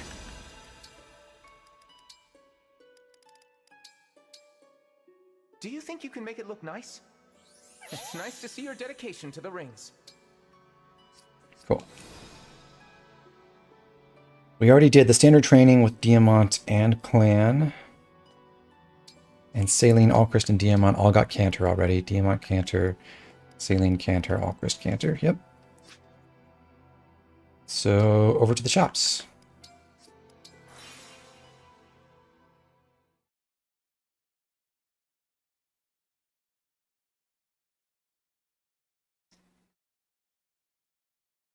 Oh yeah, good point, Grim Sleeper. The other way you can get a chef's hat is by gifting yourself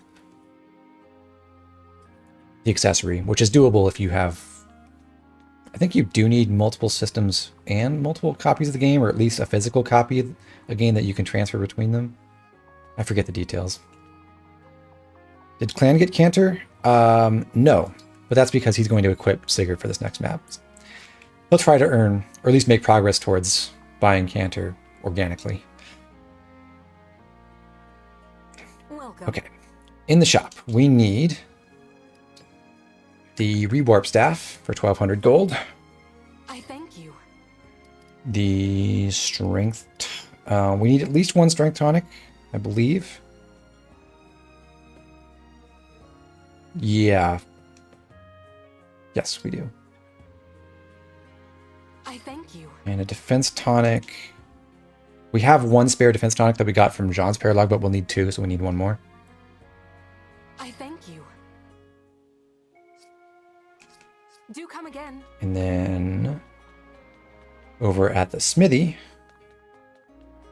we will, number one, change out the engraving on the compact axe, because now we want to use it for damage, and we're going to replace the Echoes engraving with the genealogy engraving for big hit rates, so that we can hit flyers accurately and net 2 might.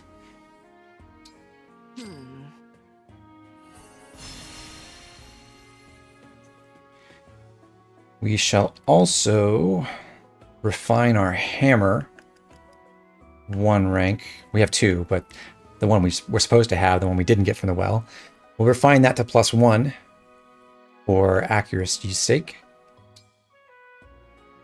Not too expensive. I'll be here. Then run over here, pick up our achievements. We're at a solid 4,500 bond fragments now. And lastly, we can go over to the training yard and visit the well.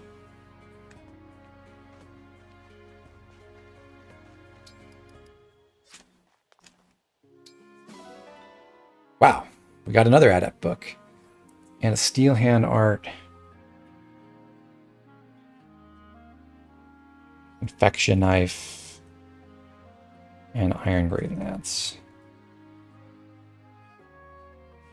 Alright, so at this rate, for our last use of the well at all, we should throw in basically everything valuable we've gotten out of it. And try to maximize our last round. In a lot of cases, you won't get this lucky, and you will have to... I mean, if you've already gotten enough extra books from it, then you don't have to like fund the last round. I've gotten, I think, three adept books and 1 expert book in 4 tries. It's pretty good. But I think since this is the last session where you can use the well before and get the rewards from it before chapter 10, unless you have DLC, it probably is worth throwing in those extra materials I got and not saving them to fund later 3-star wells, because there's a chance that I could, I don't think I can get to 20,000 worth with just those items I got, but I could get to 4 stars for no extra cost to me and maximize my chances of getting even more SP out of it. So I'm going to go ahead and do that. Just My preference would be if just the well just spat out 2 Wodows every time and I could throw in 5,000 worth of gold and never think about it. But you do have to manage these items if you're playing this without mods. So I have... What did I already throw in? I think I got rid of the shielding art. Hand axe and steel axe. Yeah, I threw those in.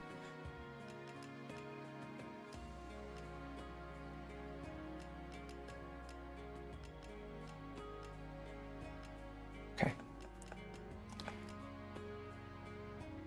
So I got an extra longbow. I got an extra hammer. And I also received, just now, steel hand art and an extra iron great lance, which I already threw in. What else was there?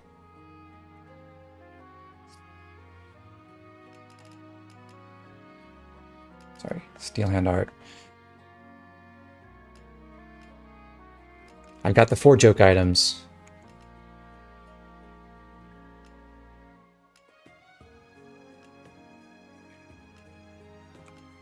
Longbow, hammer, iron great lance. And I did get rid of the hand axe, the shielding art, the extra steel axe. Okay, I think that's everything but the joke items then.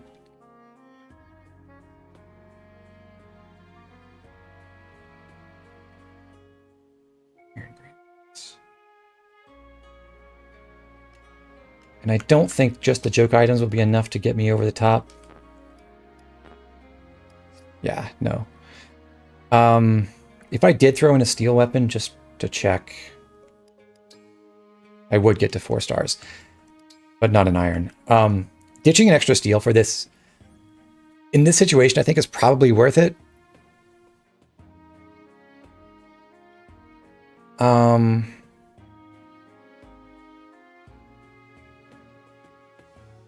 But I don't actually want to get rid of my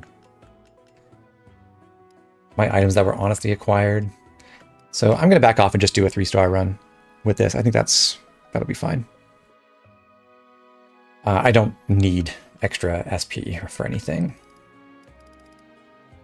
I mean, I'd love to have it because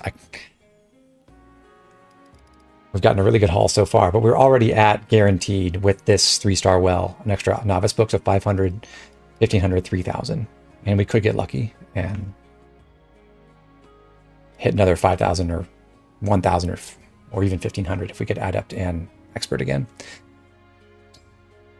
Let's go for this for our last session with the Ancient Well.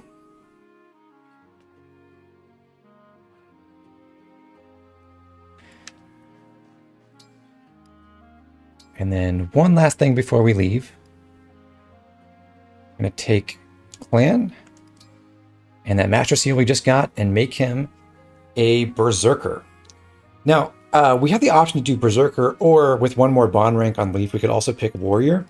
The nice thing about Warrior is it's 1 point faster, so we wouldn't have needed that to rig the +3 speed meal to hit the speed threshold we care about here. Specifically, what we're looking for is 17 speed. And Warrior gets there with 15 + 2, whereas Berserker needs 14 + 3. But Berserker's a really good class too. It's not as versatile, but it does give a ton of strength, which can kind of help accentuate Clan's advantages over people like Marin, who you can get later on, because it gives him more time to amass more strength points and get ahead on that front, while keeping up in speed as well. So also, the most important difference is that Berserker looks good and Warrior does not. So we're going Berserker.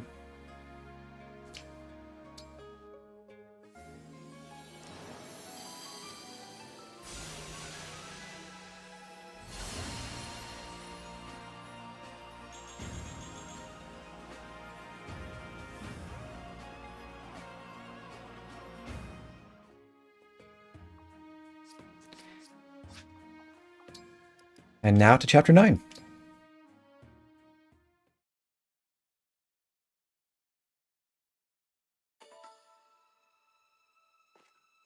Play for 12 hours. Nice.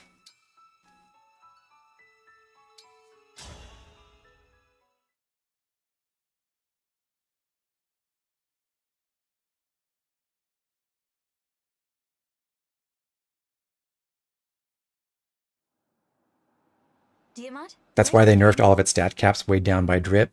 I suppose. The caps for Berserker really don't matter at this phase of the game, though. Like, I'm not going to run into the res cap. Clan's res is like 3.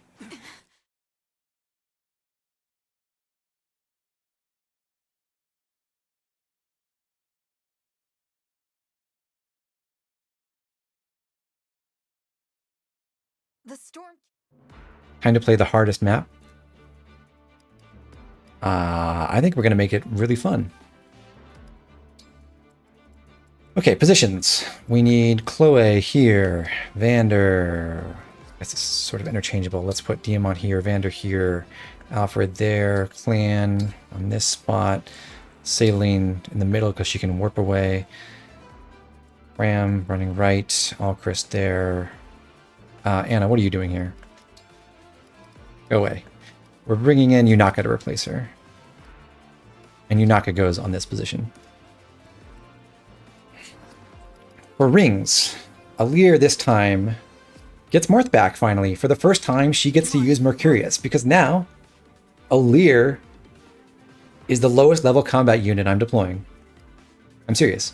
So we got Fram as level 4. She doesn't count. But then we've got Alir and Clan tied at basically level 10.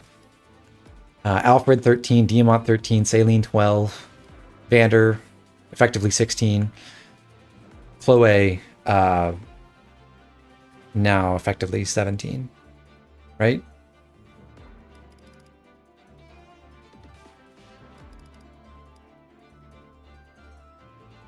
Chloe's 16. The way the levels are counted for this for experience purposes messed me up. I think Chloe's effectively level 16. And Vander is also level 16. Yes.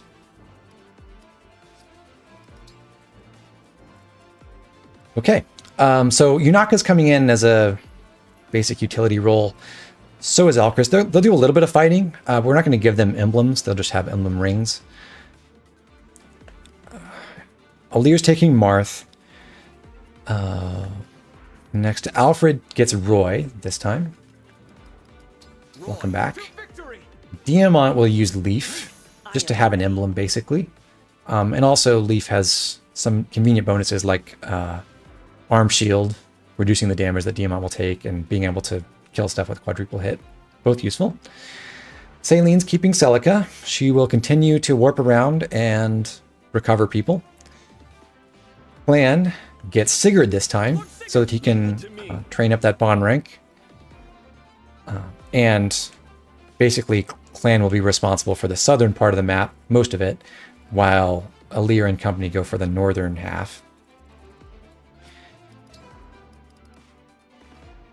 And Chloe keeps Micaiah so that she can keep working towards 500 SP.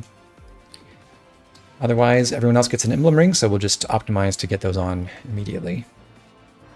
The sad part of Berserker is that it doesn't have an interesting niche like the other S-rank classes, except Penette not needing a second seal immediately. It has more of a niche than Swordmaster does, I think.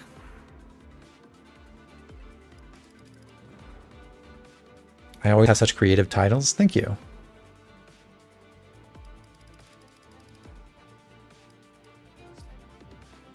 All right. Items. We want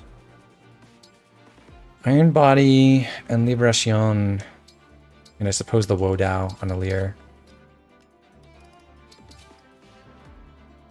Ram needs the Initiate Art, the Obstruct Staff, the Heal Staff, and the Mend Staff. Looks good.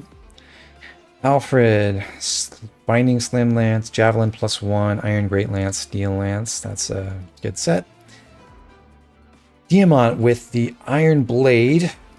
He's going to smash right away. Steel Sword +1. The Slim Sword +3, and the Armor Slayer. Saline takes Thunder, Iron Sword, Fire Surge, Wind. Okay. Clan, Compact Axe +2 with the Genealogy engraving. Hammer. For the armors later. Hand Axe +1.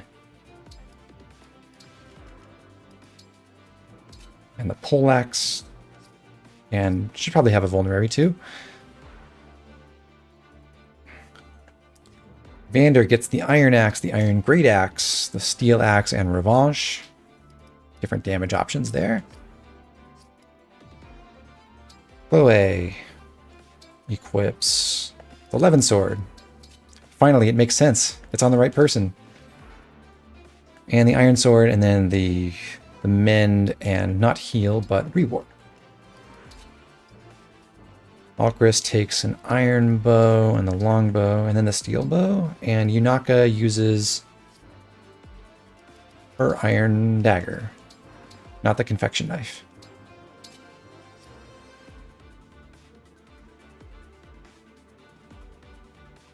Chris, you think a lot of the class skills outside of Chaos Style aren't that good? Yeah, many of them aren't really that helpful. It's unfortunate, but yeah. I don't know. Don't really know how I feel about that. I wish the skill system were a little different in this game, but I don't know exactly how.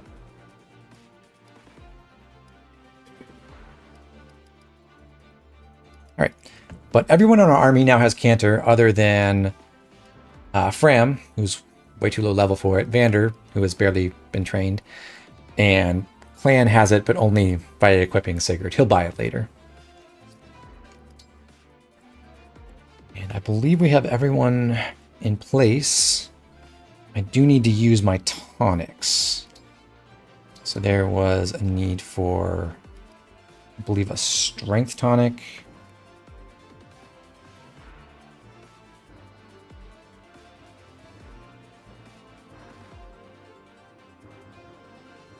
Yeah, strength tonic and defense tonic for Clan, and then also Alir needs a defense tonic, I believe.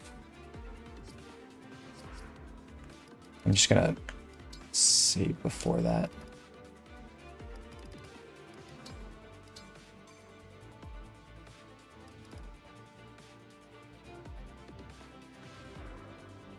Yeah.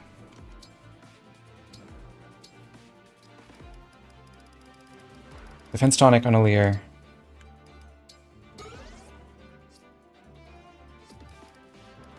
And strength and defense on Clan.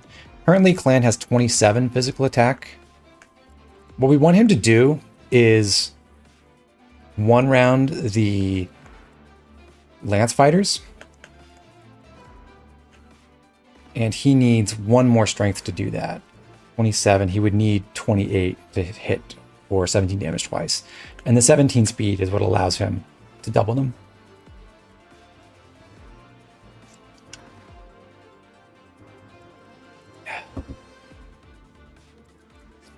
And he'll need the defense tonic for survivability. So strength, defense. And by the way, Clan only gained 1 attack from that strength tonic because he already had +1 from the meal. This just overwrites it and gives it +2 instead.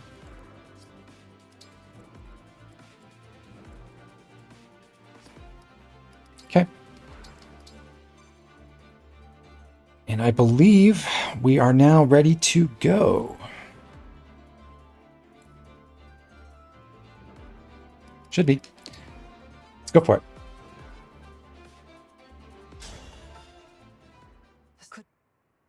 We finally got our achievement for deploying Chloe.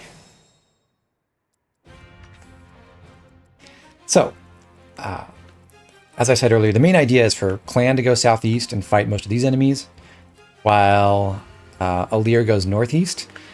Clan, with Sigurd equipped, has the ability just to run there and go attack someone right away. So he'll do that. For the divine dragon. But Alir obviously is not in a great starting position because she's stuck here. She can't even walk into any enemy's range on turn 1. So we'll rectify that by using the rewarp staff with Micaiah engaged on Chloe. Emblem Engage. With Micaiah increasing its radius, now it not only warps the user, but also everyone adjacent to them. So Chloe can carry Diamant and Vander and Alir with her onto this position right here.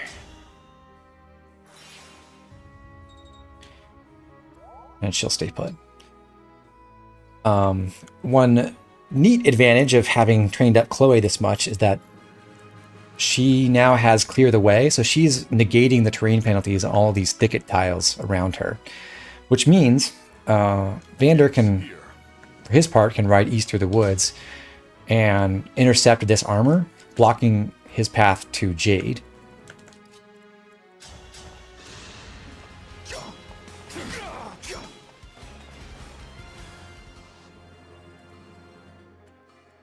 And Alir can walk through this tile without being impeded.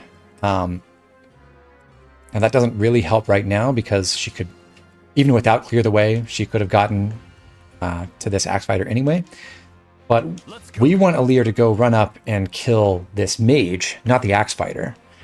So to clear the room, to clear a path for her, Diamant will smash the Axe Fighter with his Iron Blade.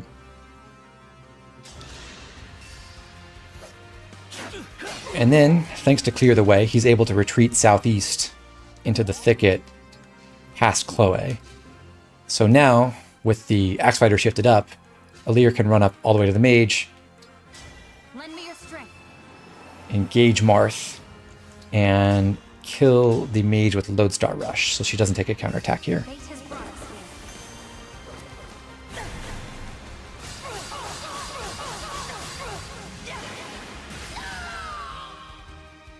here. Dream well.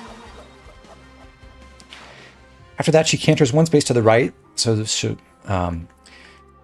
she stays in range of all the enemies, as this Axe Flyer is 6 spaces from there. But it also brings her east far enough to reach the next flyer who approaches from that side. So she'll fly over here, and then Alir will be able to go over and kill her.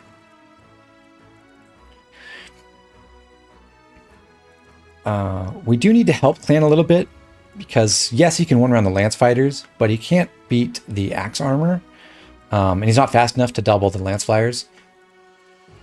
We're going to assist him by first making Saline warp over and chip the Axe Armor with Warp Ragnarok. My apologies.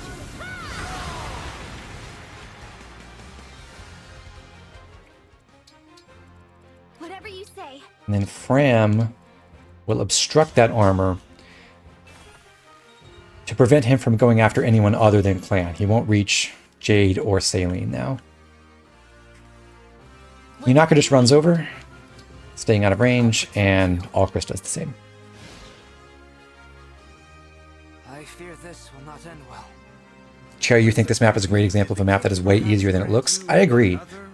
I mean, even if you want to do what I'm doing here and like try to squeeze out a whole bunch of XP, it's like kind of surprising how easily you can just plow through the enemy groups on both sides if you just set up your units properly to do it.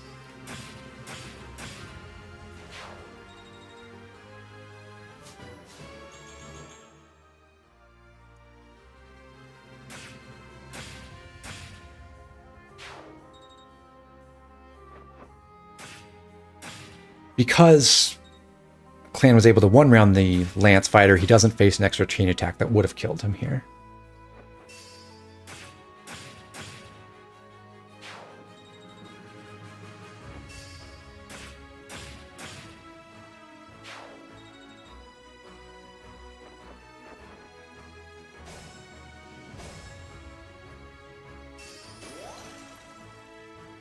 Okay, we're going to use Canter a bit to help these units approach.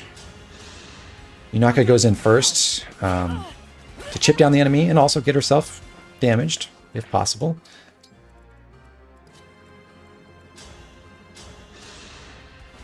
here. You're much more skilled. And Clan finishes off the closest flyer. This flyer is using a steel lance instead of an iron, so Clan does double her, and therefore he can kill this one on enemy phase.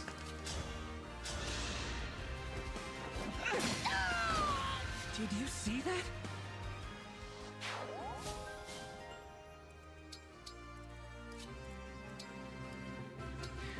Clan's waiting at a spot that Bram can now reach on the next turn, so she'll be able to heal him if need be.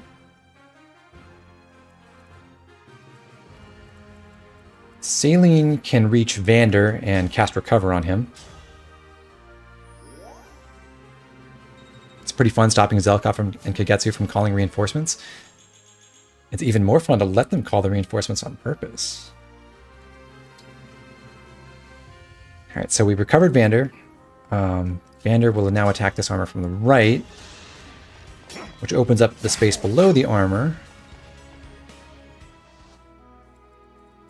which will be important in a second. Most of our units are damaged now. It's, in fact, everyone except Fram and Alchrist and Alfred. So Chloe uses her second turn with Micaiah engaged to use Great Sacrifice. And she's going to do it on this tile so that she negates the terrain costs on all three of these thickets, allowing Alfred to cruise right through.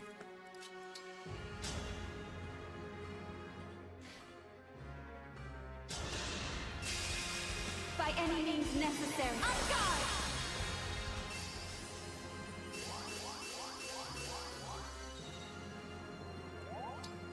Here she also allows Diamant to get through this thicket tile faster so that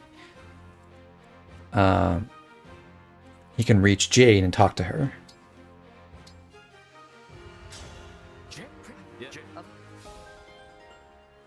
So we've got her taken care of.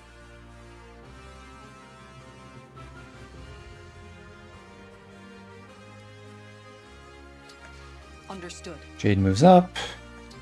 And Alfred... Well, Jade just blocked his destination, but if Alfred engages Roy, he gets an extra point of movement.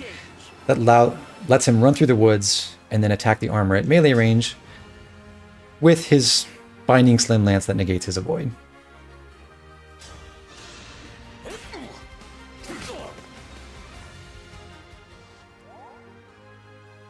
And he'll wait right there. So last we have Alir, who runs over and kills the Lance Flyer.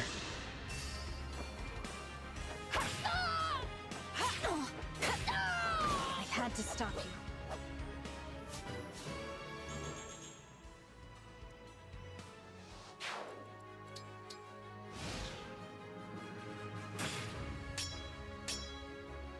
Good job, Vander.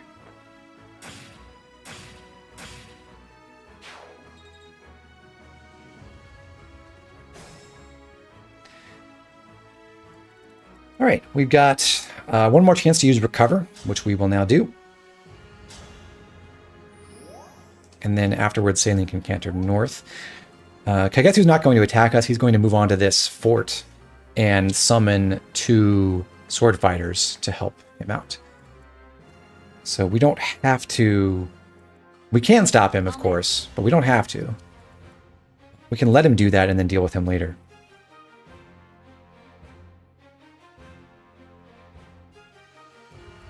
Vander's just going to chill here. He'll be the center of our next big mend, basically. Diamant wants to be on the armor's right side so that he can get up and reach the fort where Kagetsu will be next turn. Diamant does have the option to activate Leaf, and Leaf will let him use Quadruple Hit, which will absolutely demolish Kagetsu, even though he's on an avoid tile. So, Diamant goes here, and attacks with the steel sword.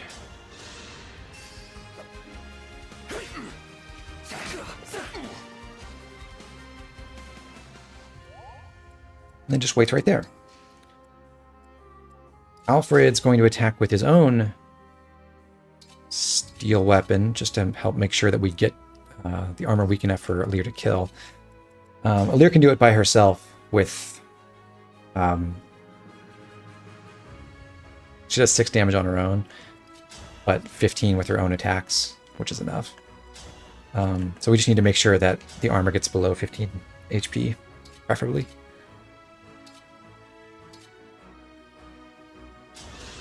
I'm here.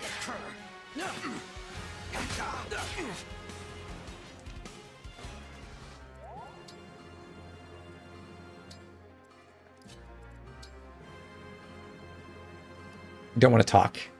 Although, I guess talking is not a turn-ending action, so we could just do this. Yeah. Cool. Extra lore, hooray.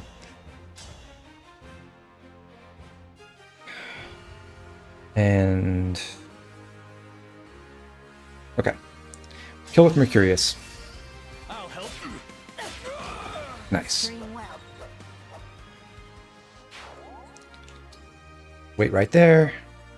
And Chloe swoops in for a quintuple mend.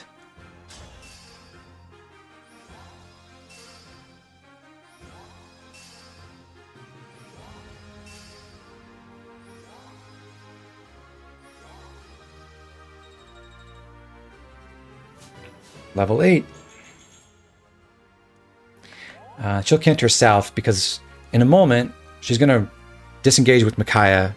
She'll come down here to help us fight some of the thieves that Zelkov is going to summon, and to recharge Micaiah in the process. Ram heals Clan back to full. And Clan will stand right here with the hammer equipped.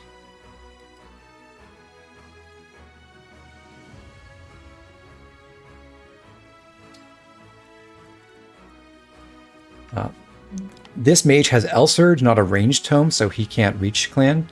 And this armor has a Hurricane Axe, which means on enemy phase, when the enemy initiates, we'll get both attacks with our hammer before the Hurricane Axe hit. So we basically kill this guy for free as long as we hit. And Clan has 13 defense. These closest 2 armors have 24 attacks, so he takes 11 damage from each of them. That's fine.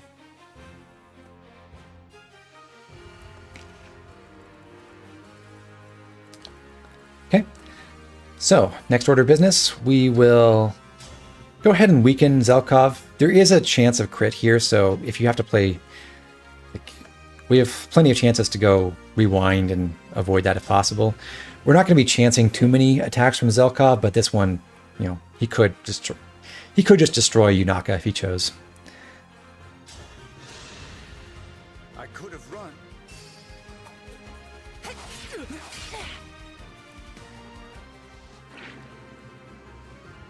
But that's good. Now we back up.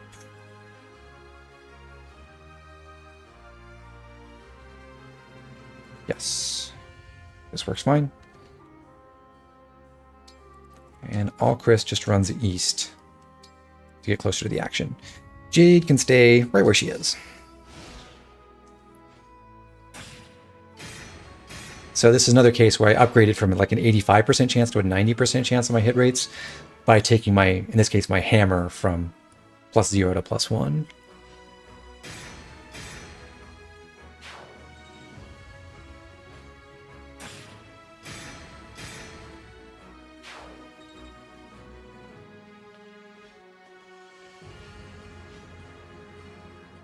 All right. Ugetsu's brought out his 2 sword fighters. Zelkov summons 2 thieves. Because we've gotten rid of most of the armors already, this isn't too hard to manage. Clan can't really enemy phase these enemies, so he'll have to run away a bit, but we can take care of the rest pretty neatly with help from Chloe. And then a little bit of extra setup with Yunaka and Alchrist. And then in the north, well, yeah, we've got this giant pack of enemies, but we also have Alfred still with Roy up and Blazing Lion unused, which if you inspect this formation for just a second looks very juicy. We have Diamant with quad hit available if he engages Leaf. We have Saline around, and we also have Alir. So we've got plenty of resources to deal with this entire pack too. We'll start by having Clan go and kill the Elsurge Mage from range. For the Divine Dragon. And then Canter away. We'll put that in the convoy. So here he's out of reach of all the unpromoted enemies because the two regular thieves just have cards, the melee daggers. And Zelkov is still in range, but number one, he does not one-shot or one-round clan. He doesn't double, and he doesn't kill in one hit. And we can give him a weaker target to go after instead. So we can distract him and save clan from any other enemies who might want to go for him.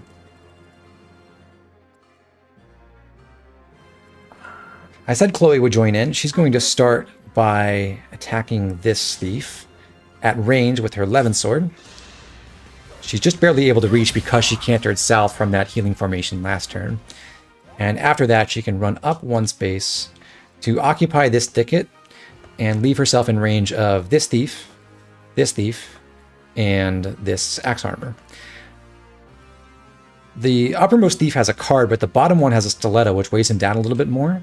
So with 22 speed, using the Holy Levin Sword +1, Chloe doubles this thief and will one-round him. So she's right back to her one-rounding thief ways that she was doing way back in Chapter 6. We had Chloe go first because she's a higher level than Alcris. He'll take the kill. He gets marginally more XP from this. Can you rank the FE game since Awakening in your opinion? For me, it's Conquest number 1. And I don't know. It's kind of hard. I haven't thought too much about this. I think I like the gameplay loop in Engage more than Awakening or Birthright or Revelation or Three Houses or Echoes. But Echoes has its own merits. Give me an order. I'll think about it a little. We're going to move Yunaka to the very end of Zelkov's range, where she can be chain guarded by Fram.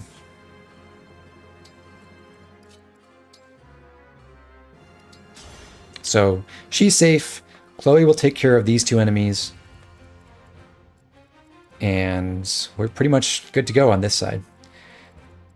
In the north, we will start by having Alfred use Blazing Lion on Kagetsu directly, so that he damages all 3 of the sword units, and he sets the whole area aflame. And for this, he uses the Lance Reaver, which is a great weapon in this situation, because he's facing only sword and lance enemies.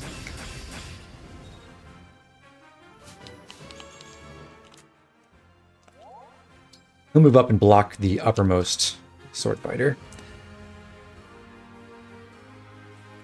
So after that, Diamant engages Leaf. And finishes off Kagetsu with quadruple hit.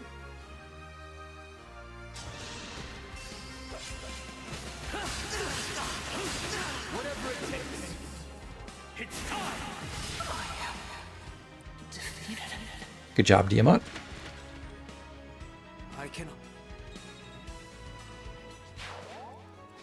Let's stay right there. We want Saline to recharge Celica using this emblem energy pool. And along the way, she can run up here and then chip down this Flame Lance armor with her Thunder Tome.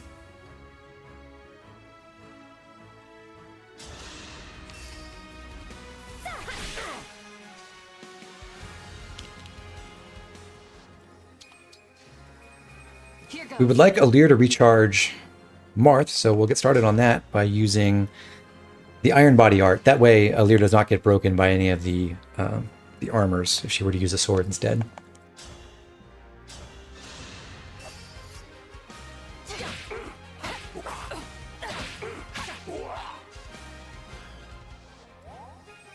and she will plug the path for the bottom sword fighter. So what should happen now is this lance armor will step onto the fort and attack Alir, but won't break her because she's not using a sword. This sword fighter will die attacking Alfred, this sword fighter will die attacking Alir, and then another armor will step up and attack Alir again. And by then, Alir will have easily recharged Marth.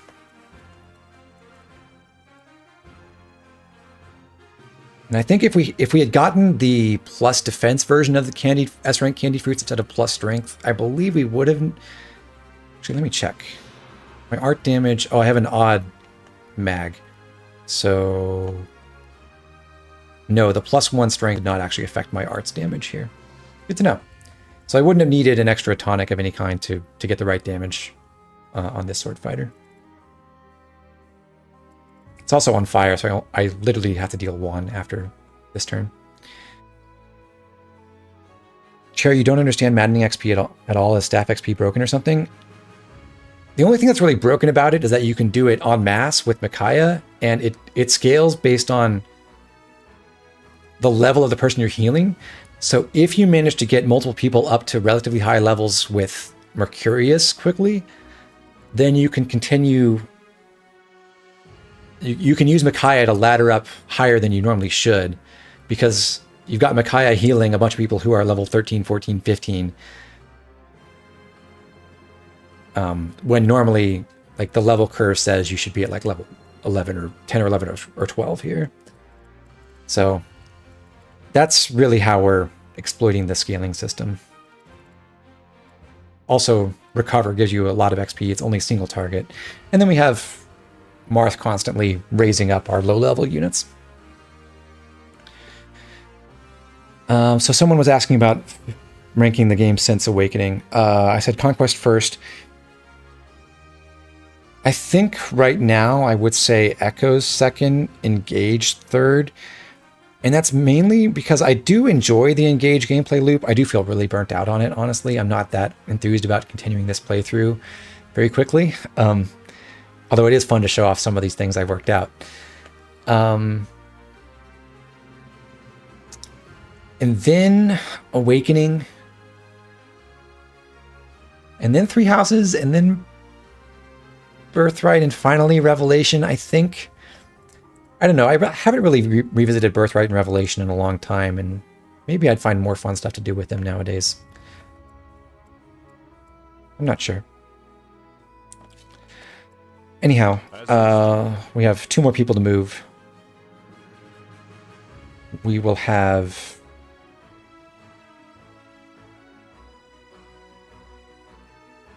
yeah, Vander, wait here.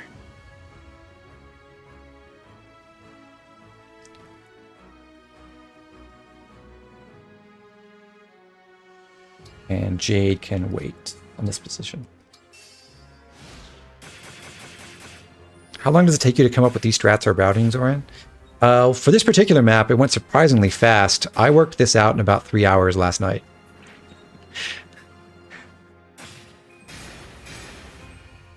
Paralogue 2 took a bit longer, because there's like a lot of different... I tried a lot of different approaches, because I was trying to figure out, okay, how do I get the emblems recharged efficiently? How do I make sure that Clan gets to that emblem energy pool in a reasonable time, but doesn't miss out on a bunch of experience he could have gotten by making some detours, that kind of stuff. And Paralogue 1 took longer than this map. It wasn't too bad.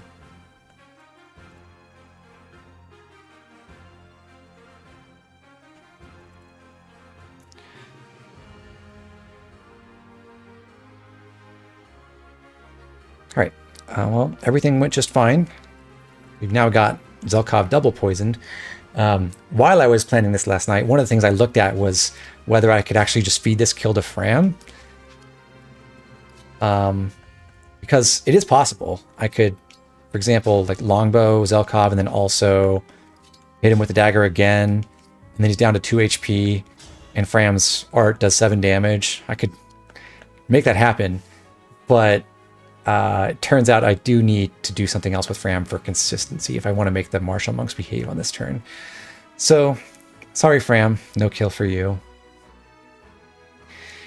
What we will do with Alchrist is attack from 2 range with the steel bow for a little bit more damage up front.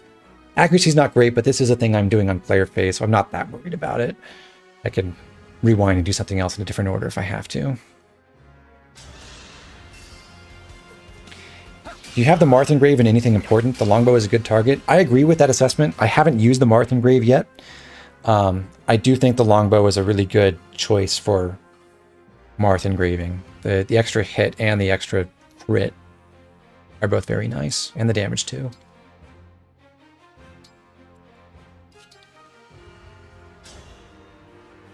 Yunaka will take this kill instead of Fram. She'll just run north after.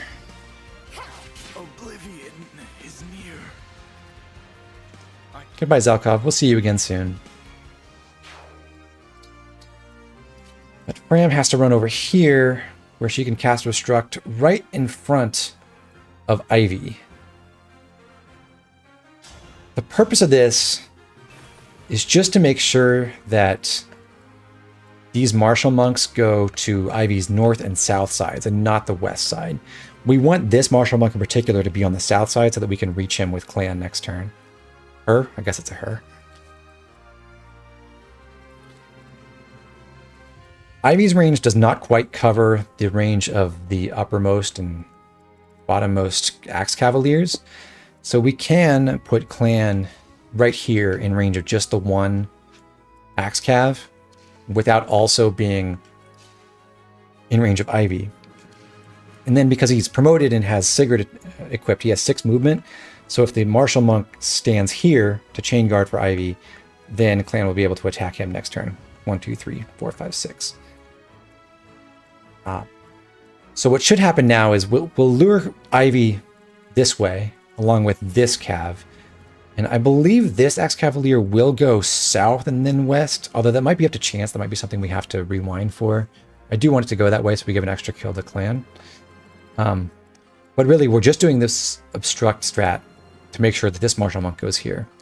When you activate Ivy's group, the Martial Monks go first, and they chain guard for their boss before anyone else moves, which makes them kind of useless.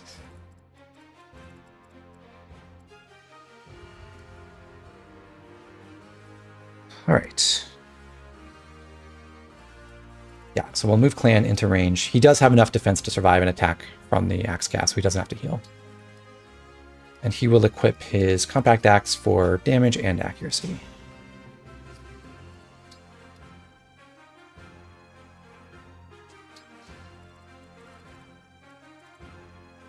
Right. We do have Micaiah fully recharged, so that means we have another Great Sacrifice in our back pocket. We'll save that for a second. We can get a few more people wounded before we activate that.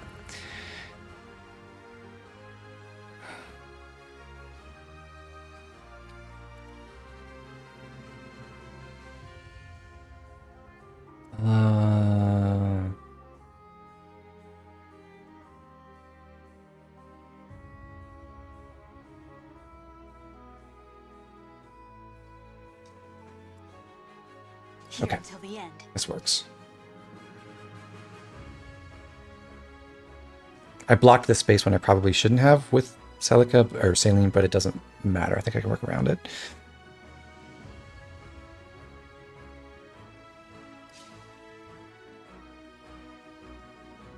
Or can I? What's Vander doing? What's Diamant doing?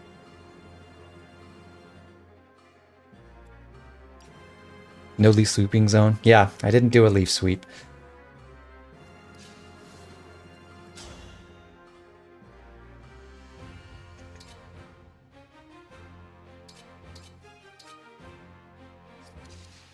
Okay. What I should have done is left this space to the left of Alir open. I'm not going to rewind because I think I can fix this without making a material difference. But the problem I'm facing now is I want Alir to be at full HP so that if she attacks normally with Mercurius and with Mercurius and wait, it doesn't matter. This enemy does 1 damage. Who cares? All right. I was thinking we'd take a severe counterattack and might die. Never mind. We'll do it in this order. Engage Marth, not Lodestar Rush, but just attack normally with Mercurius from above.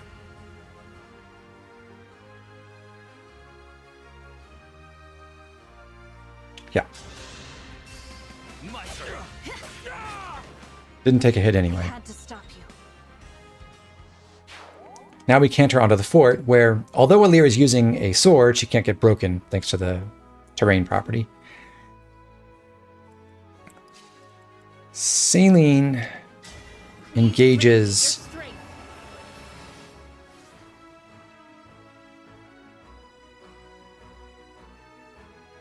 This position should be fine, right?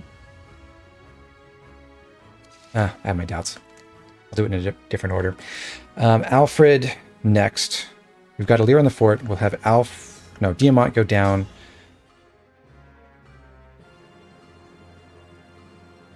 Oh, I think we have to go there. Okay.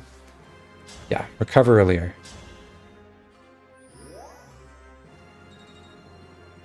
And Canter back. Alfred goes over here, hits the mage.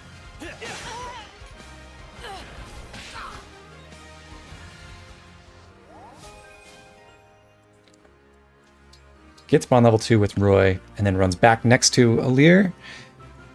Diamant moves down, hits the armor with his steel sword.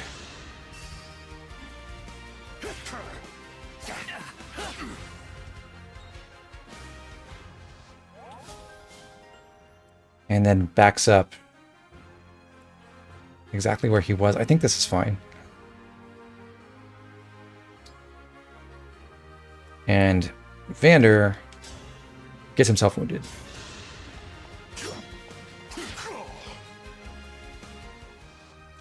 Jade moves up. And finally we have Chloe engage Micaiah for the second time in the map. And use Great Sacrifice once again. I have no choice. Kagetsu has a better version of Fair Fight. But Kagetsu does not make the enemies hit him, so he's worse at farming healing experience. Let's go here.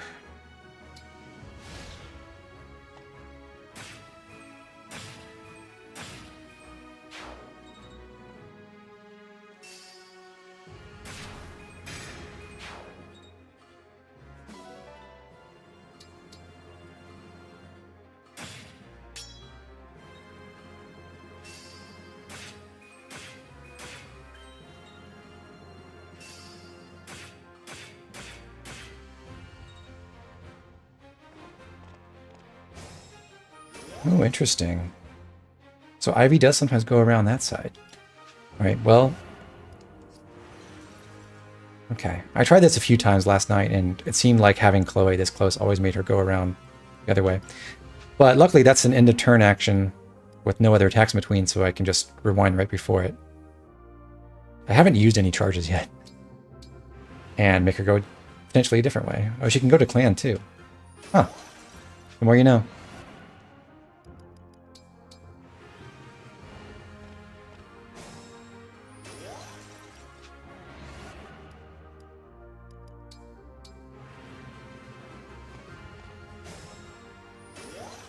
I might have to do something different if I don't want to burn all my charges on this.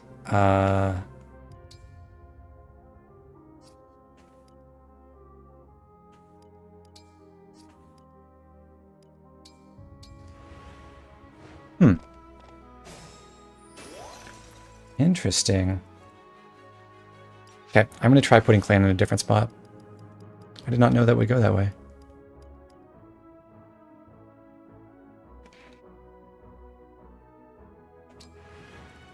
Well, it's actually fine if we have clan one tile farther away, because you can still use the hand axe to kill the martial monk at range. Let's do that. Stand not here, but here with the compact axe.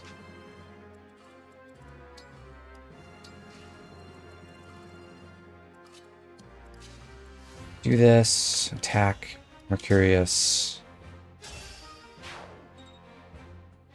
Onto the fort, engage, recover.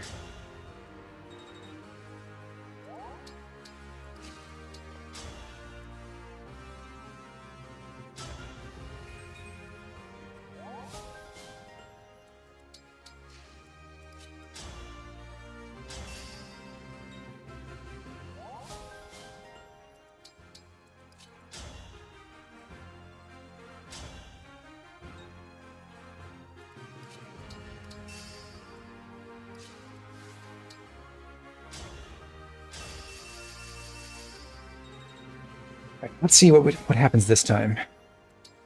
Oh yeah, and Canter. Maybe if I get even closer, like here, that might make a difference.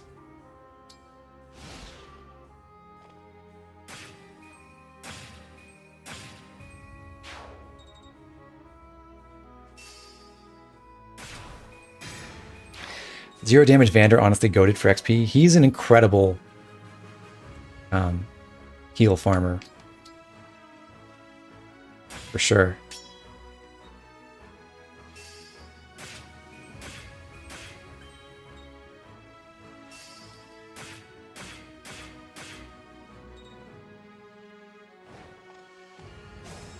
Ivy, you're killing me.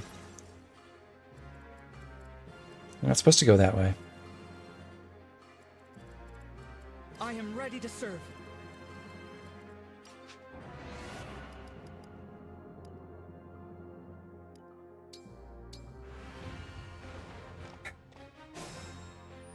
Wow.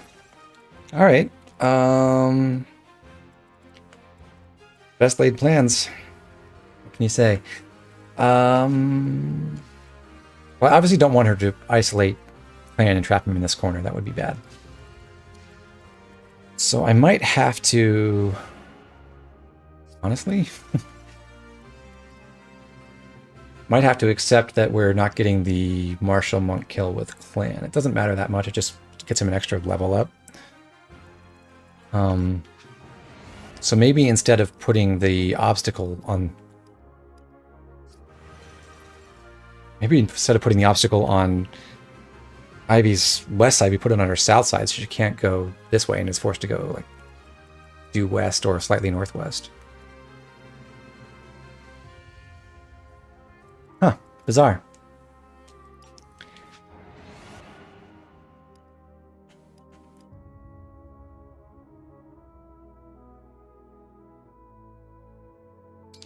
Well, let me go ahead and do all this stuff that I know we're going to do for sure. And then we'll experiment with some of that setup with Ivy. So, kill with Mercurius, onto the fort, cover. Whoops. Back off. Chip the mage.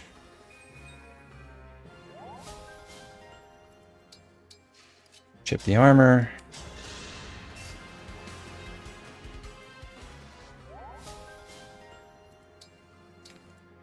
Have Vander hurt himself.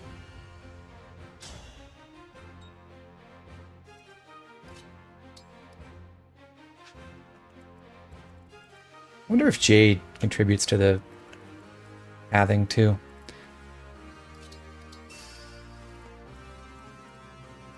Maybe that's the secret ingredient. Because I think Ivy one rounds her. I'm here, Divine One.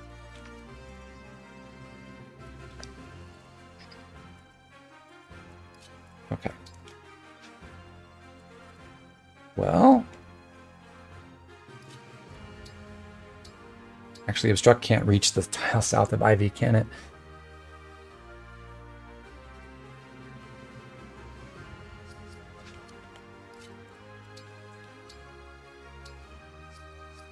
How far can I go? 1, 2, 3, 4, 5, 6, 7. Is this the max range? One more space. Okay, what if I put this here?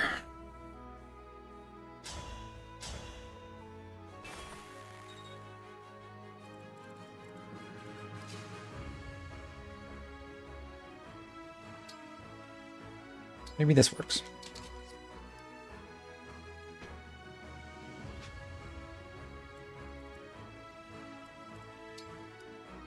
Even have enough hit to negate the thicket bonus if I have to.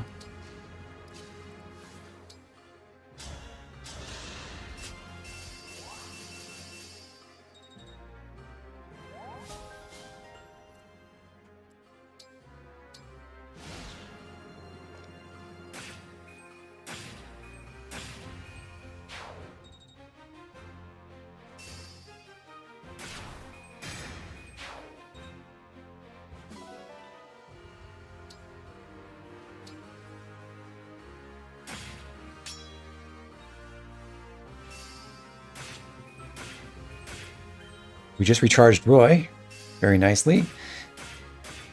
And I think if Ivy cooperates, she does not. Dang. Okay. Well, that is just a little bit strange.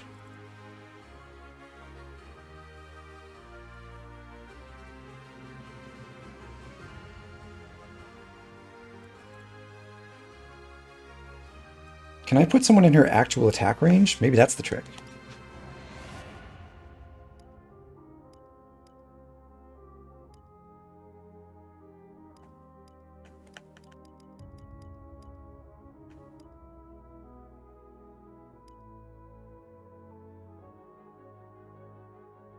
Is this a movement that the time crystal can re-roll?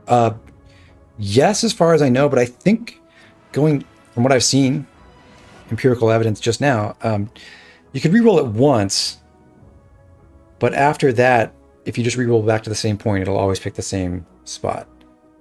So I could try one more time. I don't want to like burn everything though, because I may have to experiment with other setups. What I'm thinking about right now is, what if I put Chloe in Ivy's attack range without a weapon equipped, or without the Levin sword at least, and then heal her 1, 2, 3, 4, 5, 6 with Fram. That is possible.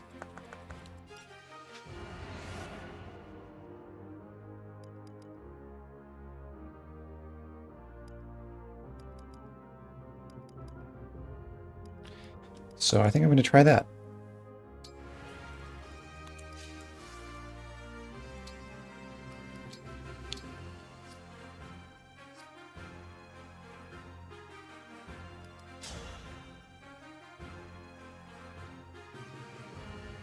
And that still leaves her close enough to do everything she needs to do later. Okay.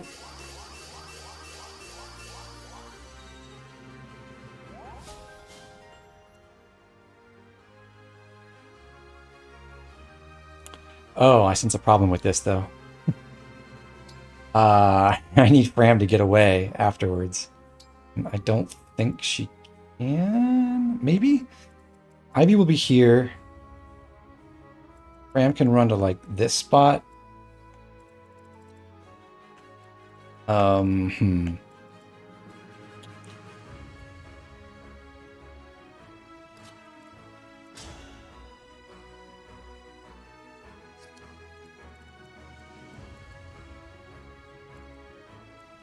Yikes. Where's a physic when you need one? I could potentially body block later, though. And I don't have to heal. I can chain guard.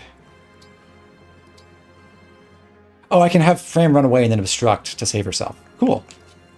So I can chain guard here. As your steward.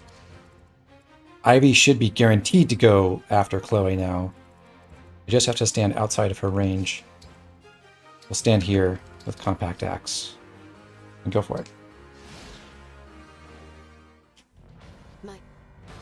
12 res, 10 speed, does she just survive? That's not the concern. I want Ivy to go to a specific location. That's what I'm worried about. Oh, and also the martial monks become jerks now.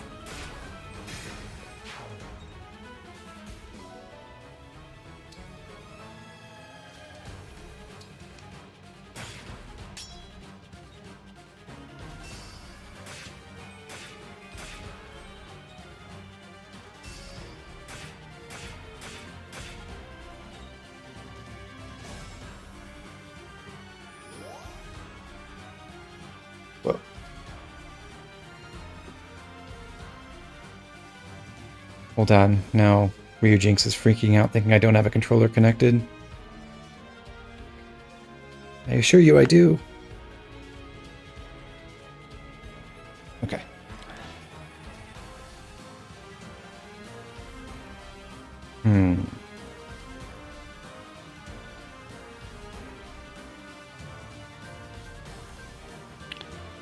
Well, what I definitely don't love about this is I'm not killing anyone with clan on this enemy phase now, and I can't even get into range without also being in Ivy's range.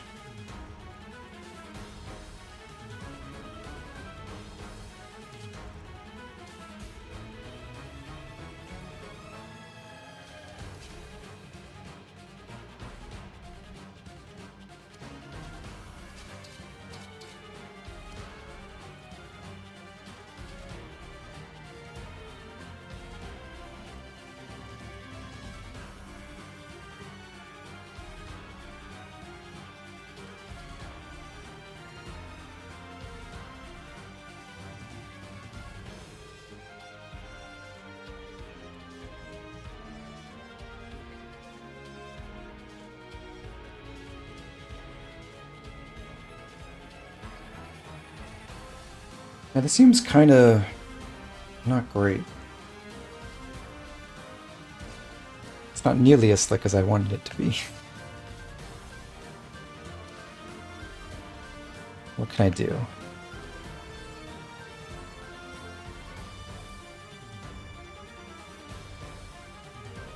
Go ahead.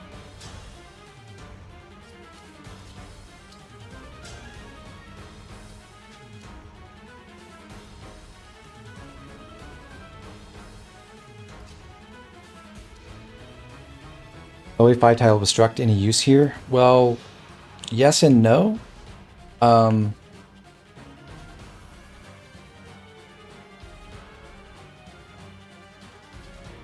mean, I think I could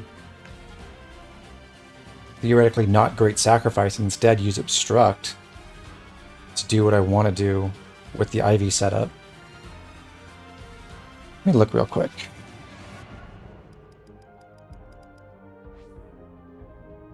Okay, Ivy was just left of that middle axe cav. If I...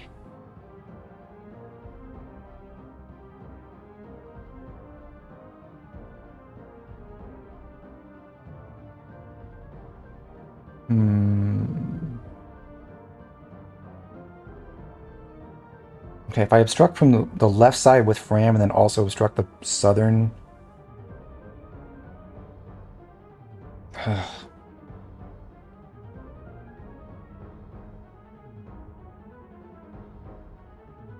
This is so annoying.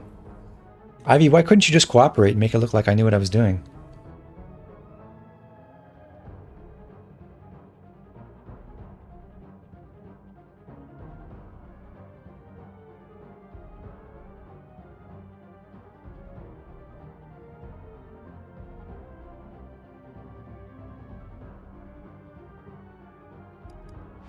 You know what? I wonder if I can...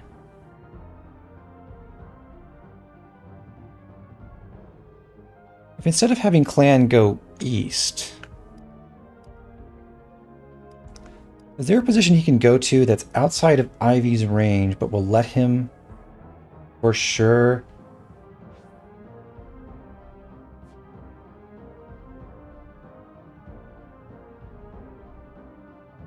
reach...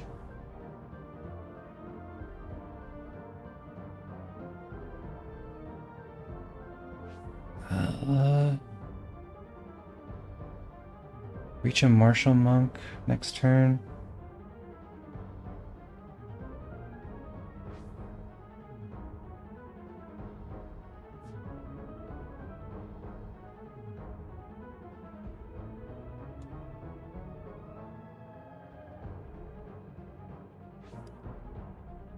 If they run over and they're just like west of and north of Ivy, I need 6 move to reach them.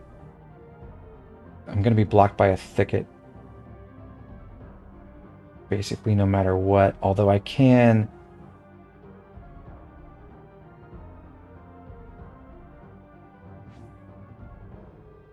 Yeah, I think I can have Clan stand in the woods 2 spaces northwest of where he is right now.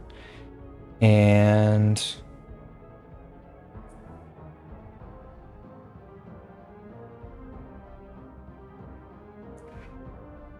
I guess potentially use an AoE obstruct off of Chloe instead of using Great Sacrifice.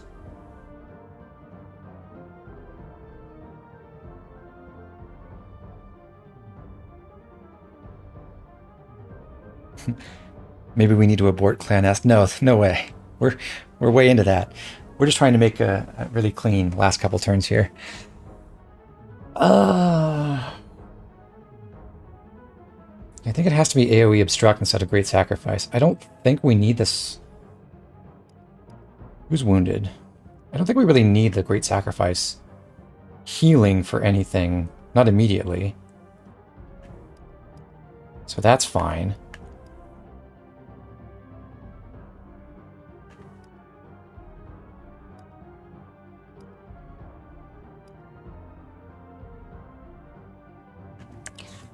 But how do we use Obstruct? Maybe...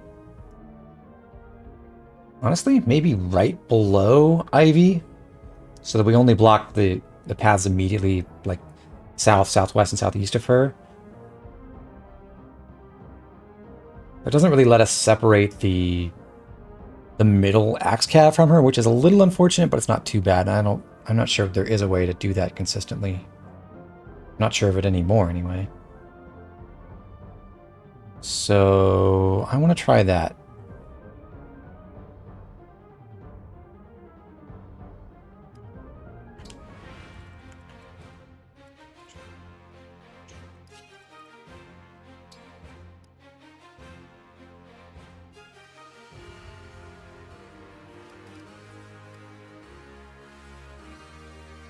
Do I need Ram to obstruct anything? No, we'll see what we do without it for now.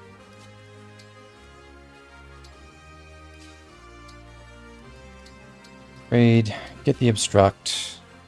Oh my god. I hate the stupid mechanic where you can't engage after trading. Well, here's my last shot. Engage. Trade. Obstruct.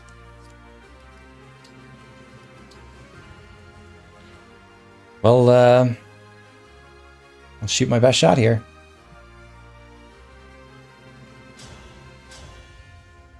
If Jade doesn't do anything, why not use her as bait? I don't actually want to use bait because I don't want to bring the Martial Masters over. You're blocked. I can keep going.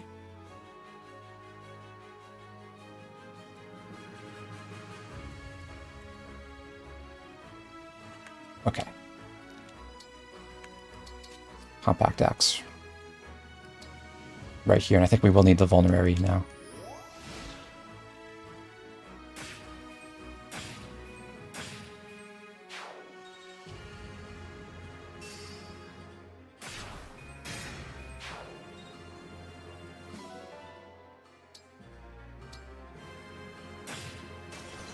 Oh, God. My father's orders were...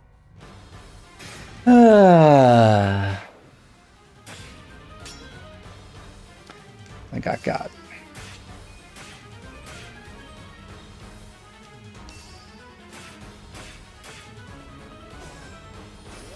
Well, congratulations, everyone. We are going back.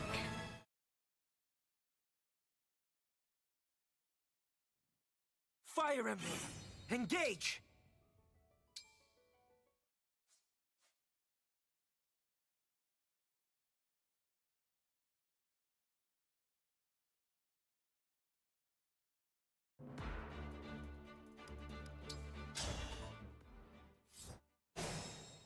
All right, I'm just going to try to power through this as quickly as possible. And we'll fast forward in the edit. Cage animations off. For you, anything. Say the word. Rewarp everyone. Dump them here. Stay. Yes, here. Get the armor. Smash. Enter southeast. Right. Engage. Lodestar Rush with Mercurius. Canter right. My will is firm. Warp Ragnarok.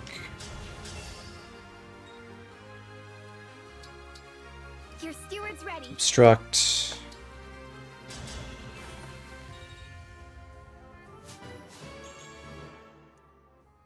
I am ready to serve. Kill. Whatever you need. Yes.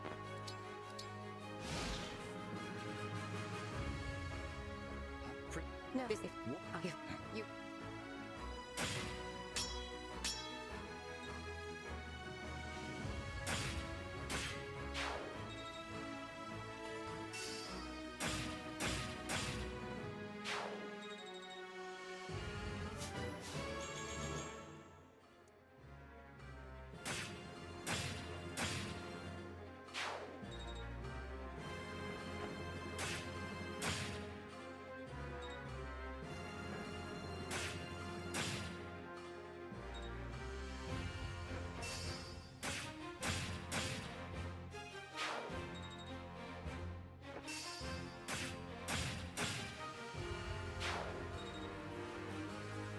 Okay, let's turn one down.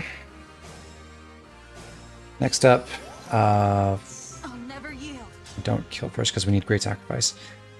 So, turn 2, I believe we recover.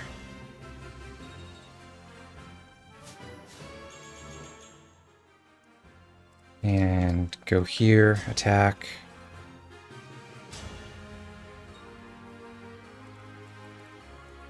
Attack here. And Alcris takes this kill. Clan takes this one. And goes east. Fram runs down after him. Chloe, great sacrifice.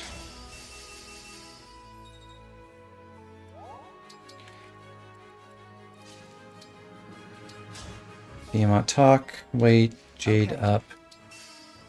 Alfred engage. Back with Slim Lance.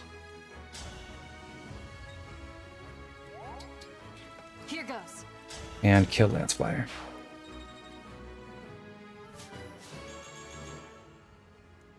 Okay, that's turn 2 done.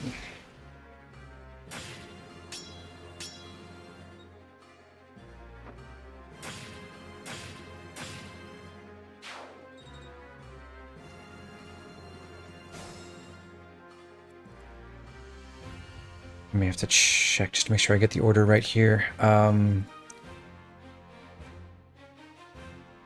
So saline, recover, up. Commander down one tile. Tiamat takes that spot and hits with the steel sword. Alfred uses his steel lance. Goes east. Alir takes the kill. Oh, and talks too.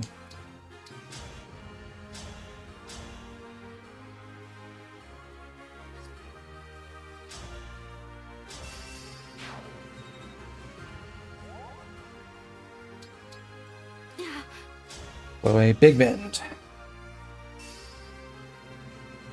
And then she canters south so she can help against the thief.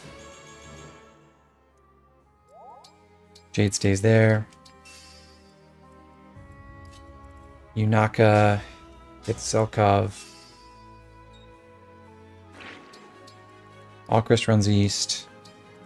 Ram heals clan. As your steward. Lan waits here with the hammer.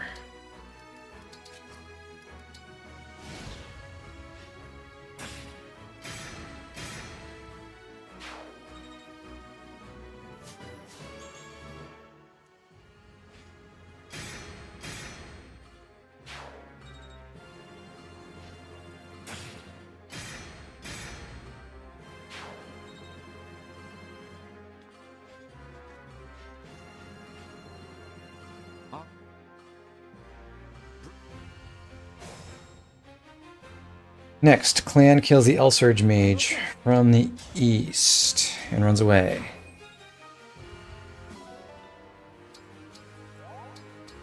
Away chips the thief.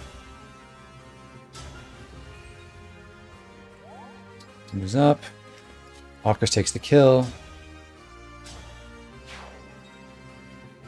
Runs away. Yunaka stands in Zelkov's range. Fram chain guards. Up here, Blazing Lion.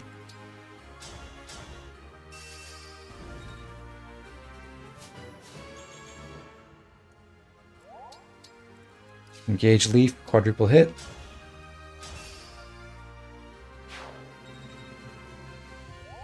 Stay there. Attack with Thunder. Move on to Emblem Energy. All right. Iron Body Art. Right there.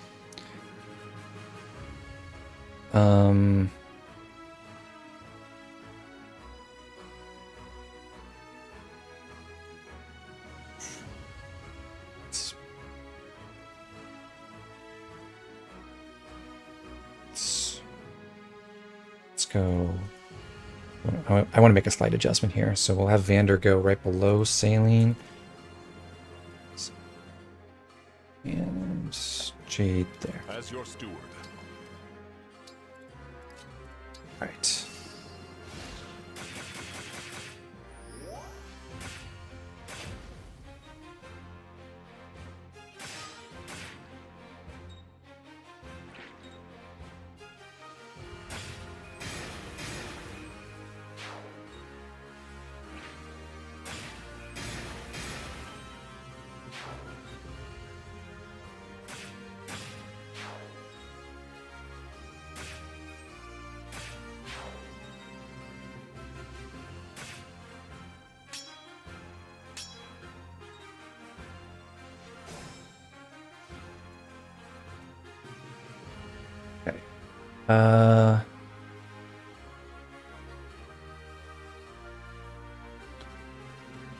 We get rid of Zelkov now. Valkyrie attacks with the steel bow. Yunaka finishes him off.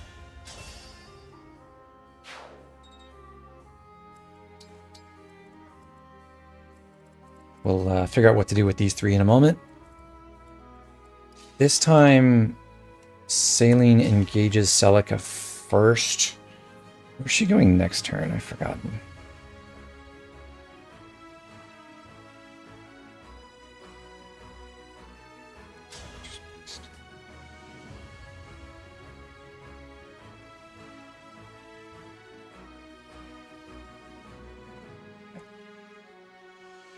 Do it this way. So recover first.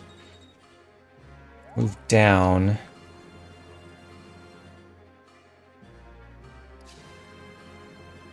Lear engages Marth. Kills this armor with Mercurius. Walks onto the fort. Behemoth chips the armor.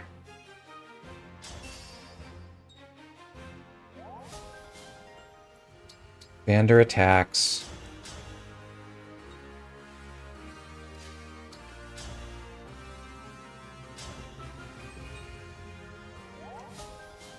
Alfred goes back above Alir.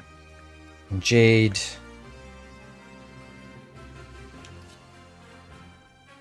I don't know, what if I put her here?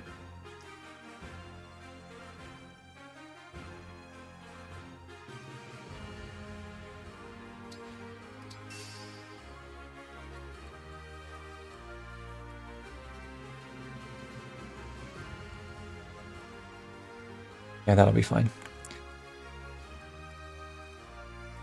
So, next question. What do? I think the idea of using obstruct on these 4 squares is probably right.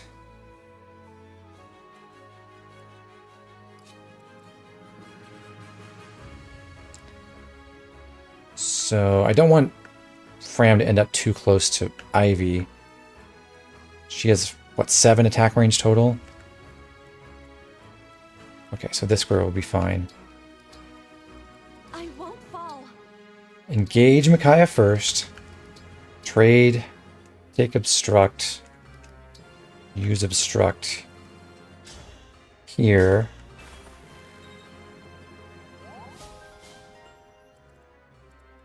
Canter here should be fine.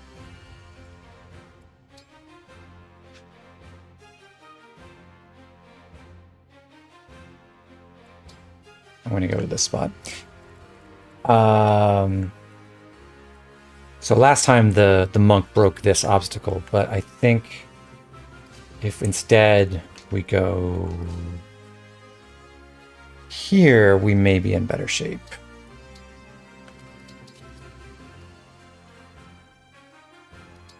And again, I think we have to use the vulnerary now.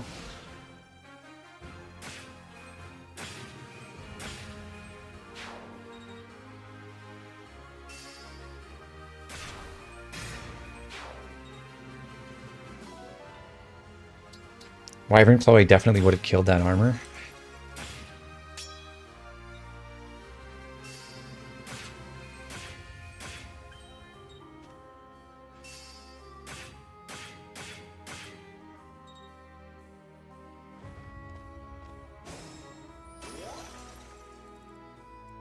All right, it's not the perfect outcome, but that should be acceptable. So in my original planning, I managed to get this axe cab to go south a little bit, which was nice because I could keep Clan in his range without also being in range of Ivy. But we can work around that. So I'm going to turn the animations back on.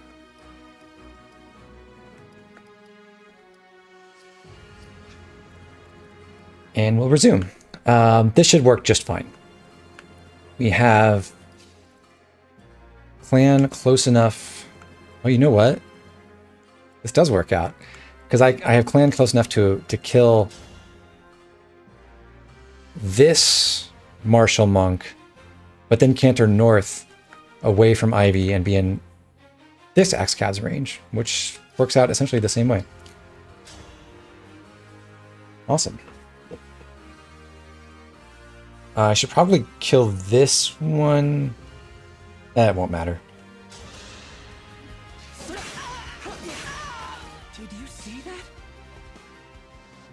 Alright, so he should be able to kill this Axe Cavalier on enemy phase. Cool.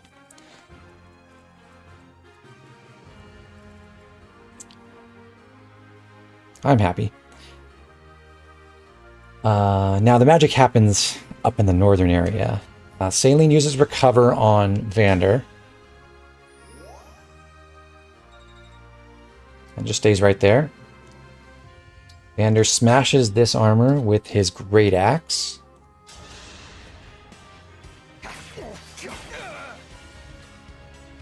To push him east.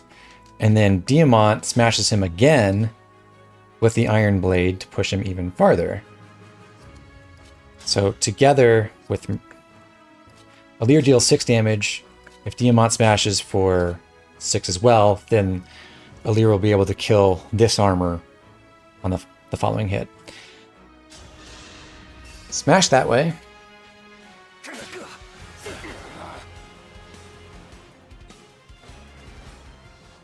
And stand right there. Alir now kills off that armor with Mercurius and canters south.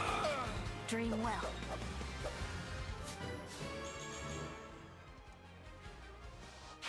Into the thicket.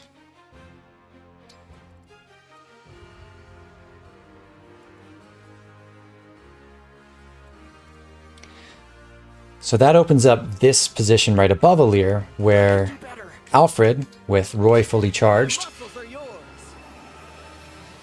can go and use Blazing Lion again.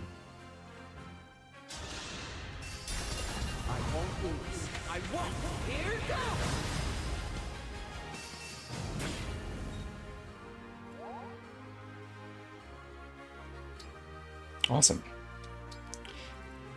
After that, Chloe flies up next to Diamant, targets him with Mend, and heals 4 people with that. She has the Levin sword equipped for the Avo bonus. Clan has 4 more defense than Chloe does, but I think because she has so much more avoid, he might end up seeing more average damage. What does he have? 22 attacks, so 9 damage here and 13 here. But his hit rate on Clan is 114 minus 37, 77. And over here, when Chloe is adjacent to a Lear, it's like 114 minus 78. 30. Yeah, yeah, he should target Clan, I think. Alright, so we'll run up, fly up here, mend these 4 people.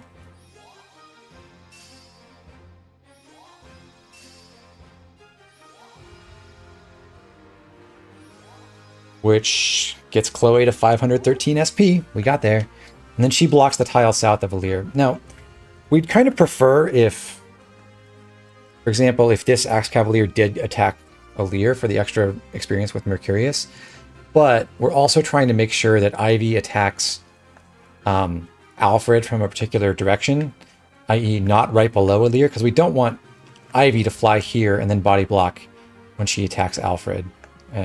Like prevent the enemies from attacking Alir. So without obstructing this tile in any way, we can't guarantee that Ivy won't body block her own teammates.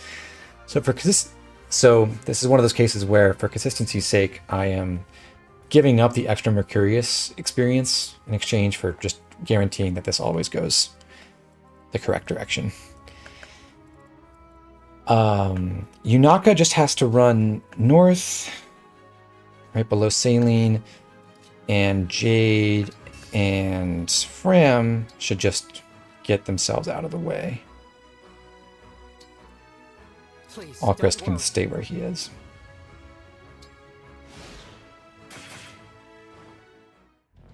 My father's order.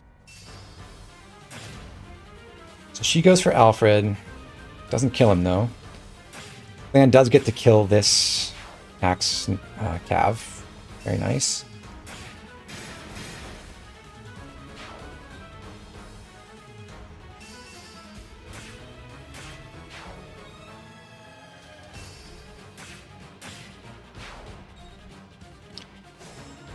And we are all set up with one final turn of Mercurius usage and a couple other emblems still active, along with, or to take down Ivy, and then we just have the one Martial Monk left to deal with as well. So Clan can engage Sigurd. Unfortunately, because the Martial Monk ran straight at him, I don't think we can just override for the kill. No. We have momentum, but we don't have enough. Oh, we don't have momentum yet either. Right, so that doesn't matter. Doesn't make a difference for XP, it's just for bond rank. We will kill the Martial Monk with our compact axe.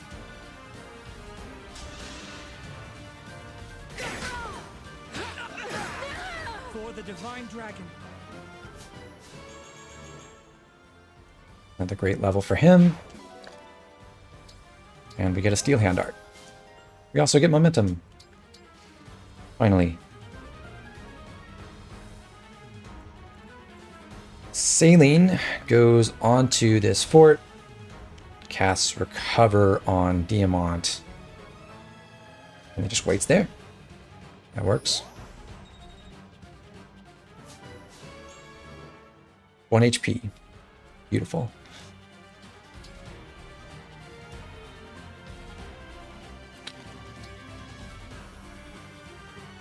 Diamant goes... So... We're always going to have this space open, because no matter where Ivy decides to go, she'll always be either southeast or east of Alfred, so we'll always be able to attack her at melee range from here. We'll start that by having Diamant run over and attack with his Iron Sword first, or rather his Slim Sword.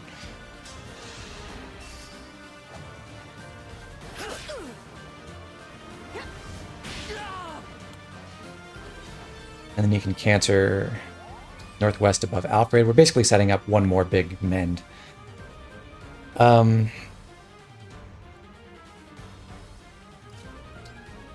Alir goes to that position now. This will be the third round of combat with Ivy. We still have full experience.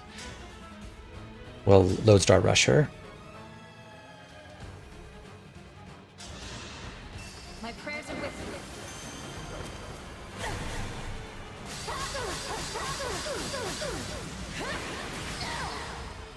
I had to stop them. Okay. We get to... Does this work? I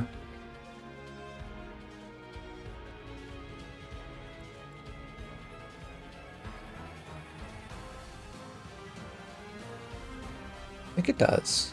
No, not necessarily. I'm just trying to figure out if there's one more person I can get in the big mend. Let's go up and away. Yunaka, at this point, can go...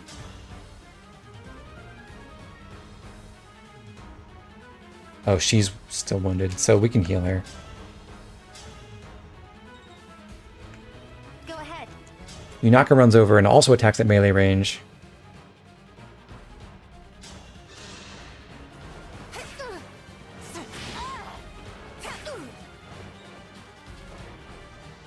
And Canter's over this way.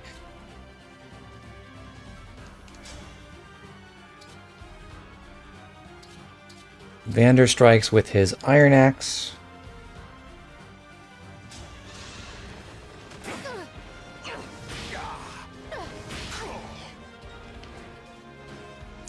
And now we have a decent mend setup. One last time for Chloe.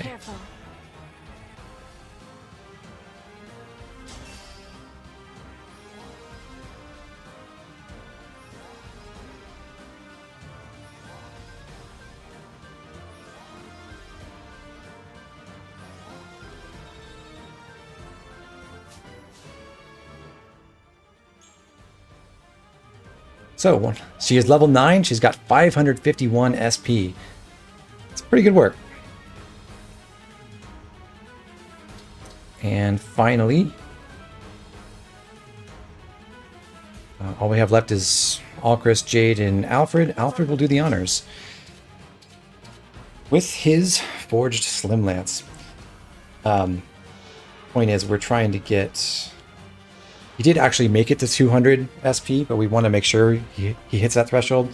So just in case anywhere previously he had gotten a little bit less experience than he did here, we'll make sure he gets this boss kill to get over that 200 XP hump, which is what it costs to buy a favorite food.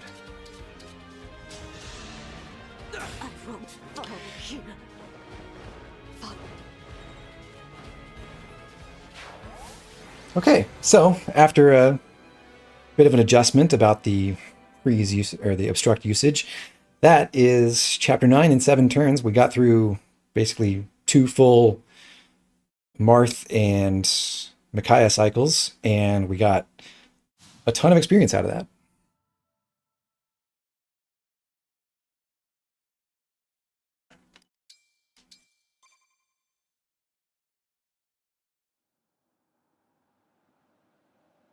You've won. And no, Mend would not be...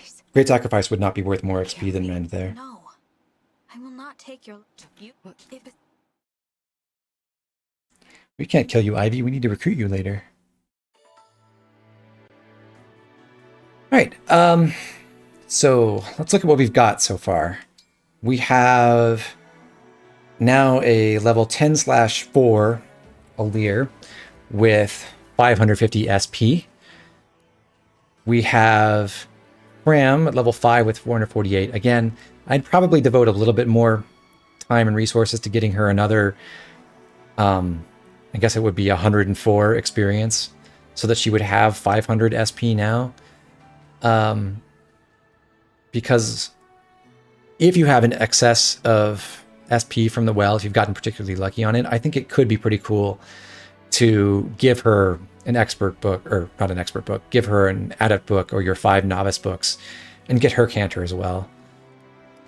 Alfred is level 14, already has Canter and has 213 more SP. You need 200 to buy favorite food off of Celica. He already has bond level 8 with Celica, so he can just do that. And with favorite food and his particular stat spread, he makes an excellent abuser of the Lucina ring. He does have Canter for general mobility purposes. He is perfectly capable of contributing in combat. I think for the next chapter, we would be sticking with Roy on him to maximize his combat potential that way, give him extra stats all around and more movement. So he can continue on with that combat role for a little while, and then when he starts getting outclassed in combat roles, he makes a really, really good bondage shield abuser. We have Diamant now at level 13 with Canter. Great filler unit. He was pretty easy to train up because he got a bunch of experience in his own join chapter that gave him full credit for SP. I don't think Diamant is a great long-term unit, but he's perfectly viable, and we can keep using him for the time being. Saline, level 14. Similar to Alfred and Diamant, she's not like the best when you keep training her, but she is well ahead of the curve. She's got Canter and 200 more SP. She's doing really, really well for herself. Clan now has 1434 SP and is a level 10-3 Berserker. We're about to buy him Canter. He's got excellent stats already. We could probably feed him even higher. I'm not sure actually who should have Marth on the next mission. It's probably between Alir and Clan. And like either way, either of them can get a ton of experience and just rocket ahead even further. So we can actually get to a point where you have Clan who looks very competitive with Kagetsu, not even in the sense that he can catch up when he levels up to level 7 promoted, but when Kagetsu arrives, which is pretty cool. Vander, he's chilling. There's stuff I would like to explore doing with him, which I might do if I follow up this stream later on. I'm not going to continue today. But the star of the show, obviously, is Chloe, who is ridiculously high in level. We promoted her to Kryptonite at level 10. She's now level 9. She got several levels past promotion in Chapter 8 from combat, and then in just 2 maps more with Micaiah attached, she has gained another, I think, 5 levels, and is over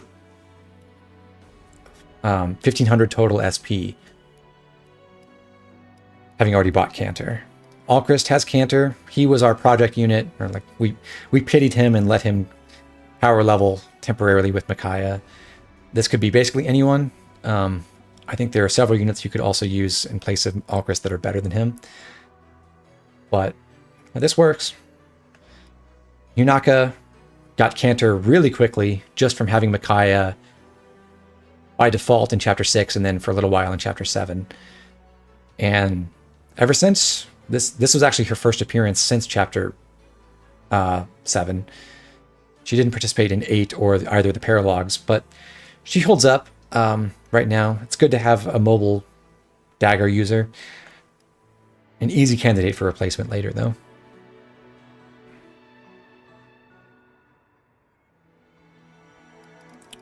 Chloe can Orko the Chapter 11 bosses minus Veil. What kind of sword power does she need for that?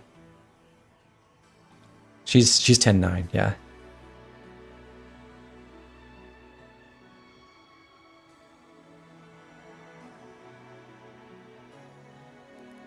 What's her speed? So she has 22 speed with the tonic and 29 magical attack with the mag tonic. That seems pretty good. Zone, you wish Yunaka didn't need that many levels to get into a staff class. She'd be very awesome as a staff bot. Yeah, it would be great if there were like I think Thief should be a regular class. I'd love to have maybe an assassin promotion that's like dagger bow, and an adventurer promotion that is dagger staff. That would be pretty cool.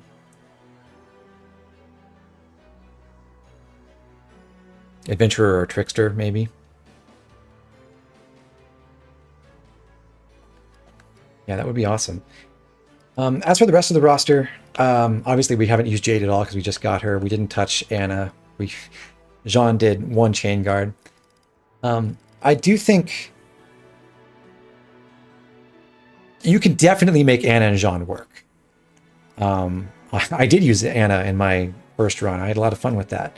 But I think one of the things that people overlook when they talk about how easy it is to train them is that they are automatically missing out on one of the Paralogues, which was, and Paralogues 1 and 2 were the most fertile grounds for Clan. That's how we got him all the way from level 1 to level 10 in 2 maps. Anna can only train in Jean's Paralogue. Yes, you can give her kills in her own map, but she doesn't get SP for that, and she's really bad at it because she's badly equipped, no ring. It's not a good time. And Jean does basically nothing in his own Paralogue. Technically, yes, you could farm experience by having him heal over and over and over again. That seems like a bad idea to me. So they miss out on each other's Paralogues. If you do the Paralogues early enough, or if you recruit at least the units themselves early enough, they can slot in elsewhere in the campaign.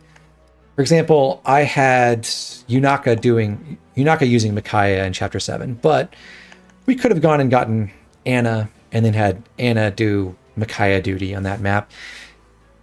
Maybe it would have been slightly different because she has less movement than Yunaka does, but by and large it would be the same. And she could power level that way. And then go into Jean's map and train all the way to promotion. You could do that. But I think that does disrupt the flow that you kind of get into with, for example, Yunaka was really close to unlocking Canter, and letting Yunaka use Micaiah for one more map on Chapter 7, let her get that, and then we could just put her on the bench for a while we focused on training everyone else. And we still had our level 12 Thief with Canter waiting for us when we wanted to have her here in Chapter 9.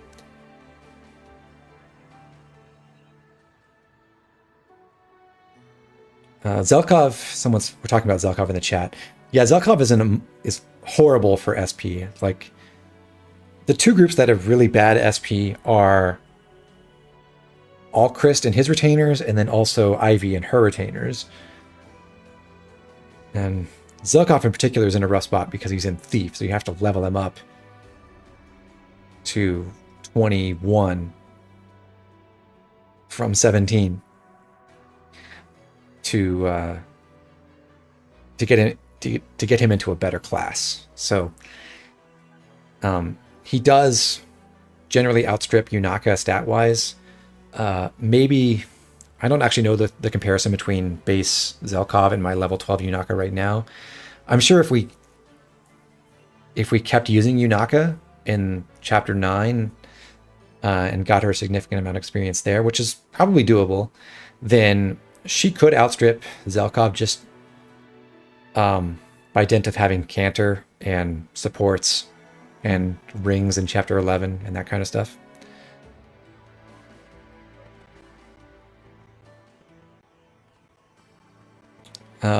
What does Zelkov want SP for? Well, nothing immediate, because there's not that much to buy like right away other than speed bonuses. But it is kind of notable that like, Yunaka has Canter and still will be able to like generate enough SP to buy other stuff in the mid game. I don't think she's a great long-term unit because she's outstripped for combat purposes by Zelkov and Marin. And it's hard to get her to do any other roles that she might be interested in other than Thief. But she's doing fine. Totally viable. Citrine and Lapis we totally ignored. They did a little bit of combat in Chapter 7 when we needed them, but that's it. They could easily have taken the place of Alchrist and gotten 1,000 SP themselves. That would be pretty great for Citrine, who is a fairly strong unit if you train her up. I don't know if it would be better to promote her immediately after Chapter 7 and then train her, or reserve your Master Seals for someone else and plan to get Citrine promoted in like Chapter 11. Obviously, for the exact strats that I didn't really need a high-powered Mage Knight for anything, but that is a great unit to have. Lapis could also have been trained. She would be, I think this was mentioned earlier, she'd be like slightly worse clan with worse SP, but not necessarily requiring the second seal immediately.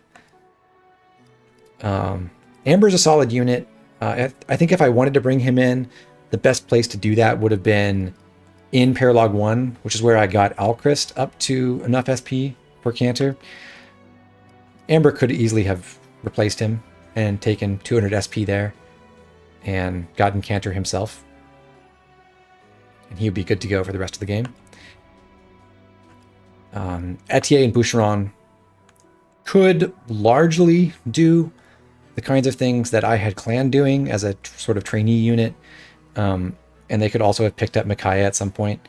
I think Etier would have particular difficulty with all the enemy phasing stuff I was doing with clan, just because her defenses are really bad. But I'm sure you can make it work with correct use of chain guards and stat bonuses and stuff. And then there's Louis. He was a great body blocker through Chapter 7. And then we let him go and never looked back. Sorry, Louis. I really do think that is the best thing he does in this game, though. You can train him. He is marginally more efficient with Great Sacrifice than anyone else is, because the armor bonus lets you target everyone with it, even if they're not wounded. At least as long as they don't have the buff that he gives with Great Sacrifice. So that's kind of neat, but if you're looking for bulky physical unit, I do think it's easier to keep rolling with Alfred, who already had momentum and levels and SP and stuff early on. I really don't see that much of a niche for Louis beyond what we did for him, or we did with him with body blocking, or for some nice setups earlier on.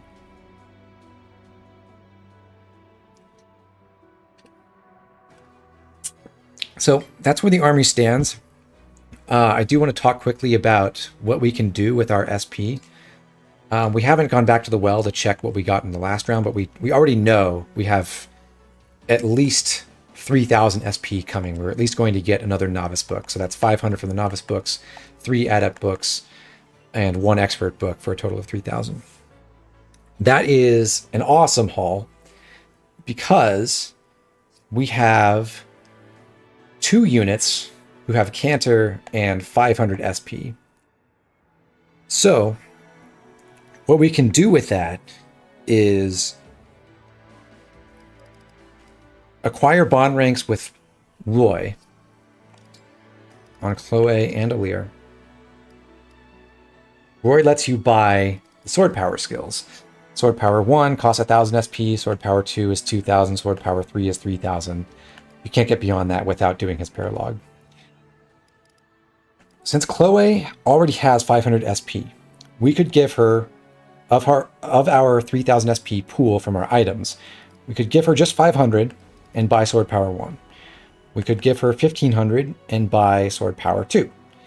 Or we could give her 2,500 and buy sword power 3. Now, most of the time you won't get 3,000 SP from your well drops. Or I guess technically I should amend that. Most of the time you will, but if you want to really count on it, that's not that likely. That's about no, never mind. 3,000 is 3,000 is about 26% of the time. 2,500 is about 46%. 2,000 is about 70%, 1,500 about 89%, 1,000 about 98%, and then of course you're guaranteed to get the 5 novice books for a total of 500. So we got pretty lucky. We ended up in basically the top quartile of results from the well, potentially higher if we get another expert or adept book from it. But we have the opportunity now to buy Sword Power 3 on Chloe and give her +6 attack with the Levin sword and other swords, while she already has Canter. That is an outrageous offensive boost. She's really fast. She's going to have a ton of attack power with both physical and magical weapons. It's really, really strong. I have not really run the numbers for later in the game to see what kinds of thresholds you might want to hit. Obviously, there are other ways to increase your attack power. You can forge the Levin sword or other weapons higher. You can give Chloe spirit dust. There's tonics and meals, of course. Bond ranks with magical emblems. But I am confident that giving her Sword Power 2 or Sword Power 3, roughly the equivalent of the old Swordfarer skill, at this stage of the game is just game breaking. And that's something, really, I think the goal was to reach Sword Power 2, the 1500 SP mark. So we combined 1500 SP from our books with the 500 SP that Chloe has. We could buy Sword Power 2. With the excess, we now have the option. We have 1500 more. We could give SP to someone like Fram. Remember I said I'd probably try to shoot for 500 SP on her naturally so that we could leave that option open to buy Canter, give her 500 more, buy Canter on her. I didn't do that, but I think if I were redoing this, I might make that adjustment. That said, deployment slots are really limited going into Solm. We already have a bunch of other units that are viable. I'm sure it's great to play with a G-Adept with Canter. I'm not sure it's actually that essential. But there are other options too. We can, if you want to use Vander, you can buy him Canter. But I think the most important thing is that we also have a Lear in the same situation as Chloe with 500 more SP on top of already having Canter. So we got to 1500 for Chloe. We can buy her Sword Power 2, and then we have the choice to spend another 500 on a Lear, give her Sword Power 1. Maybe we buy her Sword Power 2 as well with 1500, using the other half. Or we could go Sword Power 3 on Chloe, Sword Power 1 on a Lear with 2500 and 500 SP respectively. That I'm sure is really powerful. Did your Chloe change to Mage Knight later or still Griffin anyway? I think if you go this route and you manage to get Sword Power 2 or 3 on Chloe, you should stick with it. Just ride Griffin all the way to the end. Being a flying staffer with Levin sword usage is really good. There are cool things you can do with Mage Knight Chloe, like having a brave weapon. That's pretty unique. So you can abuse Erica that way, but it seems to me that Griffin is going to hit all the offensive benchmarks anyway with sword power in play. And then Wimless says having all that SP also just lets you show tremendous favoritism to anyone and still have a pretty amazing Chloe hanging out. Yes, absolutely. If you want to, for example, make Alchris the star of your run, I don't think he's all that good. I know Mecha and Septi had a video on their channel where they were discussing how Alchris compares with the likes of Etier, and is he really as awesome as people hype him up to be. If you really run the numbers, he's not that like, he struggles to hit kill benchmarks more than a lot of other possible candidates for bow user on your team. Luna's really fun. It's very exciting. It's nice that he gets lots of crits and Luna crits and everything, but it's just not that. He doesn't really keep up unless you give him a ton of support. But if you do save some of this SP you've gotten, you can buy him Wrath early or something like that and make him, crit every crit every enemy everywhere. That's pretty fun. That said, I don't think there's that much merit in saving a whole bunch of your early SP, because you get more uses of the well after chapter 11.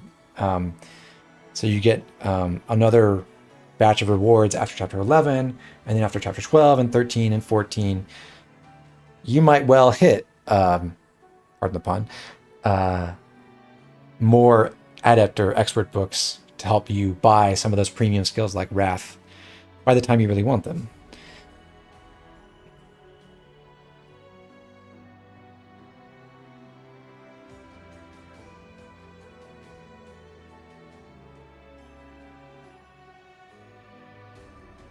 Allchrist slander became the only topic in Mecha's Keep. Yeah.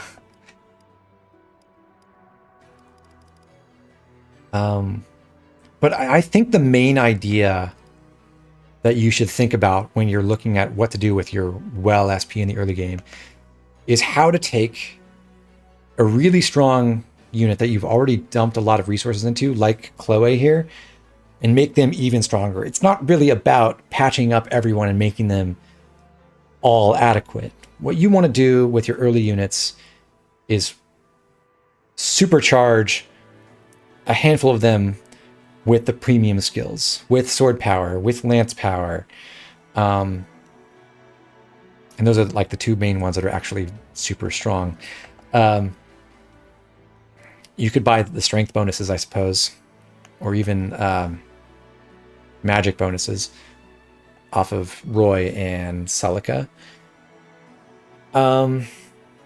So what I've tried to do with this series so far is enable most of the army to get the best skill early on, which is Canter, by themselves, and that way we can focus all of those SP points we get from the books in the well on those goals of supercharging Chloe or supercharging Alir. I think it'd be tremendous fun to take this forward and have sword power 2 on them both.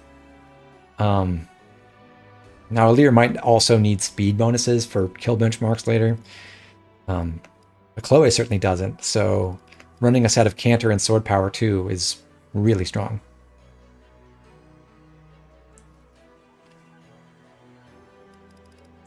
The caveat there is, of course, that the soul mark is not very hard, and shortly after you get through the soul mark, you get back Micaiah, and you don't need monster units with tons of damage skills to beat the game. With just Micaiah and warping everywhere and dogpiling with a couple of units who have strong emblems and are, have been leveled up, you can get it done. So if your only interest is like beating the game as quickly as possible, you don't need to worry about optimizing experience like this. You don't have to build Super Chloe or anything like that. This is just designed to make a really strong foundation that you can build off of for whatever you want to do in the game. So that's why I've tried to incorporate units like Allchrist, who I don't think is very good, but we were able to make something of him anyway, just with some training sessions with Micaiah. And now he's level 15. We can keep using him and promote him as we get through the next few chapters and make him an important part of our team, and that's fine. If I wanted to use Jade or Amber or Etier or Boucheron or anyone like that, do the same thing for them.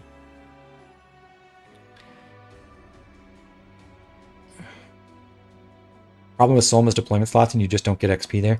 Yeah, I would not actually expect Chloe to get a lot of experience from most of Solm. I don't know when they get to like level 18. I think it's around the palace map when the enemies get to level 18 or so. So she's not going to be getting a ton of experience, but she will be taking care of every problem you can think of. And I think it could be fun to see what she can do against the bosses in Chapter 11.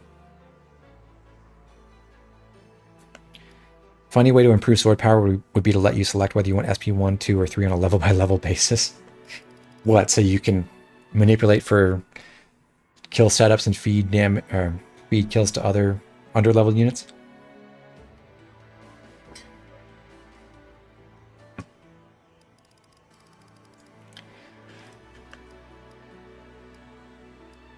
But in any case, we've got a really solid core of an army here. There's a few things that maybe I could do differently to make it even stronger, but I'm really happy with what we got out of this, and I think we're in a great position for the future. So I'm just going to run around and finish picking up the items on this map. And we'll head out, and then we'll be done for the day.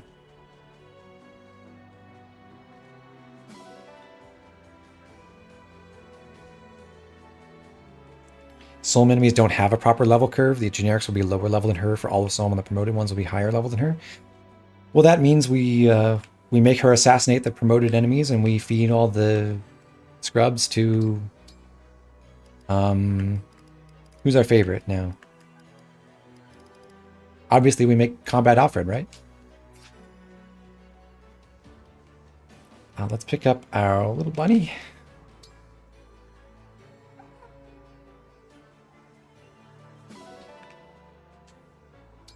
Wait, what were you looking at, Zone? For 20 steel?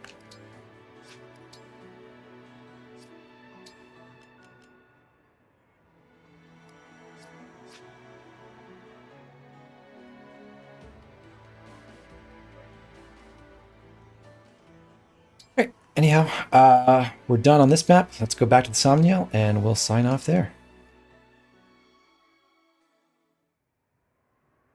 We feed all of the kills to Bune. Absolutely. And Sohn says, I feel people generally underestimate how many resources you do get. Yeah. I think part of that stems from... Well, I think a bit of it is people thinking that, like, if you've committed Marth or Micaiah or someone, then you have actually committed and you can't move that around. Part of it is obviously that people aren't trying as hard as I am to make like massive healing setups for Micaiah all the time, which I don't blame them for. It's kind of silly, but it is very powerful if you do it. But I think if you do nothing else but just pass Marth around to various underleveled units like we did, we had Chloe use Mercurius in Chapter 6, it was Alfred in Chapter 7, it was back to Chloe in Chapter 8, then it was Clan in Paralogue 1 and Paralogue 2, and then off to Alir in Chapter 9. And now look at them. Alir 10-4, Alfred level 14, Clan 10-3, Chloe 10-9 in experience, and they've each gotten a ton of SP. Like we turned Marth into a massive experience source for 4 different people over the course of what? 6 maps? Oh, you meant forging materials specifically. Yeah, on forging materials, if you use them judiciously, which I did not do in my first run, and you kind of know exactly what you're going to use, then you have more than enough to do everything with. You do want to engage with the donation system at least a bit to maximize those ores. You probably don't need to shoot for the higher tier donations at all, but with even modest donations together with the dog farm, you get tons. And then with the DLC, of course, that blows up the whole forging economy. Problem is you only play no Somniel, so this doesn't really work there. That's true. If you don't use the Somniel and you're not able to just instantly get Marth level 10, you can't really pass them around effectively. So power level with Chloe instead, or with Micaiah instead.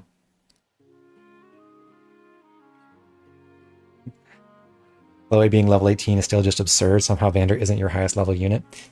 I agree. It's pretty ridiculous. Angie has triple his SP too. It's just not fair.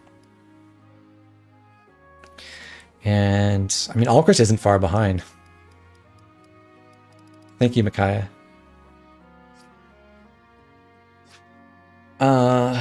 Okay, so anyone else have any quick questions? Is the Illusian S-rank staff viable and worth the money? No.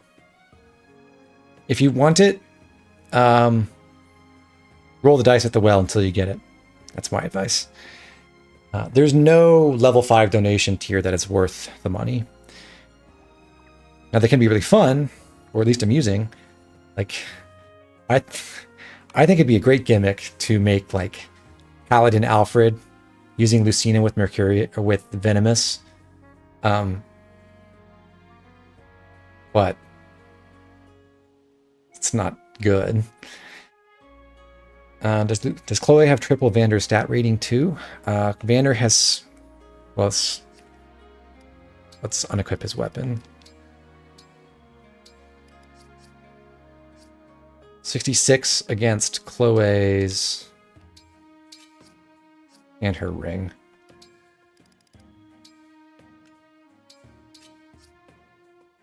— 66 on Vander, 116 on Chloe. Almost double.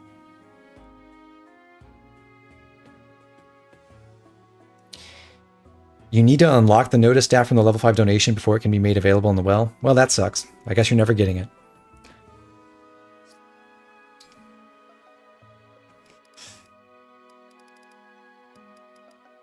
She's ridiculously far ahead of everyone, though. Who's next? Alir?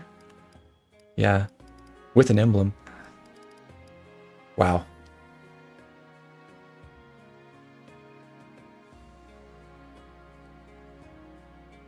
How about Clan Onward? Now he's looking good. My main idea for Clan is to keep him in Berserker basically through...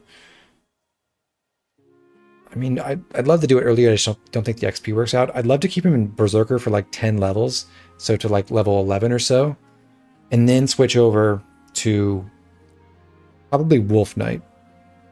So that way he becomes a really fast, really strong Wolf Knight. And that's pretty awesome. But that would probably take till after Solm Palace at least to get to that level. Maybe you could pull some things off with Arthea. You're playing fixed Maddening? Yes. I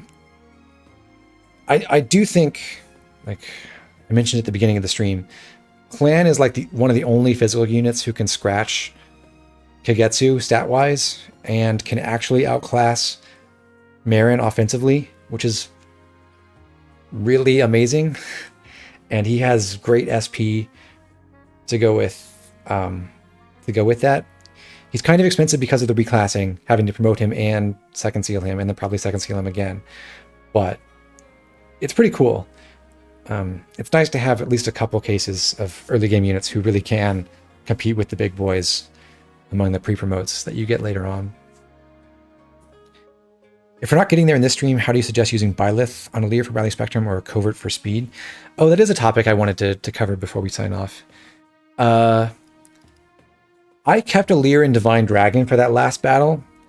I think if you were trying to make the game as easy as possible from this point, you probably would have wanted to go into Wyvern or Griffin. Haven't really decided which. With another second seal right before that battle, and then do all the Mercurius farming and everything from that point on. The idea being that Alir is an incredible bonded shield support unit for not only Chloe, who is a flyer, but also Ivy, who is a flyer, and Kagetsu, who probably wants to be a flyer, and even Hortensia, who flies.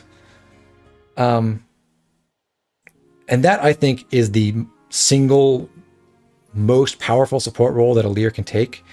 It also happens to make her pretty good at combat when you're not doing bonded shield stuff. But, and then the unique thing with Alir is because you have Divinely Inspiring, everyone around you gets +3 damage. So yeah, you're not using Byleth on Alir, you're not getting the +3 to all stats effect, but you can at least get the speed bonus by using a covert unit with Byleth. And then Alir is giving that +3 damage all the time to everyone next to her, even without having any rallies. So that seems pretty good to me. But the caveat there is I feel like that's kind of limiting as a playstyle. And it is pretty fun to work with some of the other dragon bonuses and do the other unique things that a Lear can do, other than bonded shield support. So that option is available. But I like being able to recharge all the emblems with the Divine Dragon skill really quickly, using arts for, to get 5 pips back per combat. I enjoy having the Rally Spectrum effect, the +3 to all stats with Byleth, so that you can help a whole bunch of people get to benchmarks even if they're not like surrounding a Lear. That's pretty nice. Or if they are next to a Lear after getting rallied by a Lear, then they get +6. That's pretty cool. And +3 speed. So I feel like for like a more casual environment, or you just want to play around with all the different tools in the game, it's more fun to stay in Divine Dragon. And in that world, probably you do want Byleth on a Lear.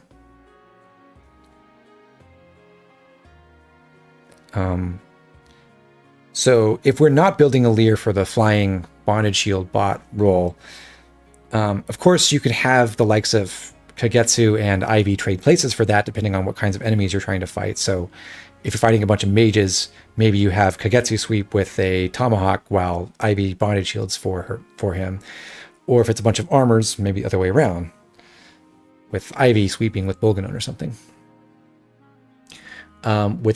For non-flying bonded shield, we have Alfred, who we've specifically set up for that. We can buy favorite food and help him recharge Lucina really quickly. And he's great at that role among generic classes, so like excluding Ivy and Hortensia.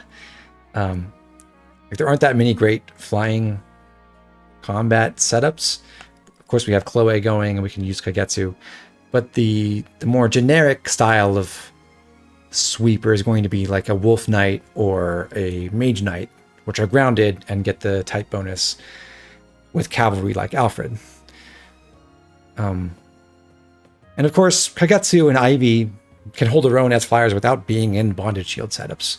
So you can use Alfred surrounded by a Wolf Knight and a Mage Knight and whoever else for grounded bonded shield sweeping while the flyers go and do their own thing by themselves.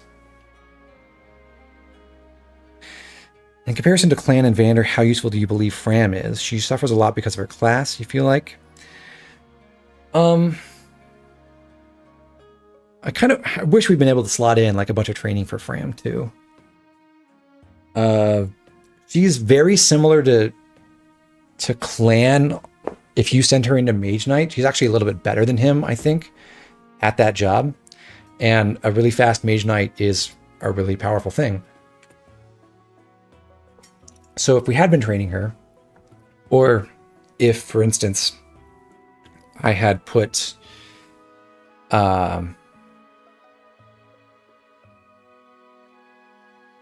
if we'd been training her, or if I had given her enough SP so far to get her to 500 and then been able to buy Canter for her, I think you could definitely power level her in chapter 10 with Micaiah usage, get close to promotion, maybe get to level 10, probably by the end of chapter 11, and then be in position to go to Mage Knight and team up with Alfred and Clan. Later on when Clan becomes a Wolf Knight. That would be pretty cool. I do think, fortunately or unfortunately, Pandreo is the gold standard for Mage Knight stuff, and Fram can have Canter before him, but other than that, he's just absolutely amazing. And she unfortunately suffers from really low build, so he can use Bolganon freely. And she'll be a little bit faster in terms of raw speed, but we will be weighed down pretty heavily by that. So she doesn't really get to exceed him in much. Except late in the game when you can use your boosted Seraphim with those Might Crystals where suddenly she's got like a 4 might tome and it doesn't matter what her build is. In which case, she might be better than Pandreo again. Who knows? I haven't looked into it that much.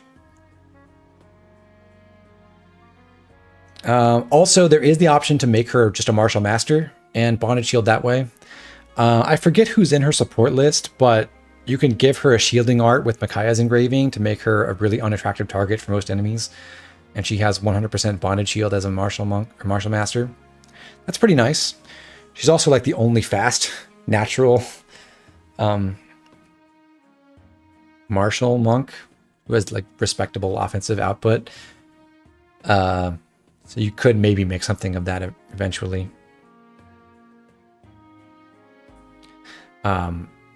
I think I covered it earlier in the stream, though, that I think if you're really trying to get the most value out of bonded shielding, it's with an all Cavalier squad or an all Flyer squad. Just use those type bonuses instead of the universal one with Martial Masters. With Lyn, Fram, and Pandreo meet identical kill ranges against Solm generics, all of them. That doesn't surprise me at all. Looking at Solm benchmarks is kind of depressing just because of how easy they are. I think the bigger concern for me until we were able to put might crystals on Seraphim was, what about the late game when you probably do need Bolganone to be able to hit those benchmarks? But yeah, 30 might Seraphim, not a problem.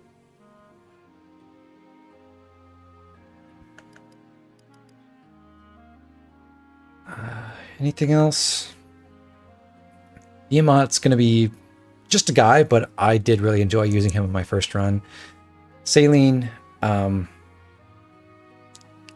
just a gal. I'm sort of covered this a little bit earlier, but Saline unfortunately has kind of middling magic and kind of middling speed. Like, she's reasonably fast, but not that fast. And her magic is like okay-ish. It's better than Clans, but it's not like amazing. And it's hard to make, given the selection of emblems available, it's hard to make that kind of unit excel, because you can give someone a lot of attack, you can give someone a lot of speed. There are very few options for giving a unit both magic and speed. But Saline is a great user of Sigurd still. We could put Sigurd back on her. She's a great user of Celica right now. And in the mid game, she does really well with Corrin. So that's nice too.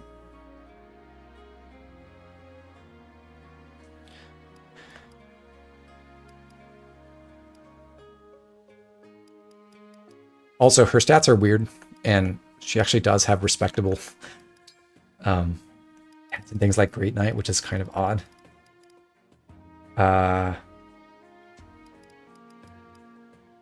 Like 14 strength, 11 speed, 18 defense. That's not too bad. So if you want to, there are funny things that Saline can do with Bonded Shield too. Just wanted to look, comparing to Louis. She's pretty competitive. She's the luckiest character in the game. That is true. That's part of why it's kind of nice to have Leaf on her. Because with Leaf Engage, she can get an extra luck bonus and abuse Divine Pulse.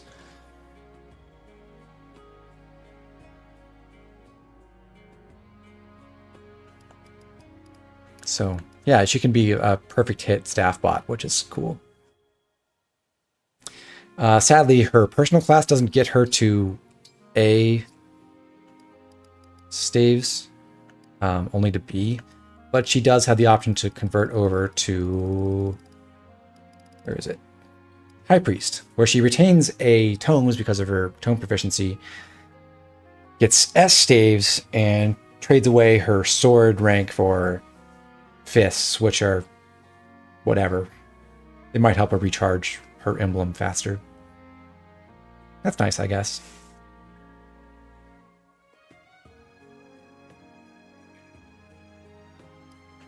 And yeah, High Priest has both higher base luck and a higher luck growth, and the higher staff rank, so that can help her staff bot duties.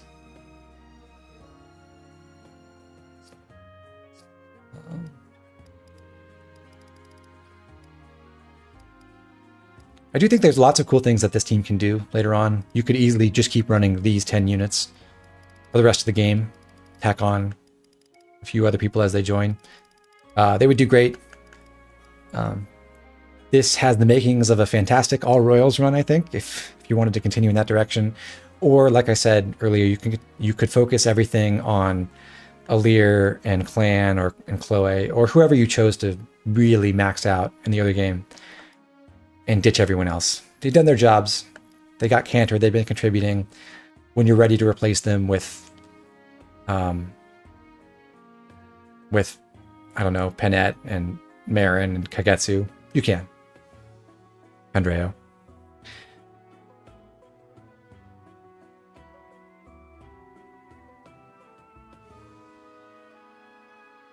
Morning, Palladia Gorum. Unfortunately, this is the end of the stream very soon. So thanks for dropping in.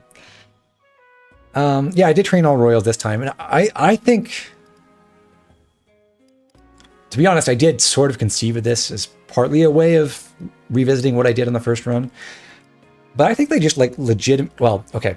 Alcris is the exception. He was an absolute charity case. He's contributed basically nothing besides being a Micaiah bot, which anyone could have done. But I think Diamant has a legitimate niche just for being like a body who gets to use an emblem ring when he first joins and has relatively good starting SP. He's pretty close to getting Canter. You can just do that like we did for him and then dissipate for the next few chapters. Saline, I think, is downright good for when you have her, and you should work towards continuing to use her at least for a while. Yes, you can replace her with Citrine. Citrine will be better at combat. Training up Clan or Fram as a Mage Knight, probably going to outperform Saline eventually too. But Saline has done well in the other game, and she has legitimate support roles to build into. And that's basically how I feel with Alfred too. No, Alfred's not going to keep up combat-wise, but he's done well so far.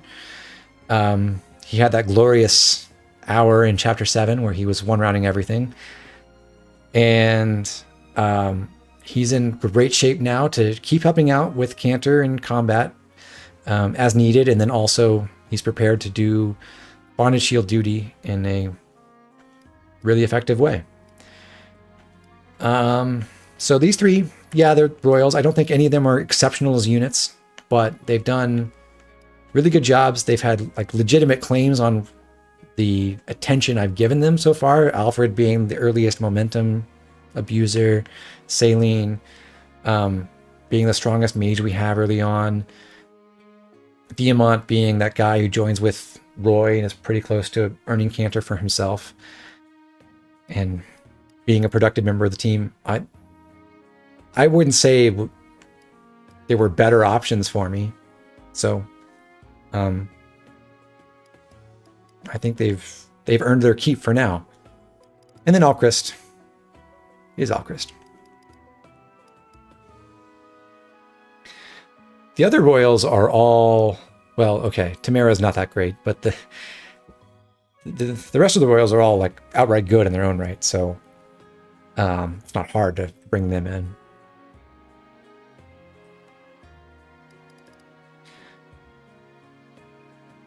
So, yeah, I think that covers everything right now, unless anyone else has any extra questions. Probably I will come back to this eventually. I don't think it'll be very soon, because I do want to spend more time on the Conquest run, and I would also like to play Zelda eventually. So, I think it'll be a while. Luckily, I'm pretty sure there are no more updates coming to rock my world and totally upend the metagame here. I'm sure there's more we can think about with the crystals to upgrade the emblem weapons. And there's more to think about with the well later on in the game, but I'm pretty satisfied with how this has gone. And if you're using this as a reference, I hope it's useful to you. Obviously, you don't have to do everything I did. I've tried to emphasize where I can that I am just trying to build like a generically strong team, and there's plenty of places here where you could swap people out, use your favorites. Alchrist is a prime example, but there are other cases too. You don't have to give all the attention to Chloe. I just think she's the best candidate, and I think it's a really good idea to focus your massive pool of SP that you're getting from the well onto one or two main combat units that are going to stick with you for the rest of the game, and Chloe's, I think, by far the best to do that.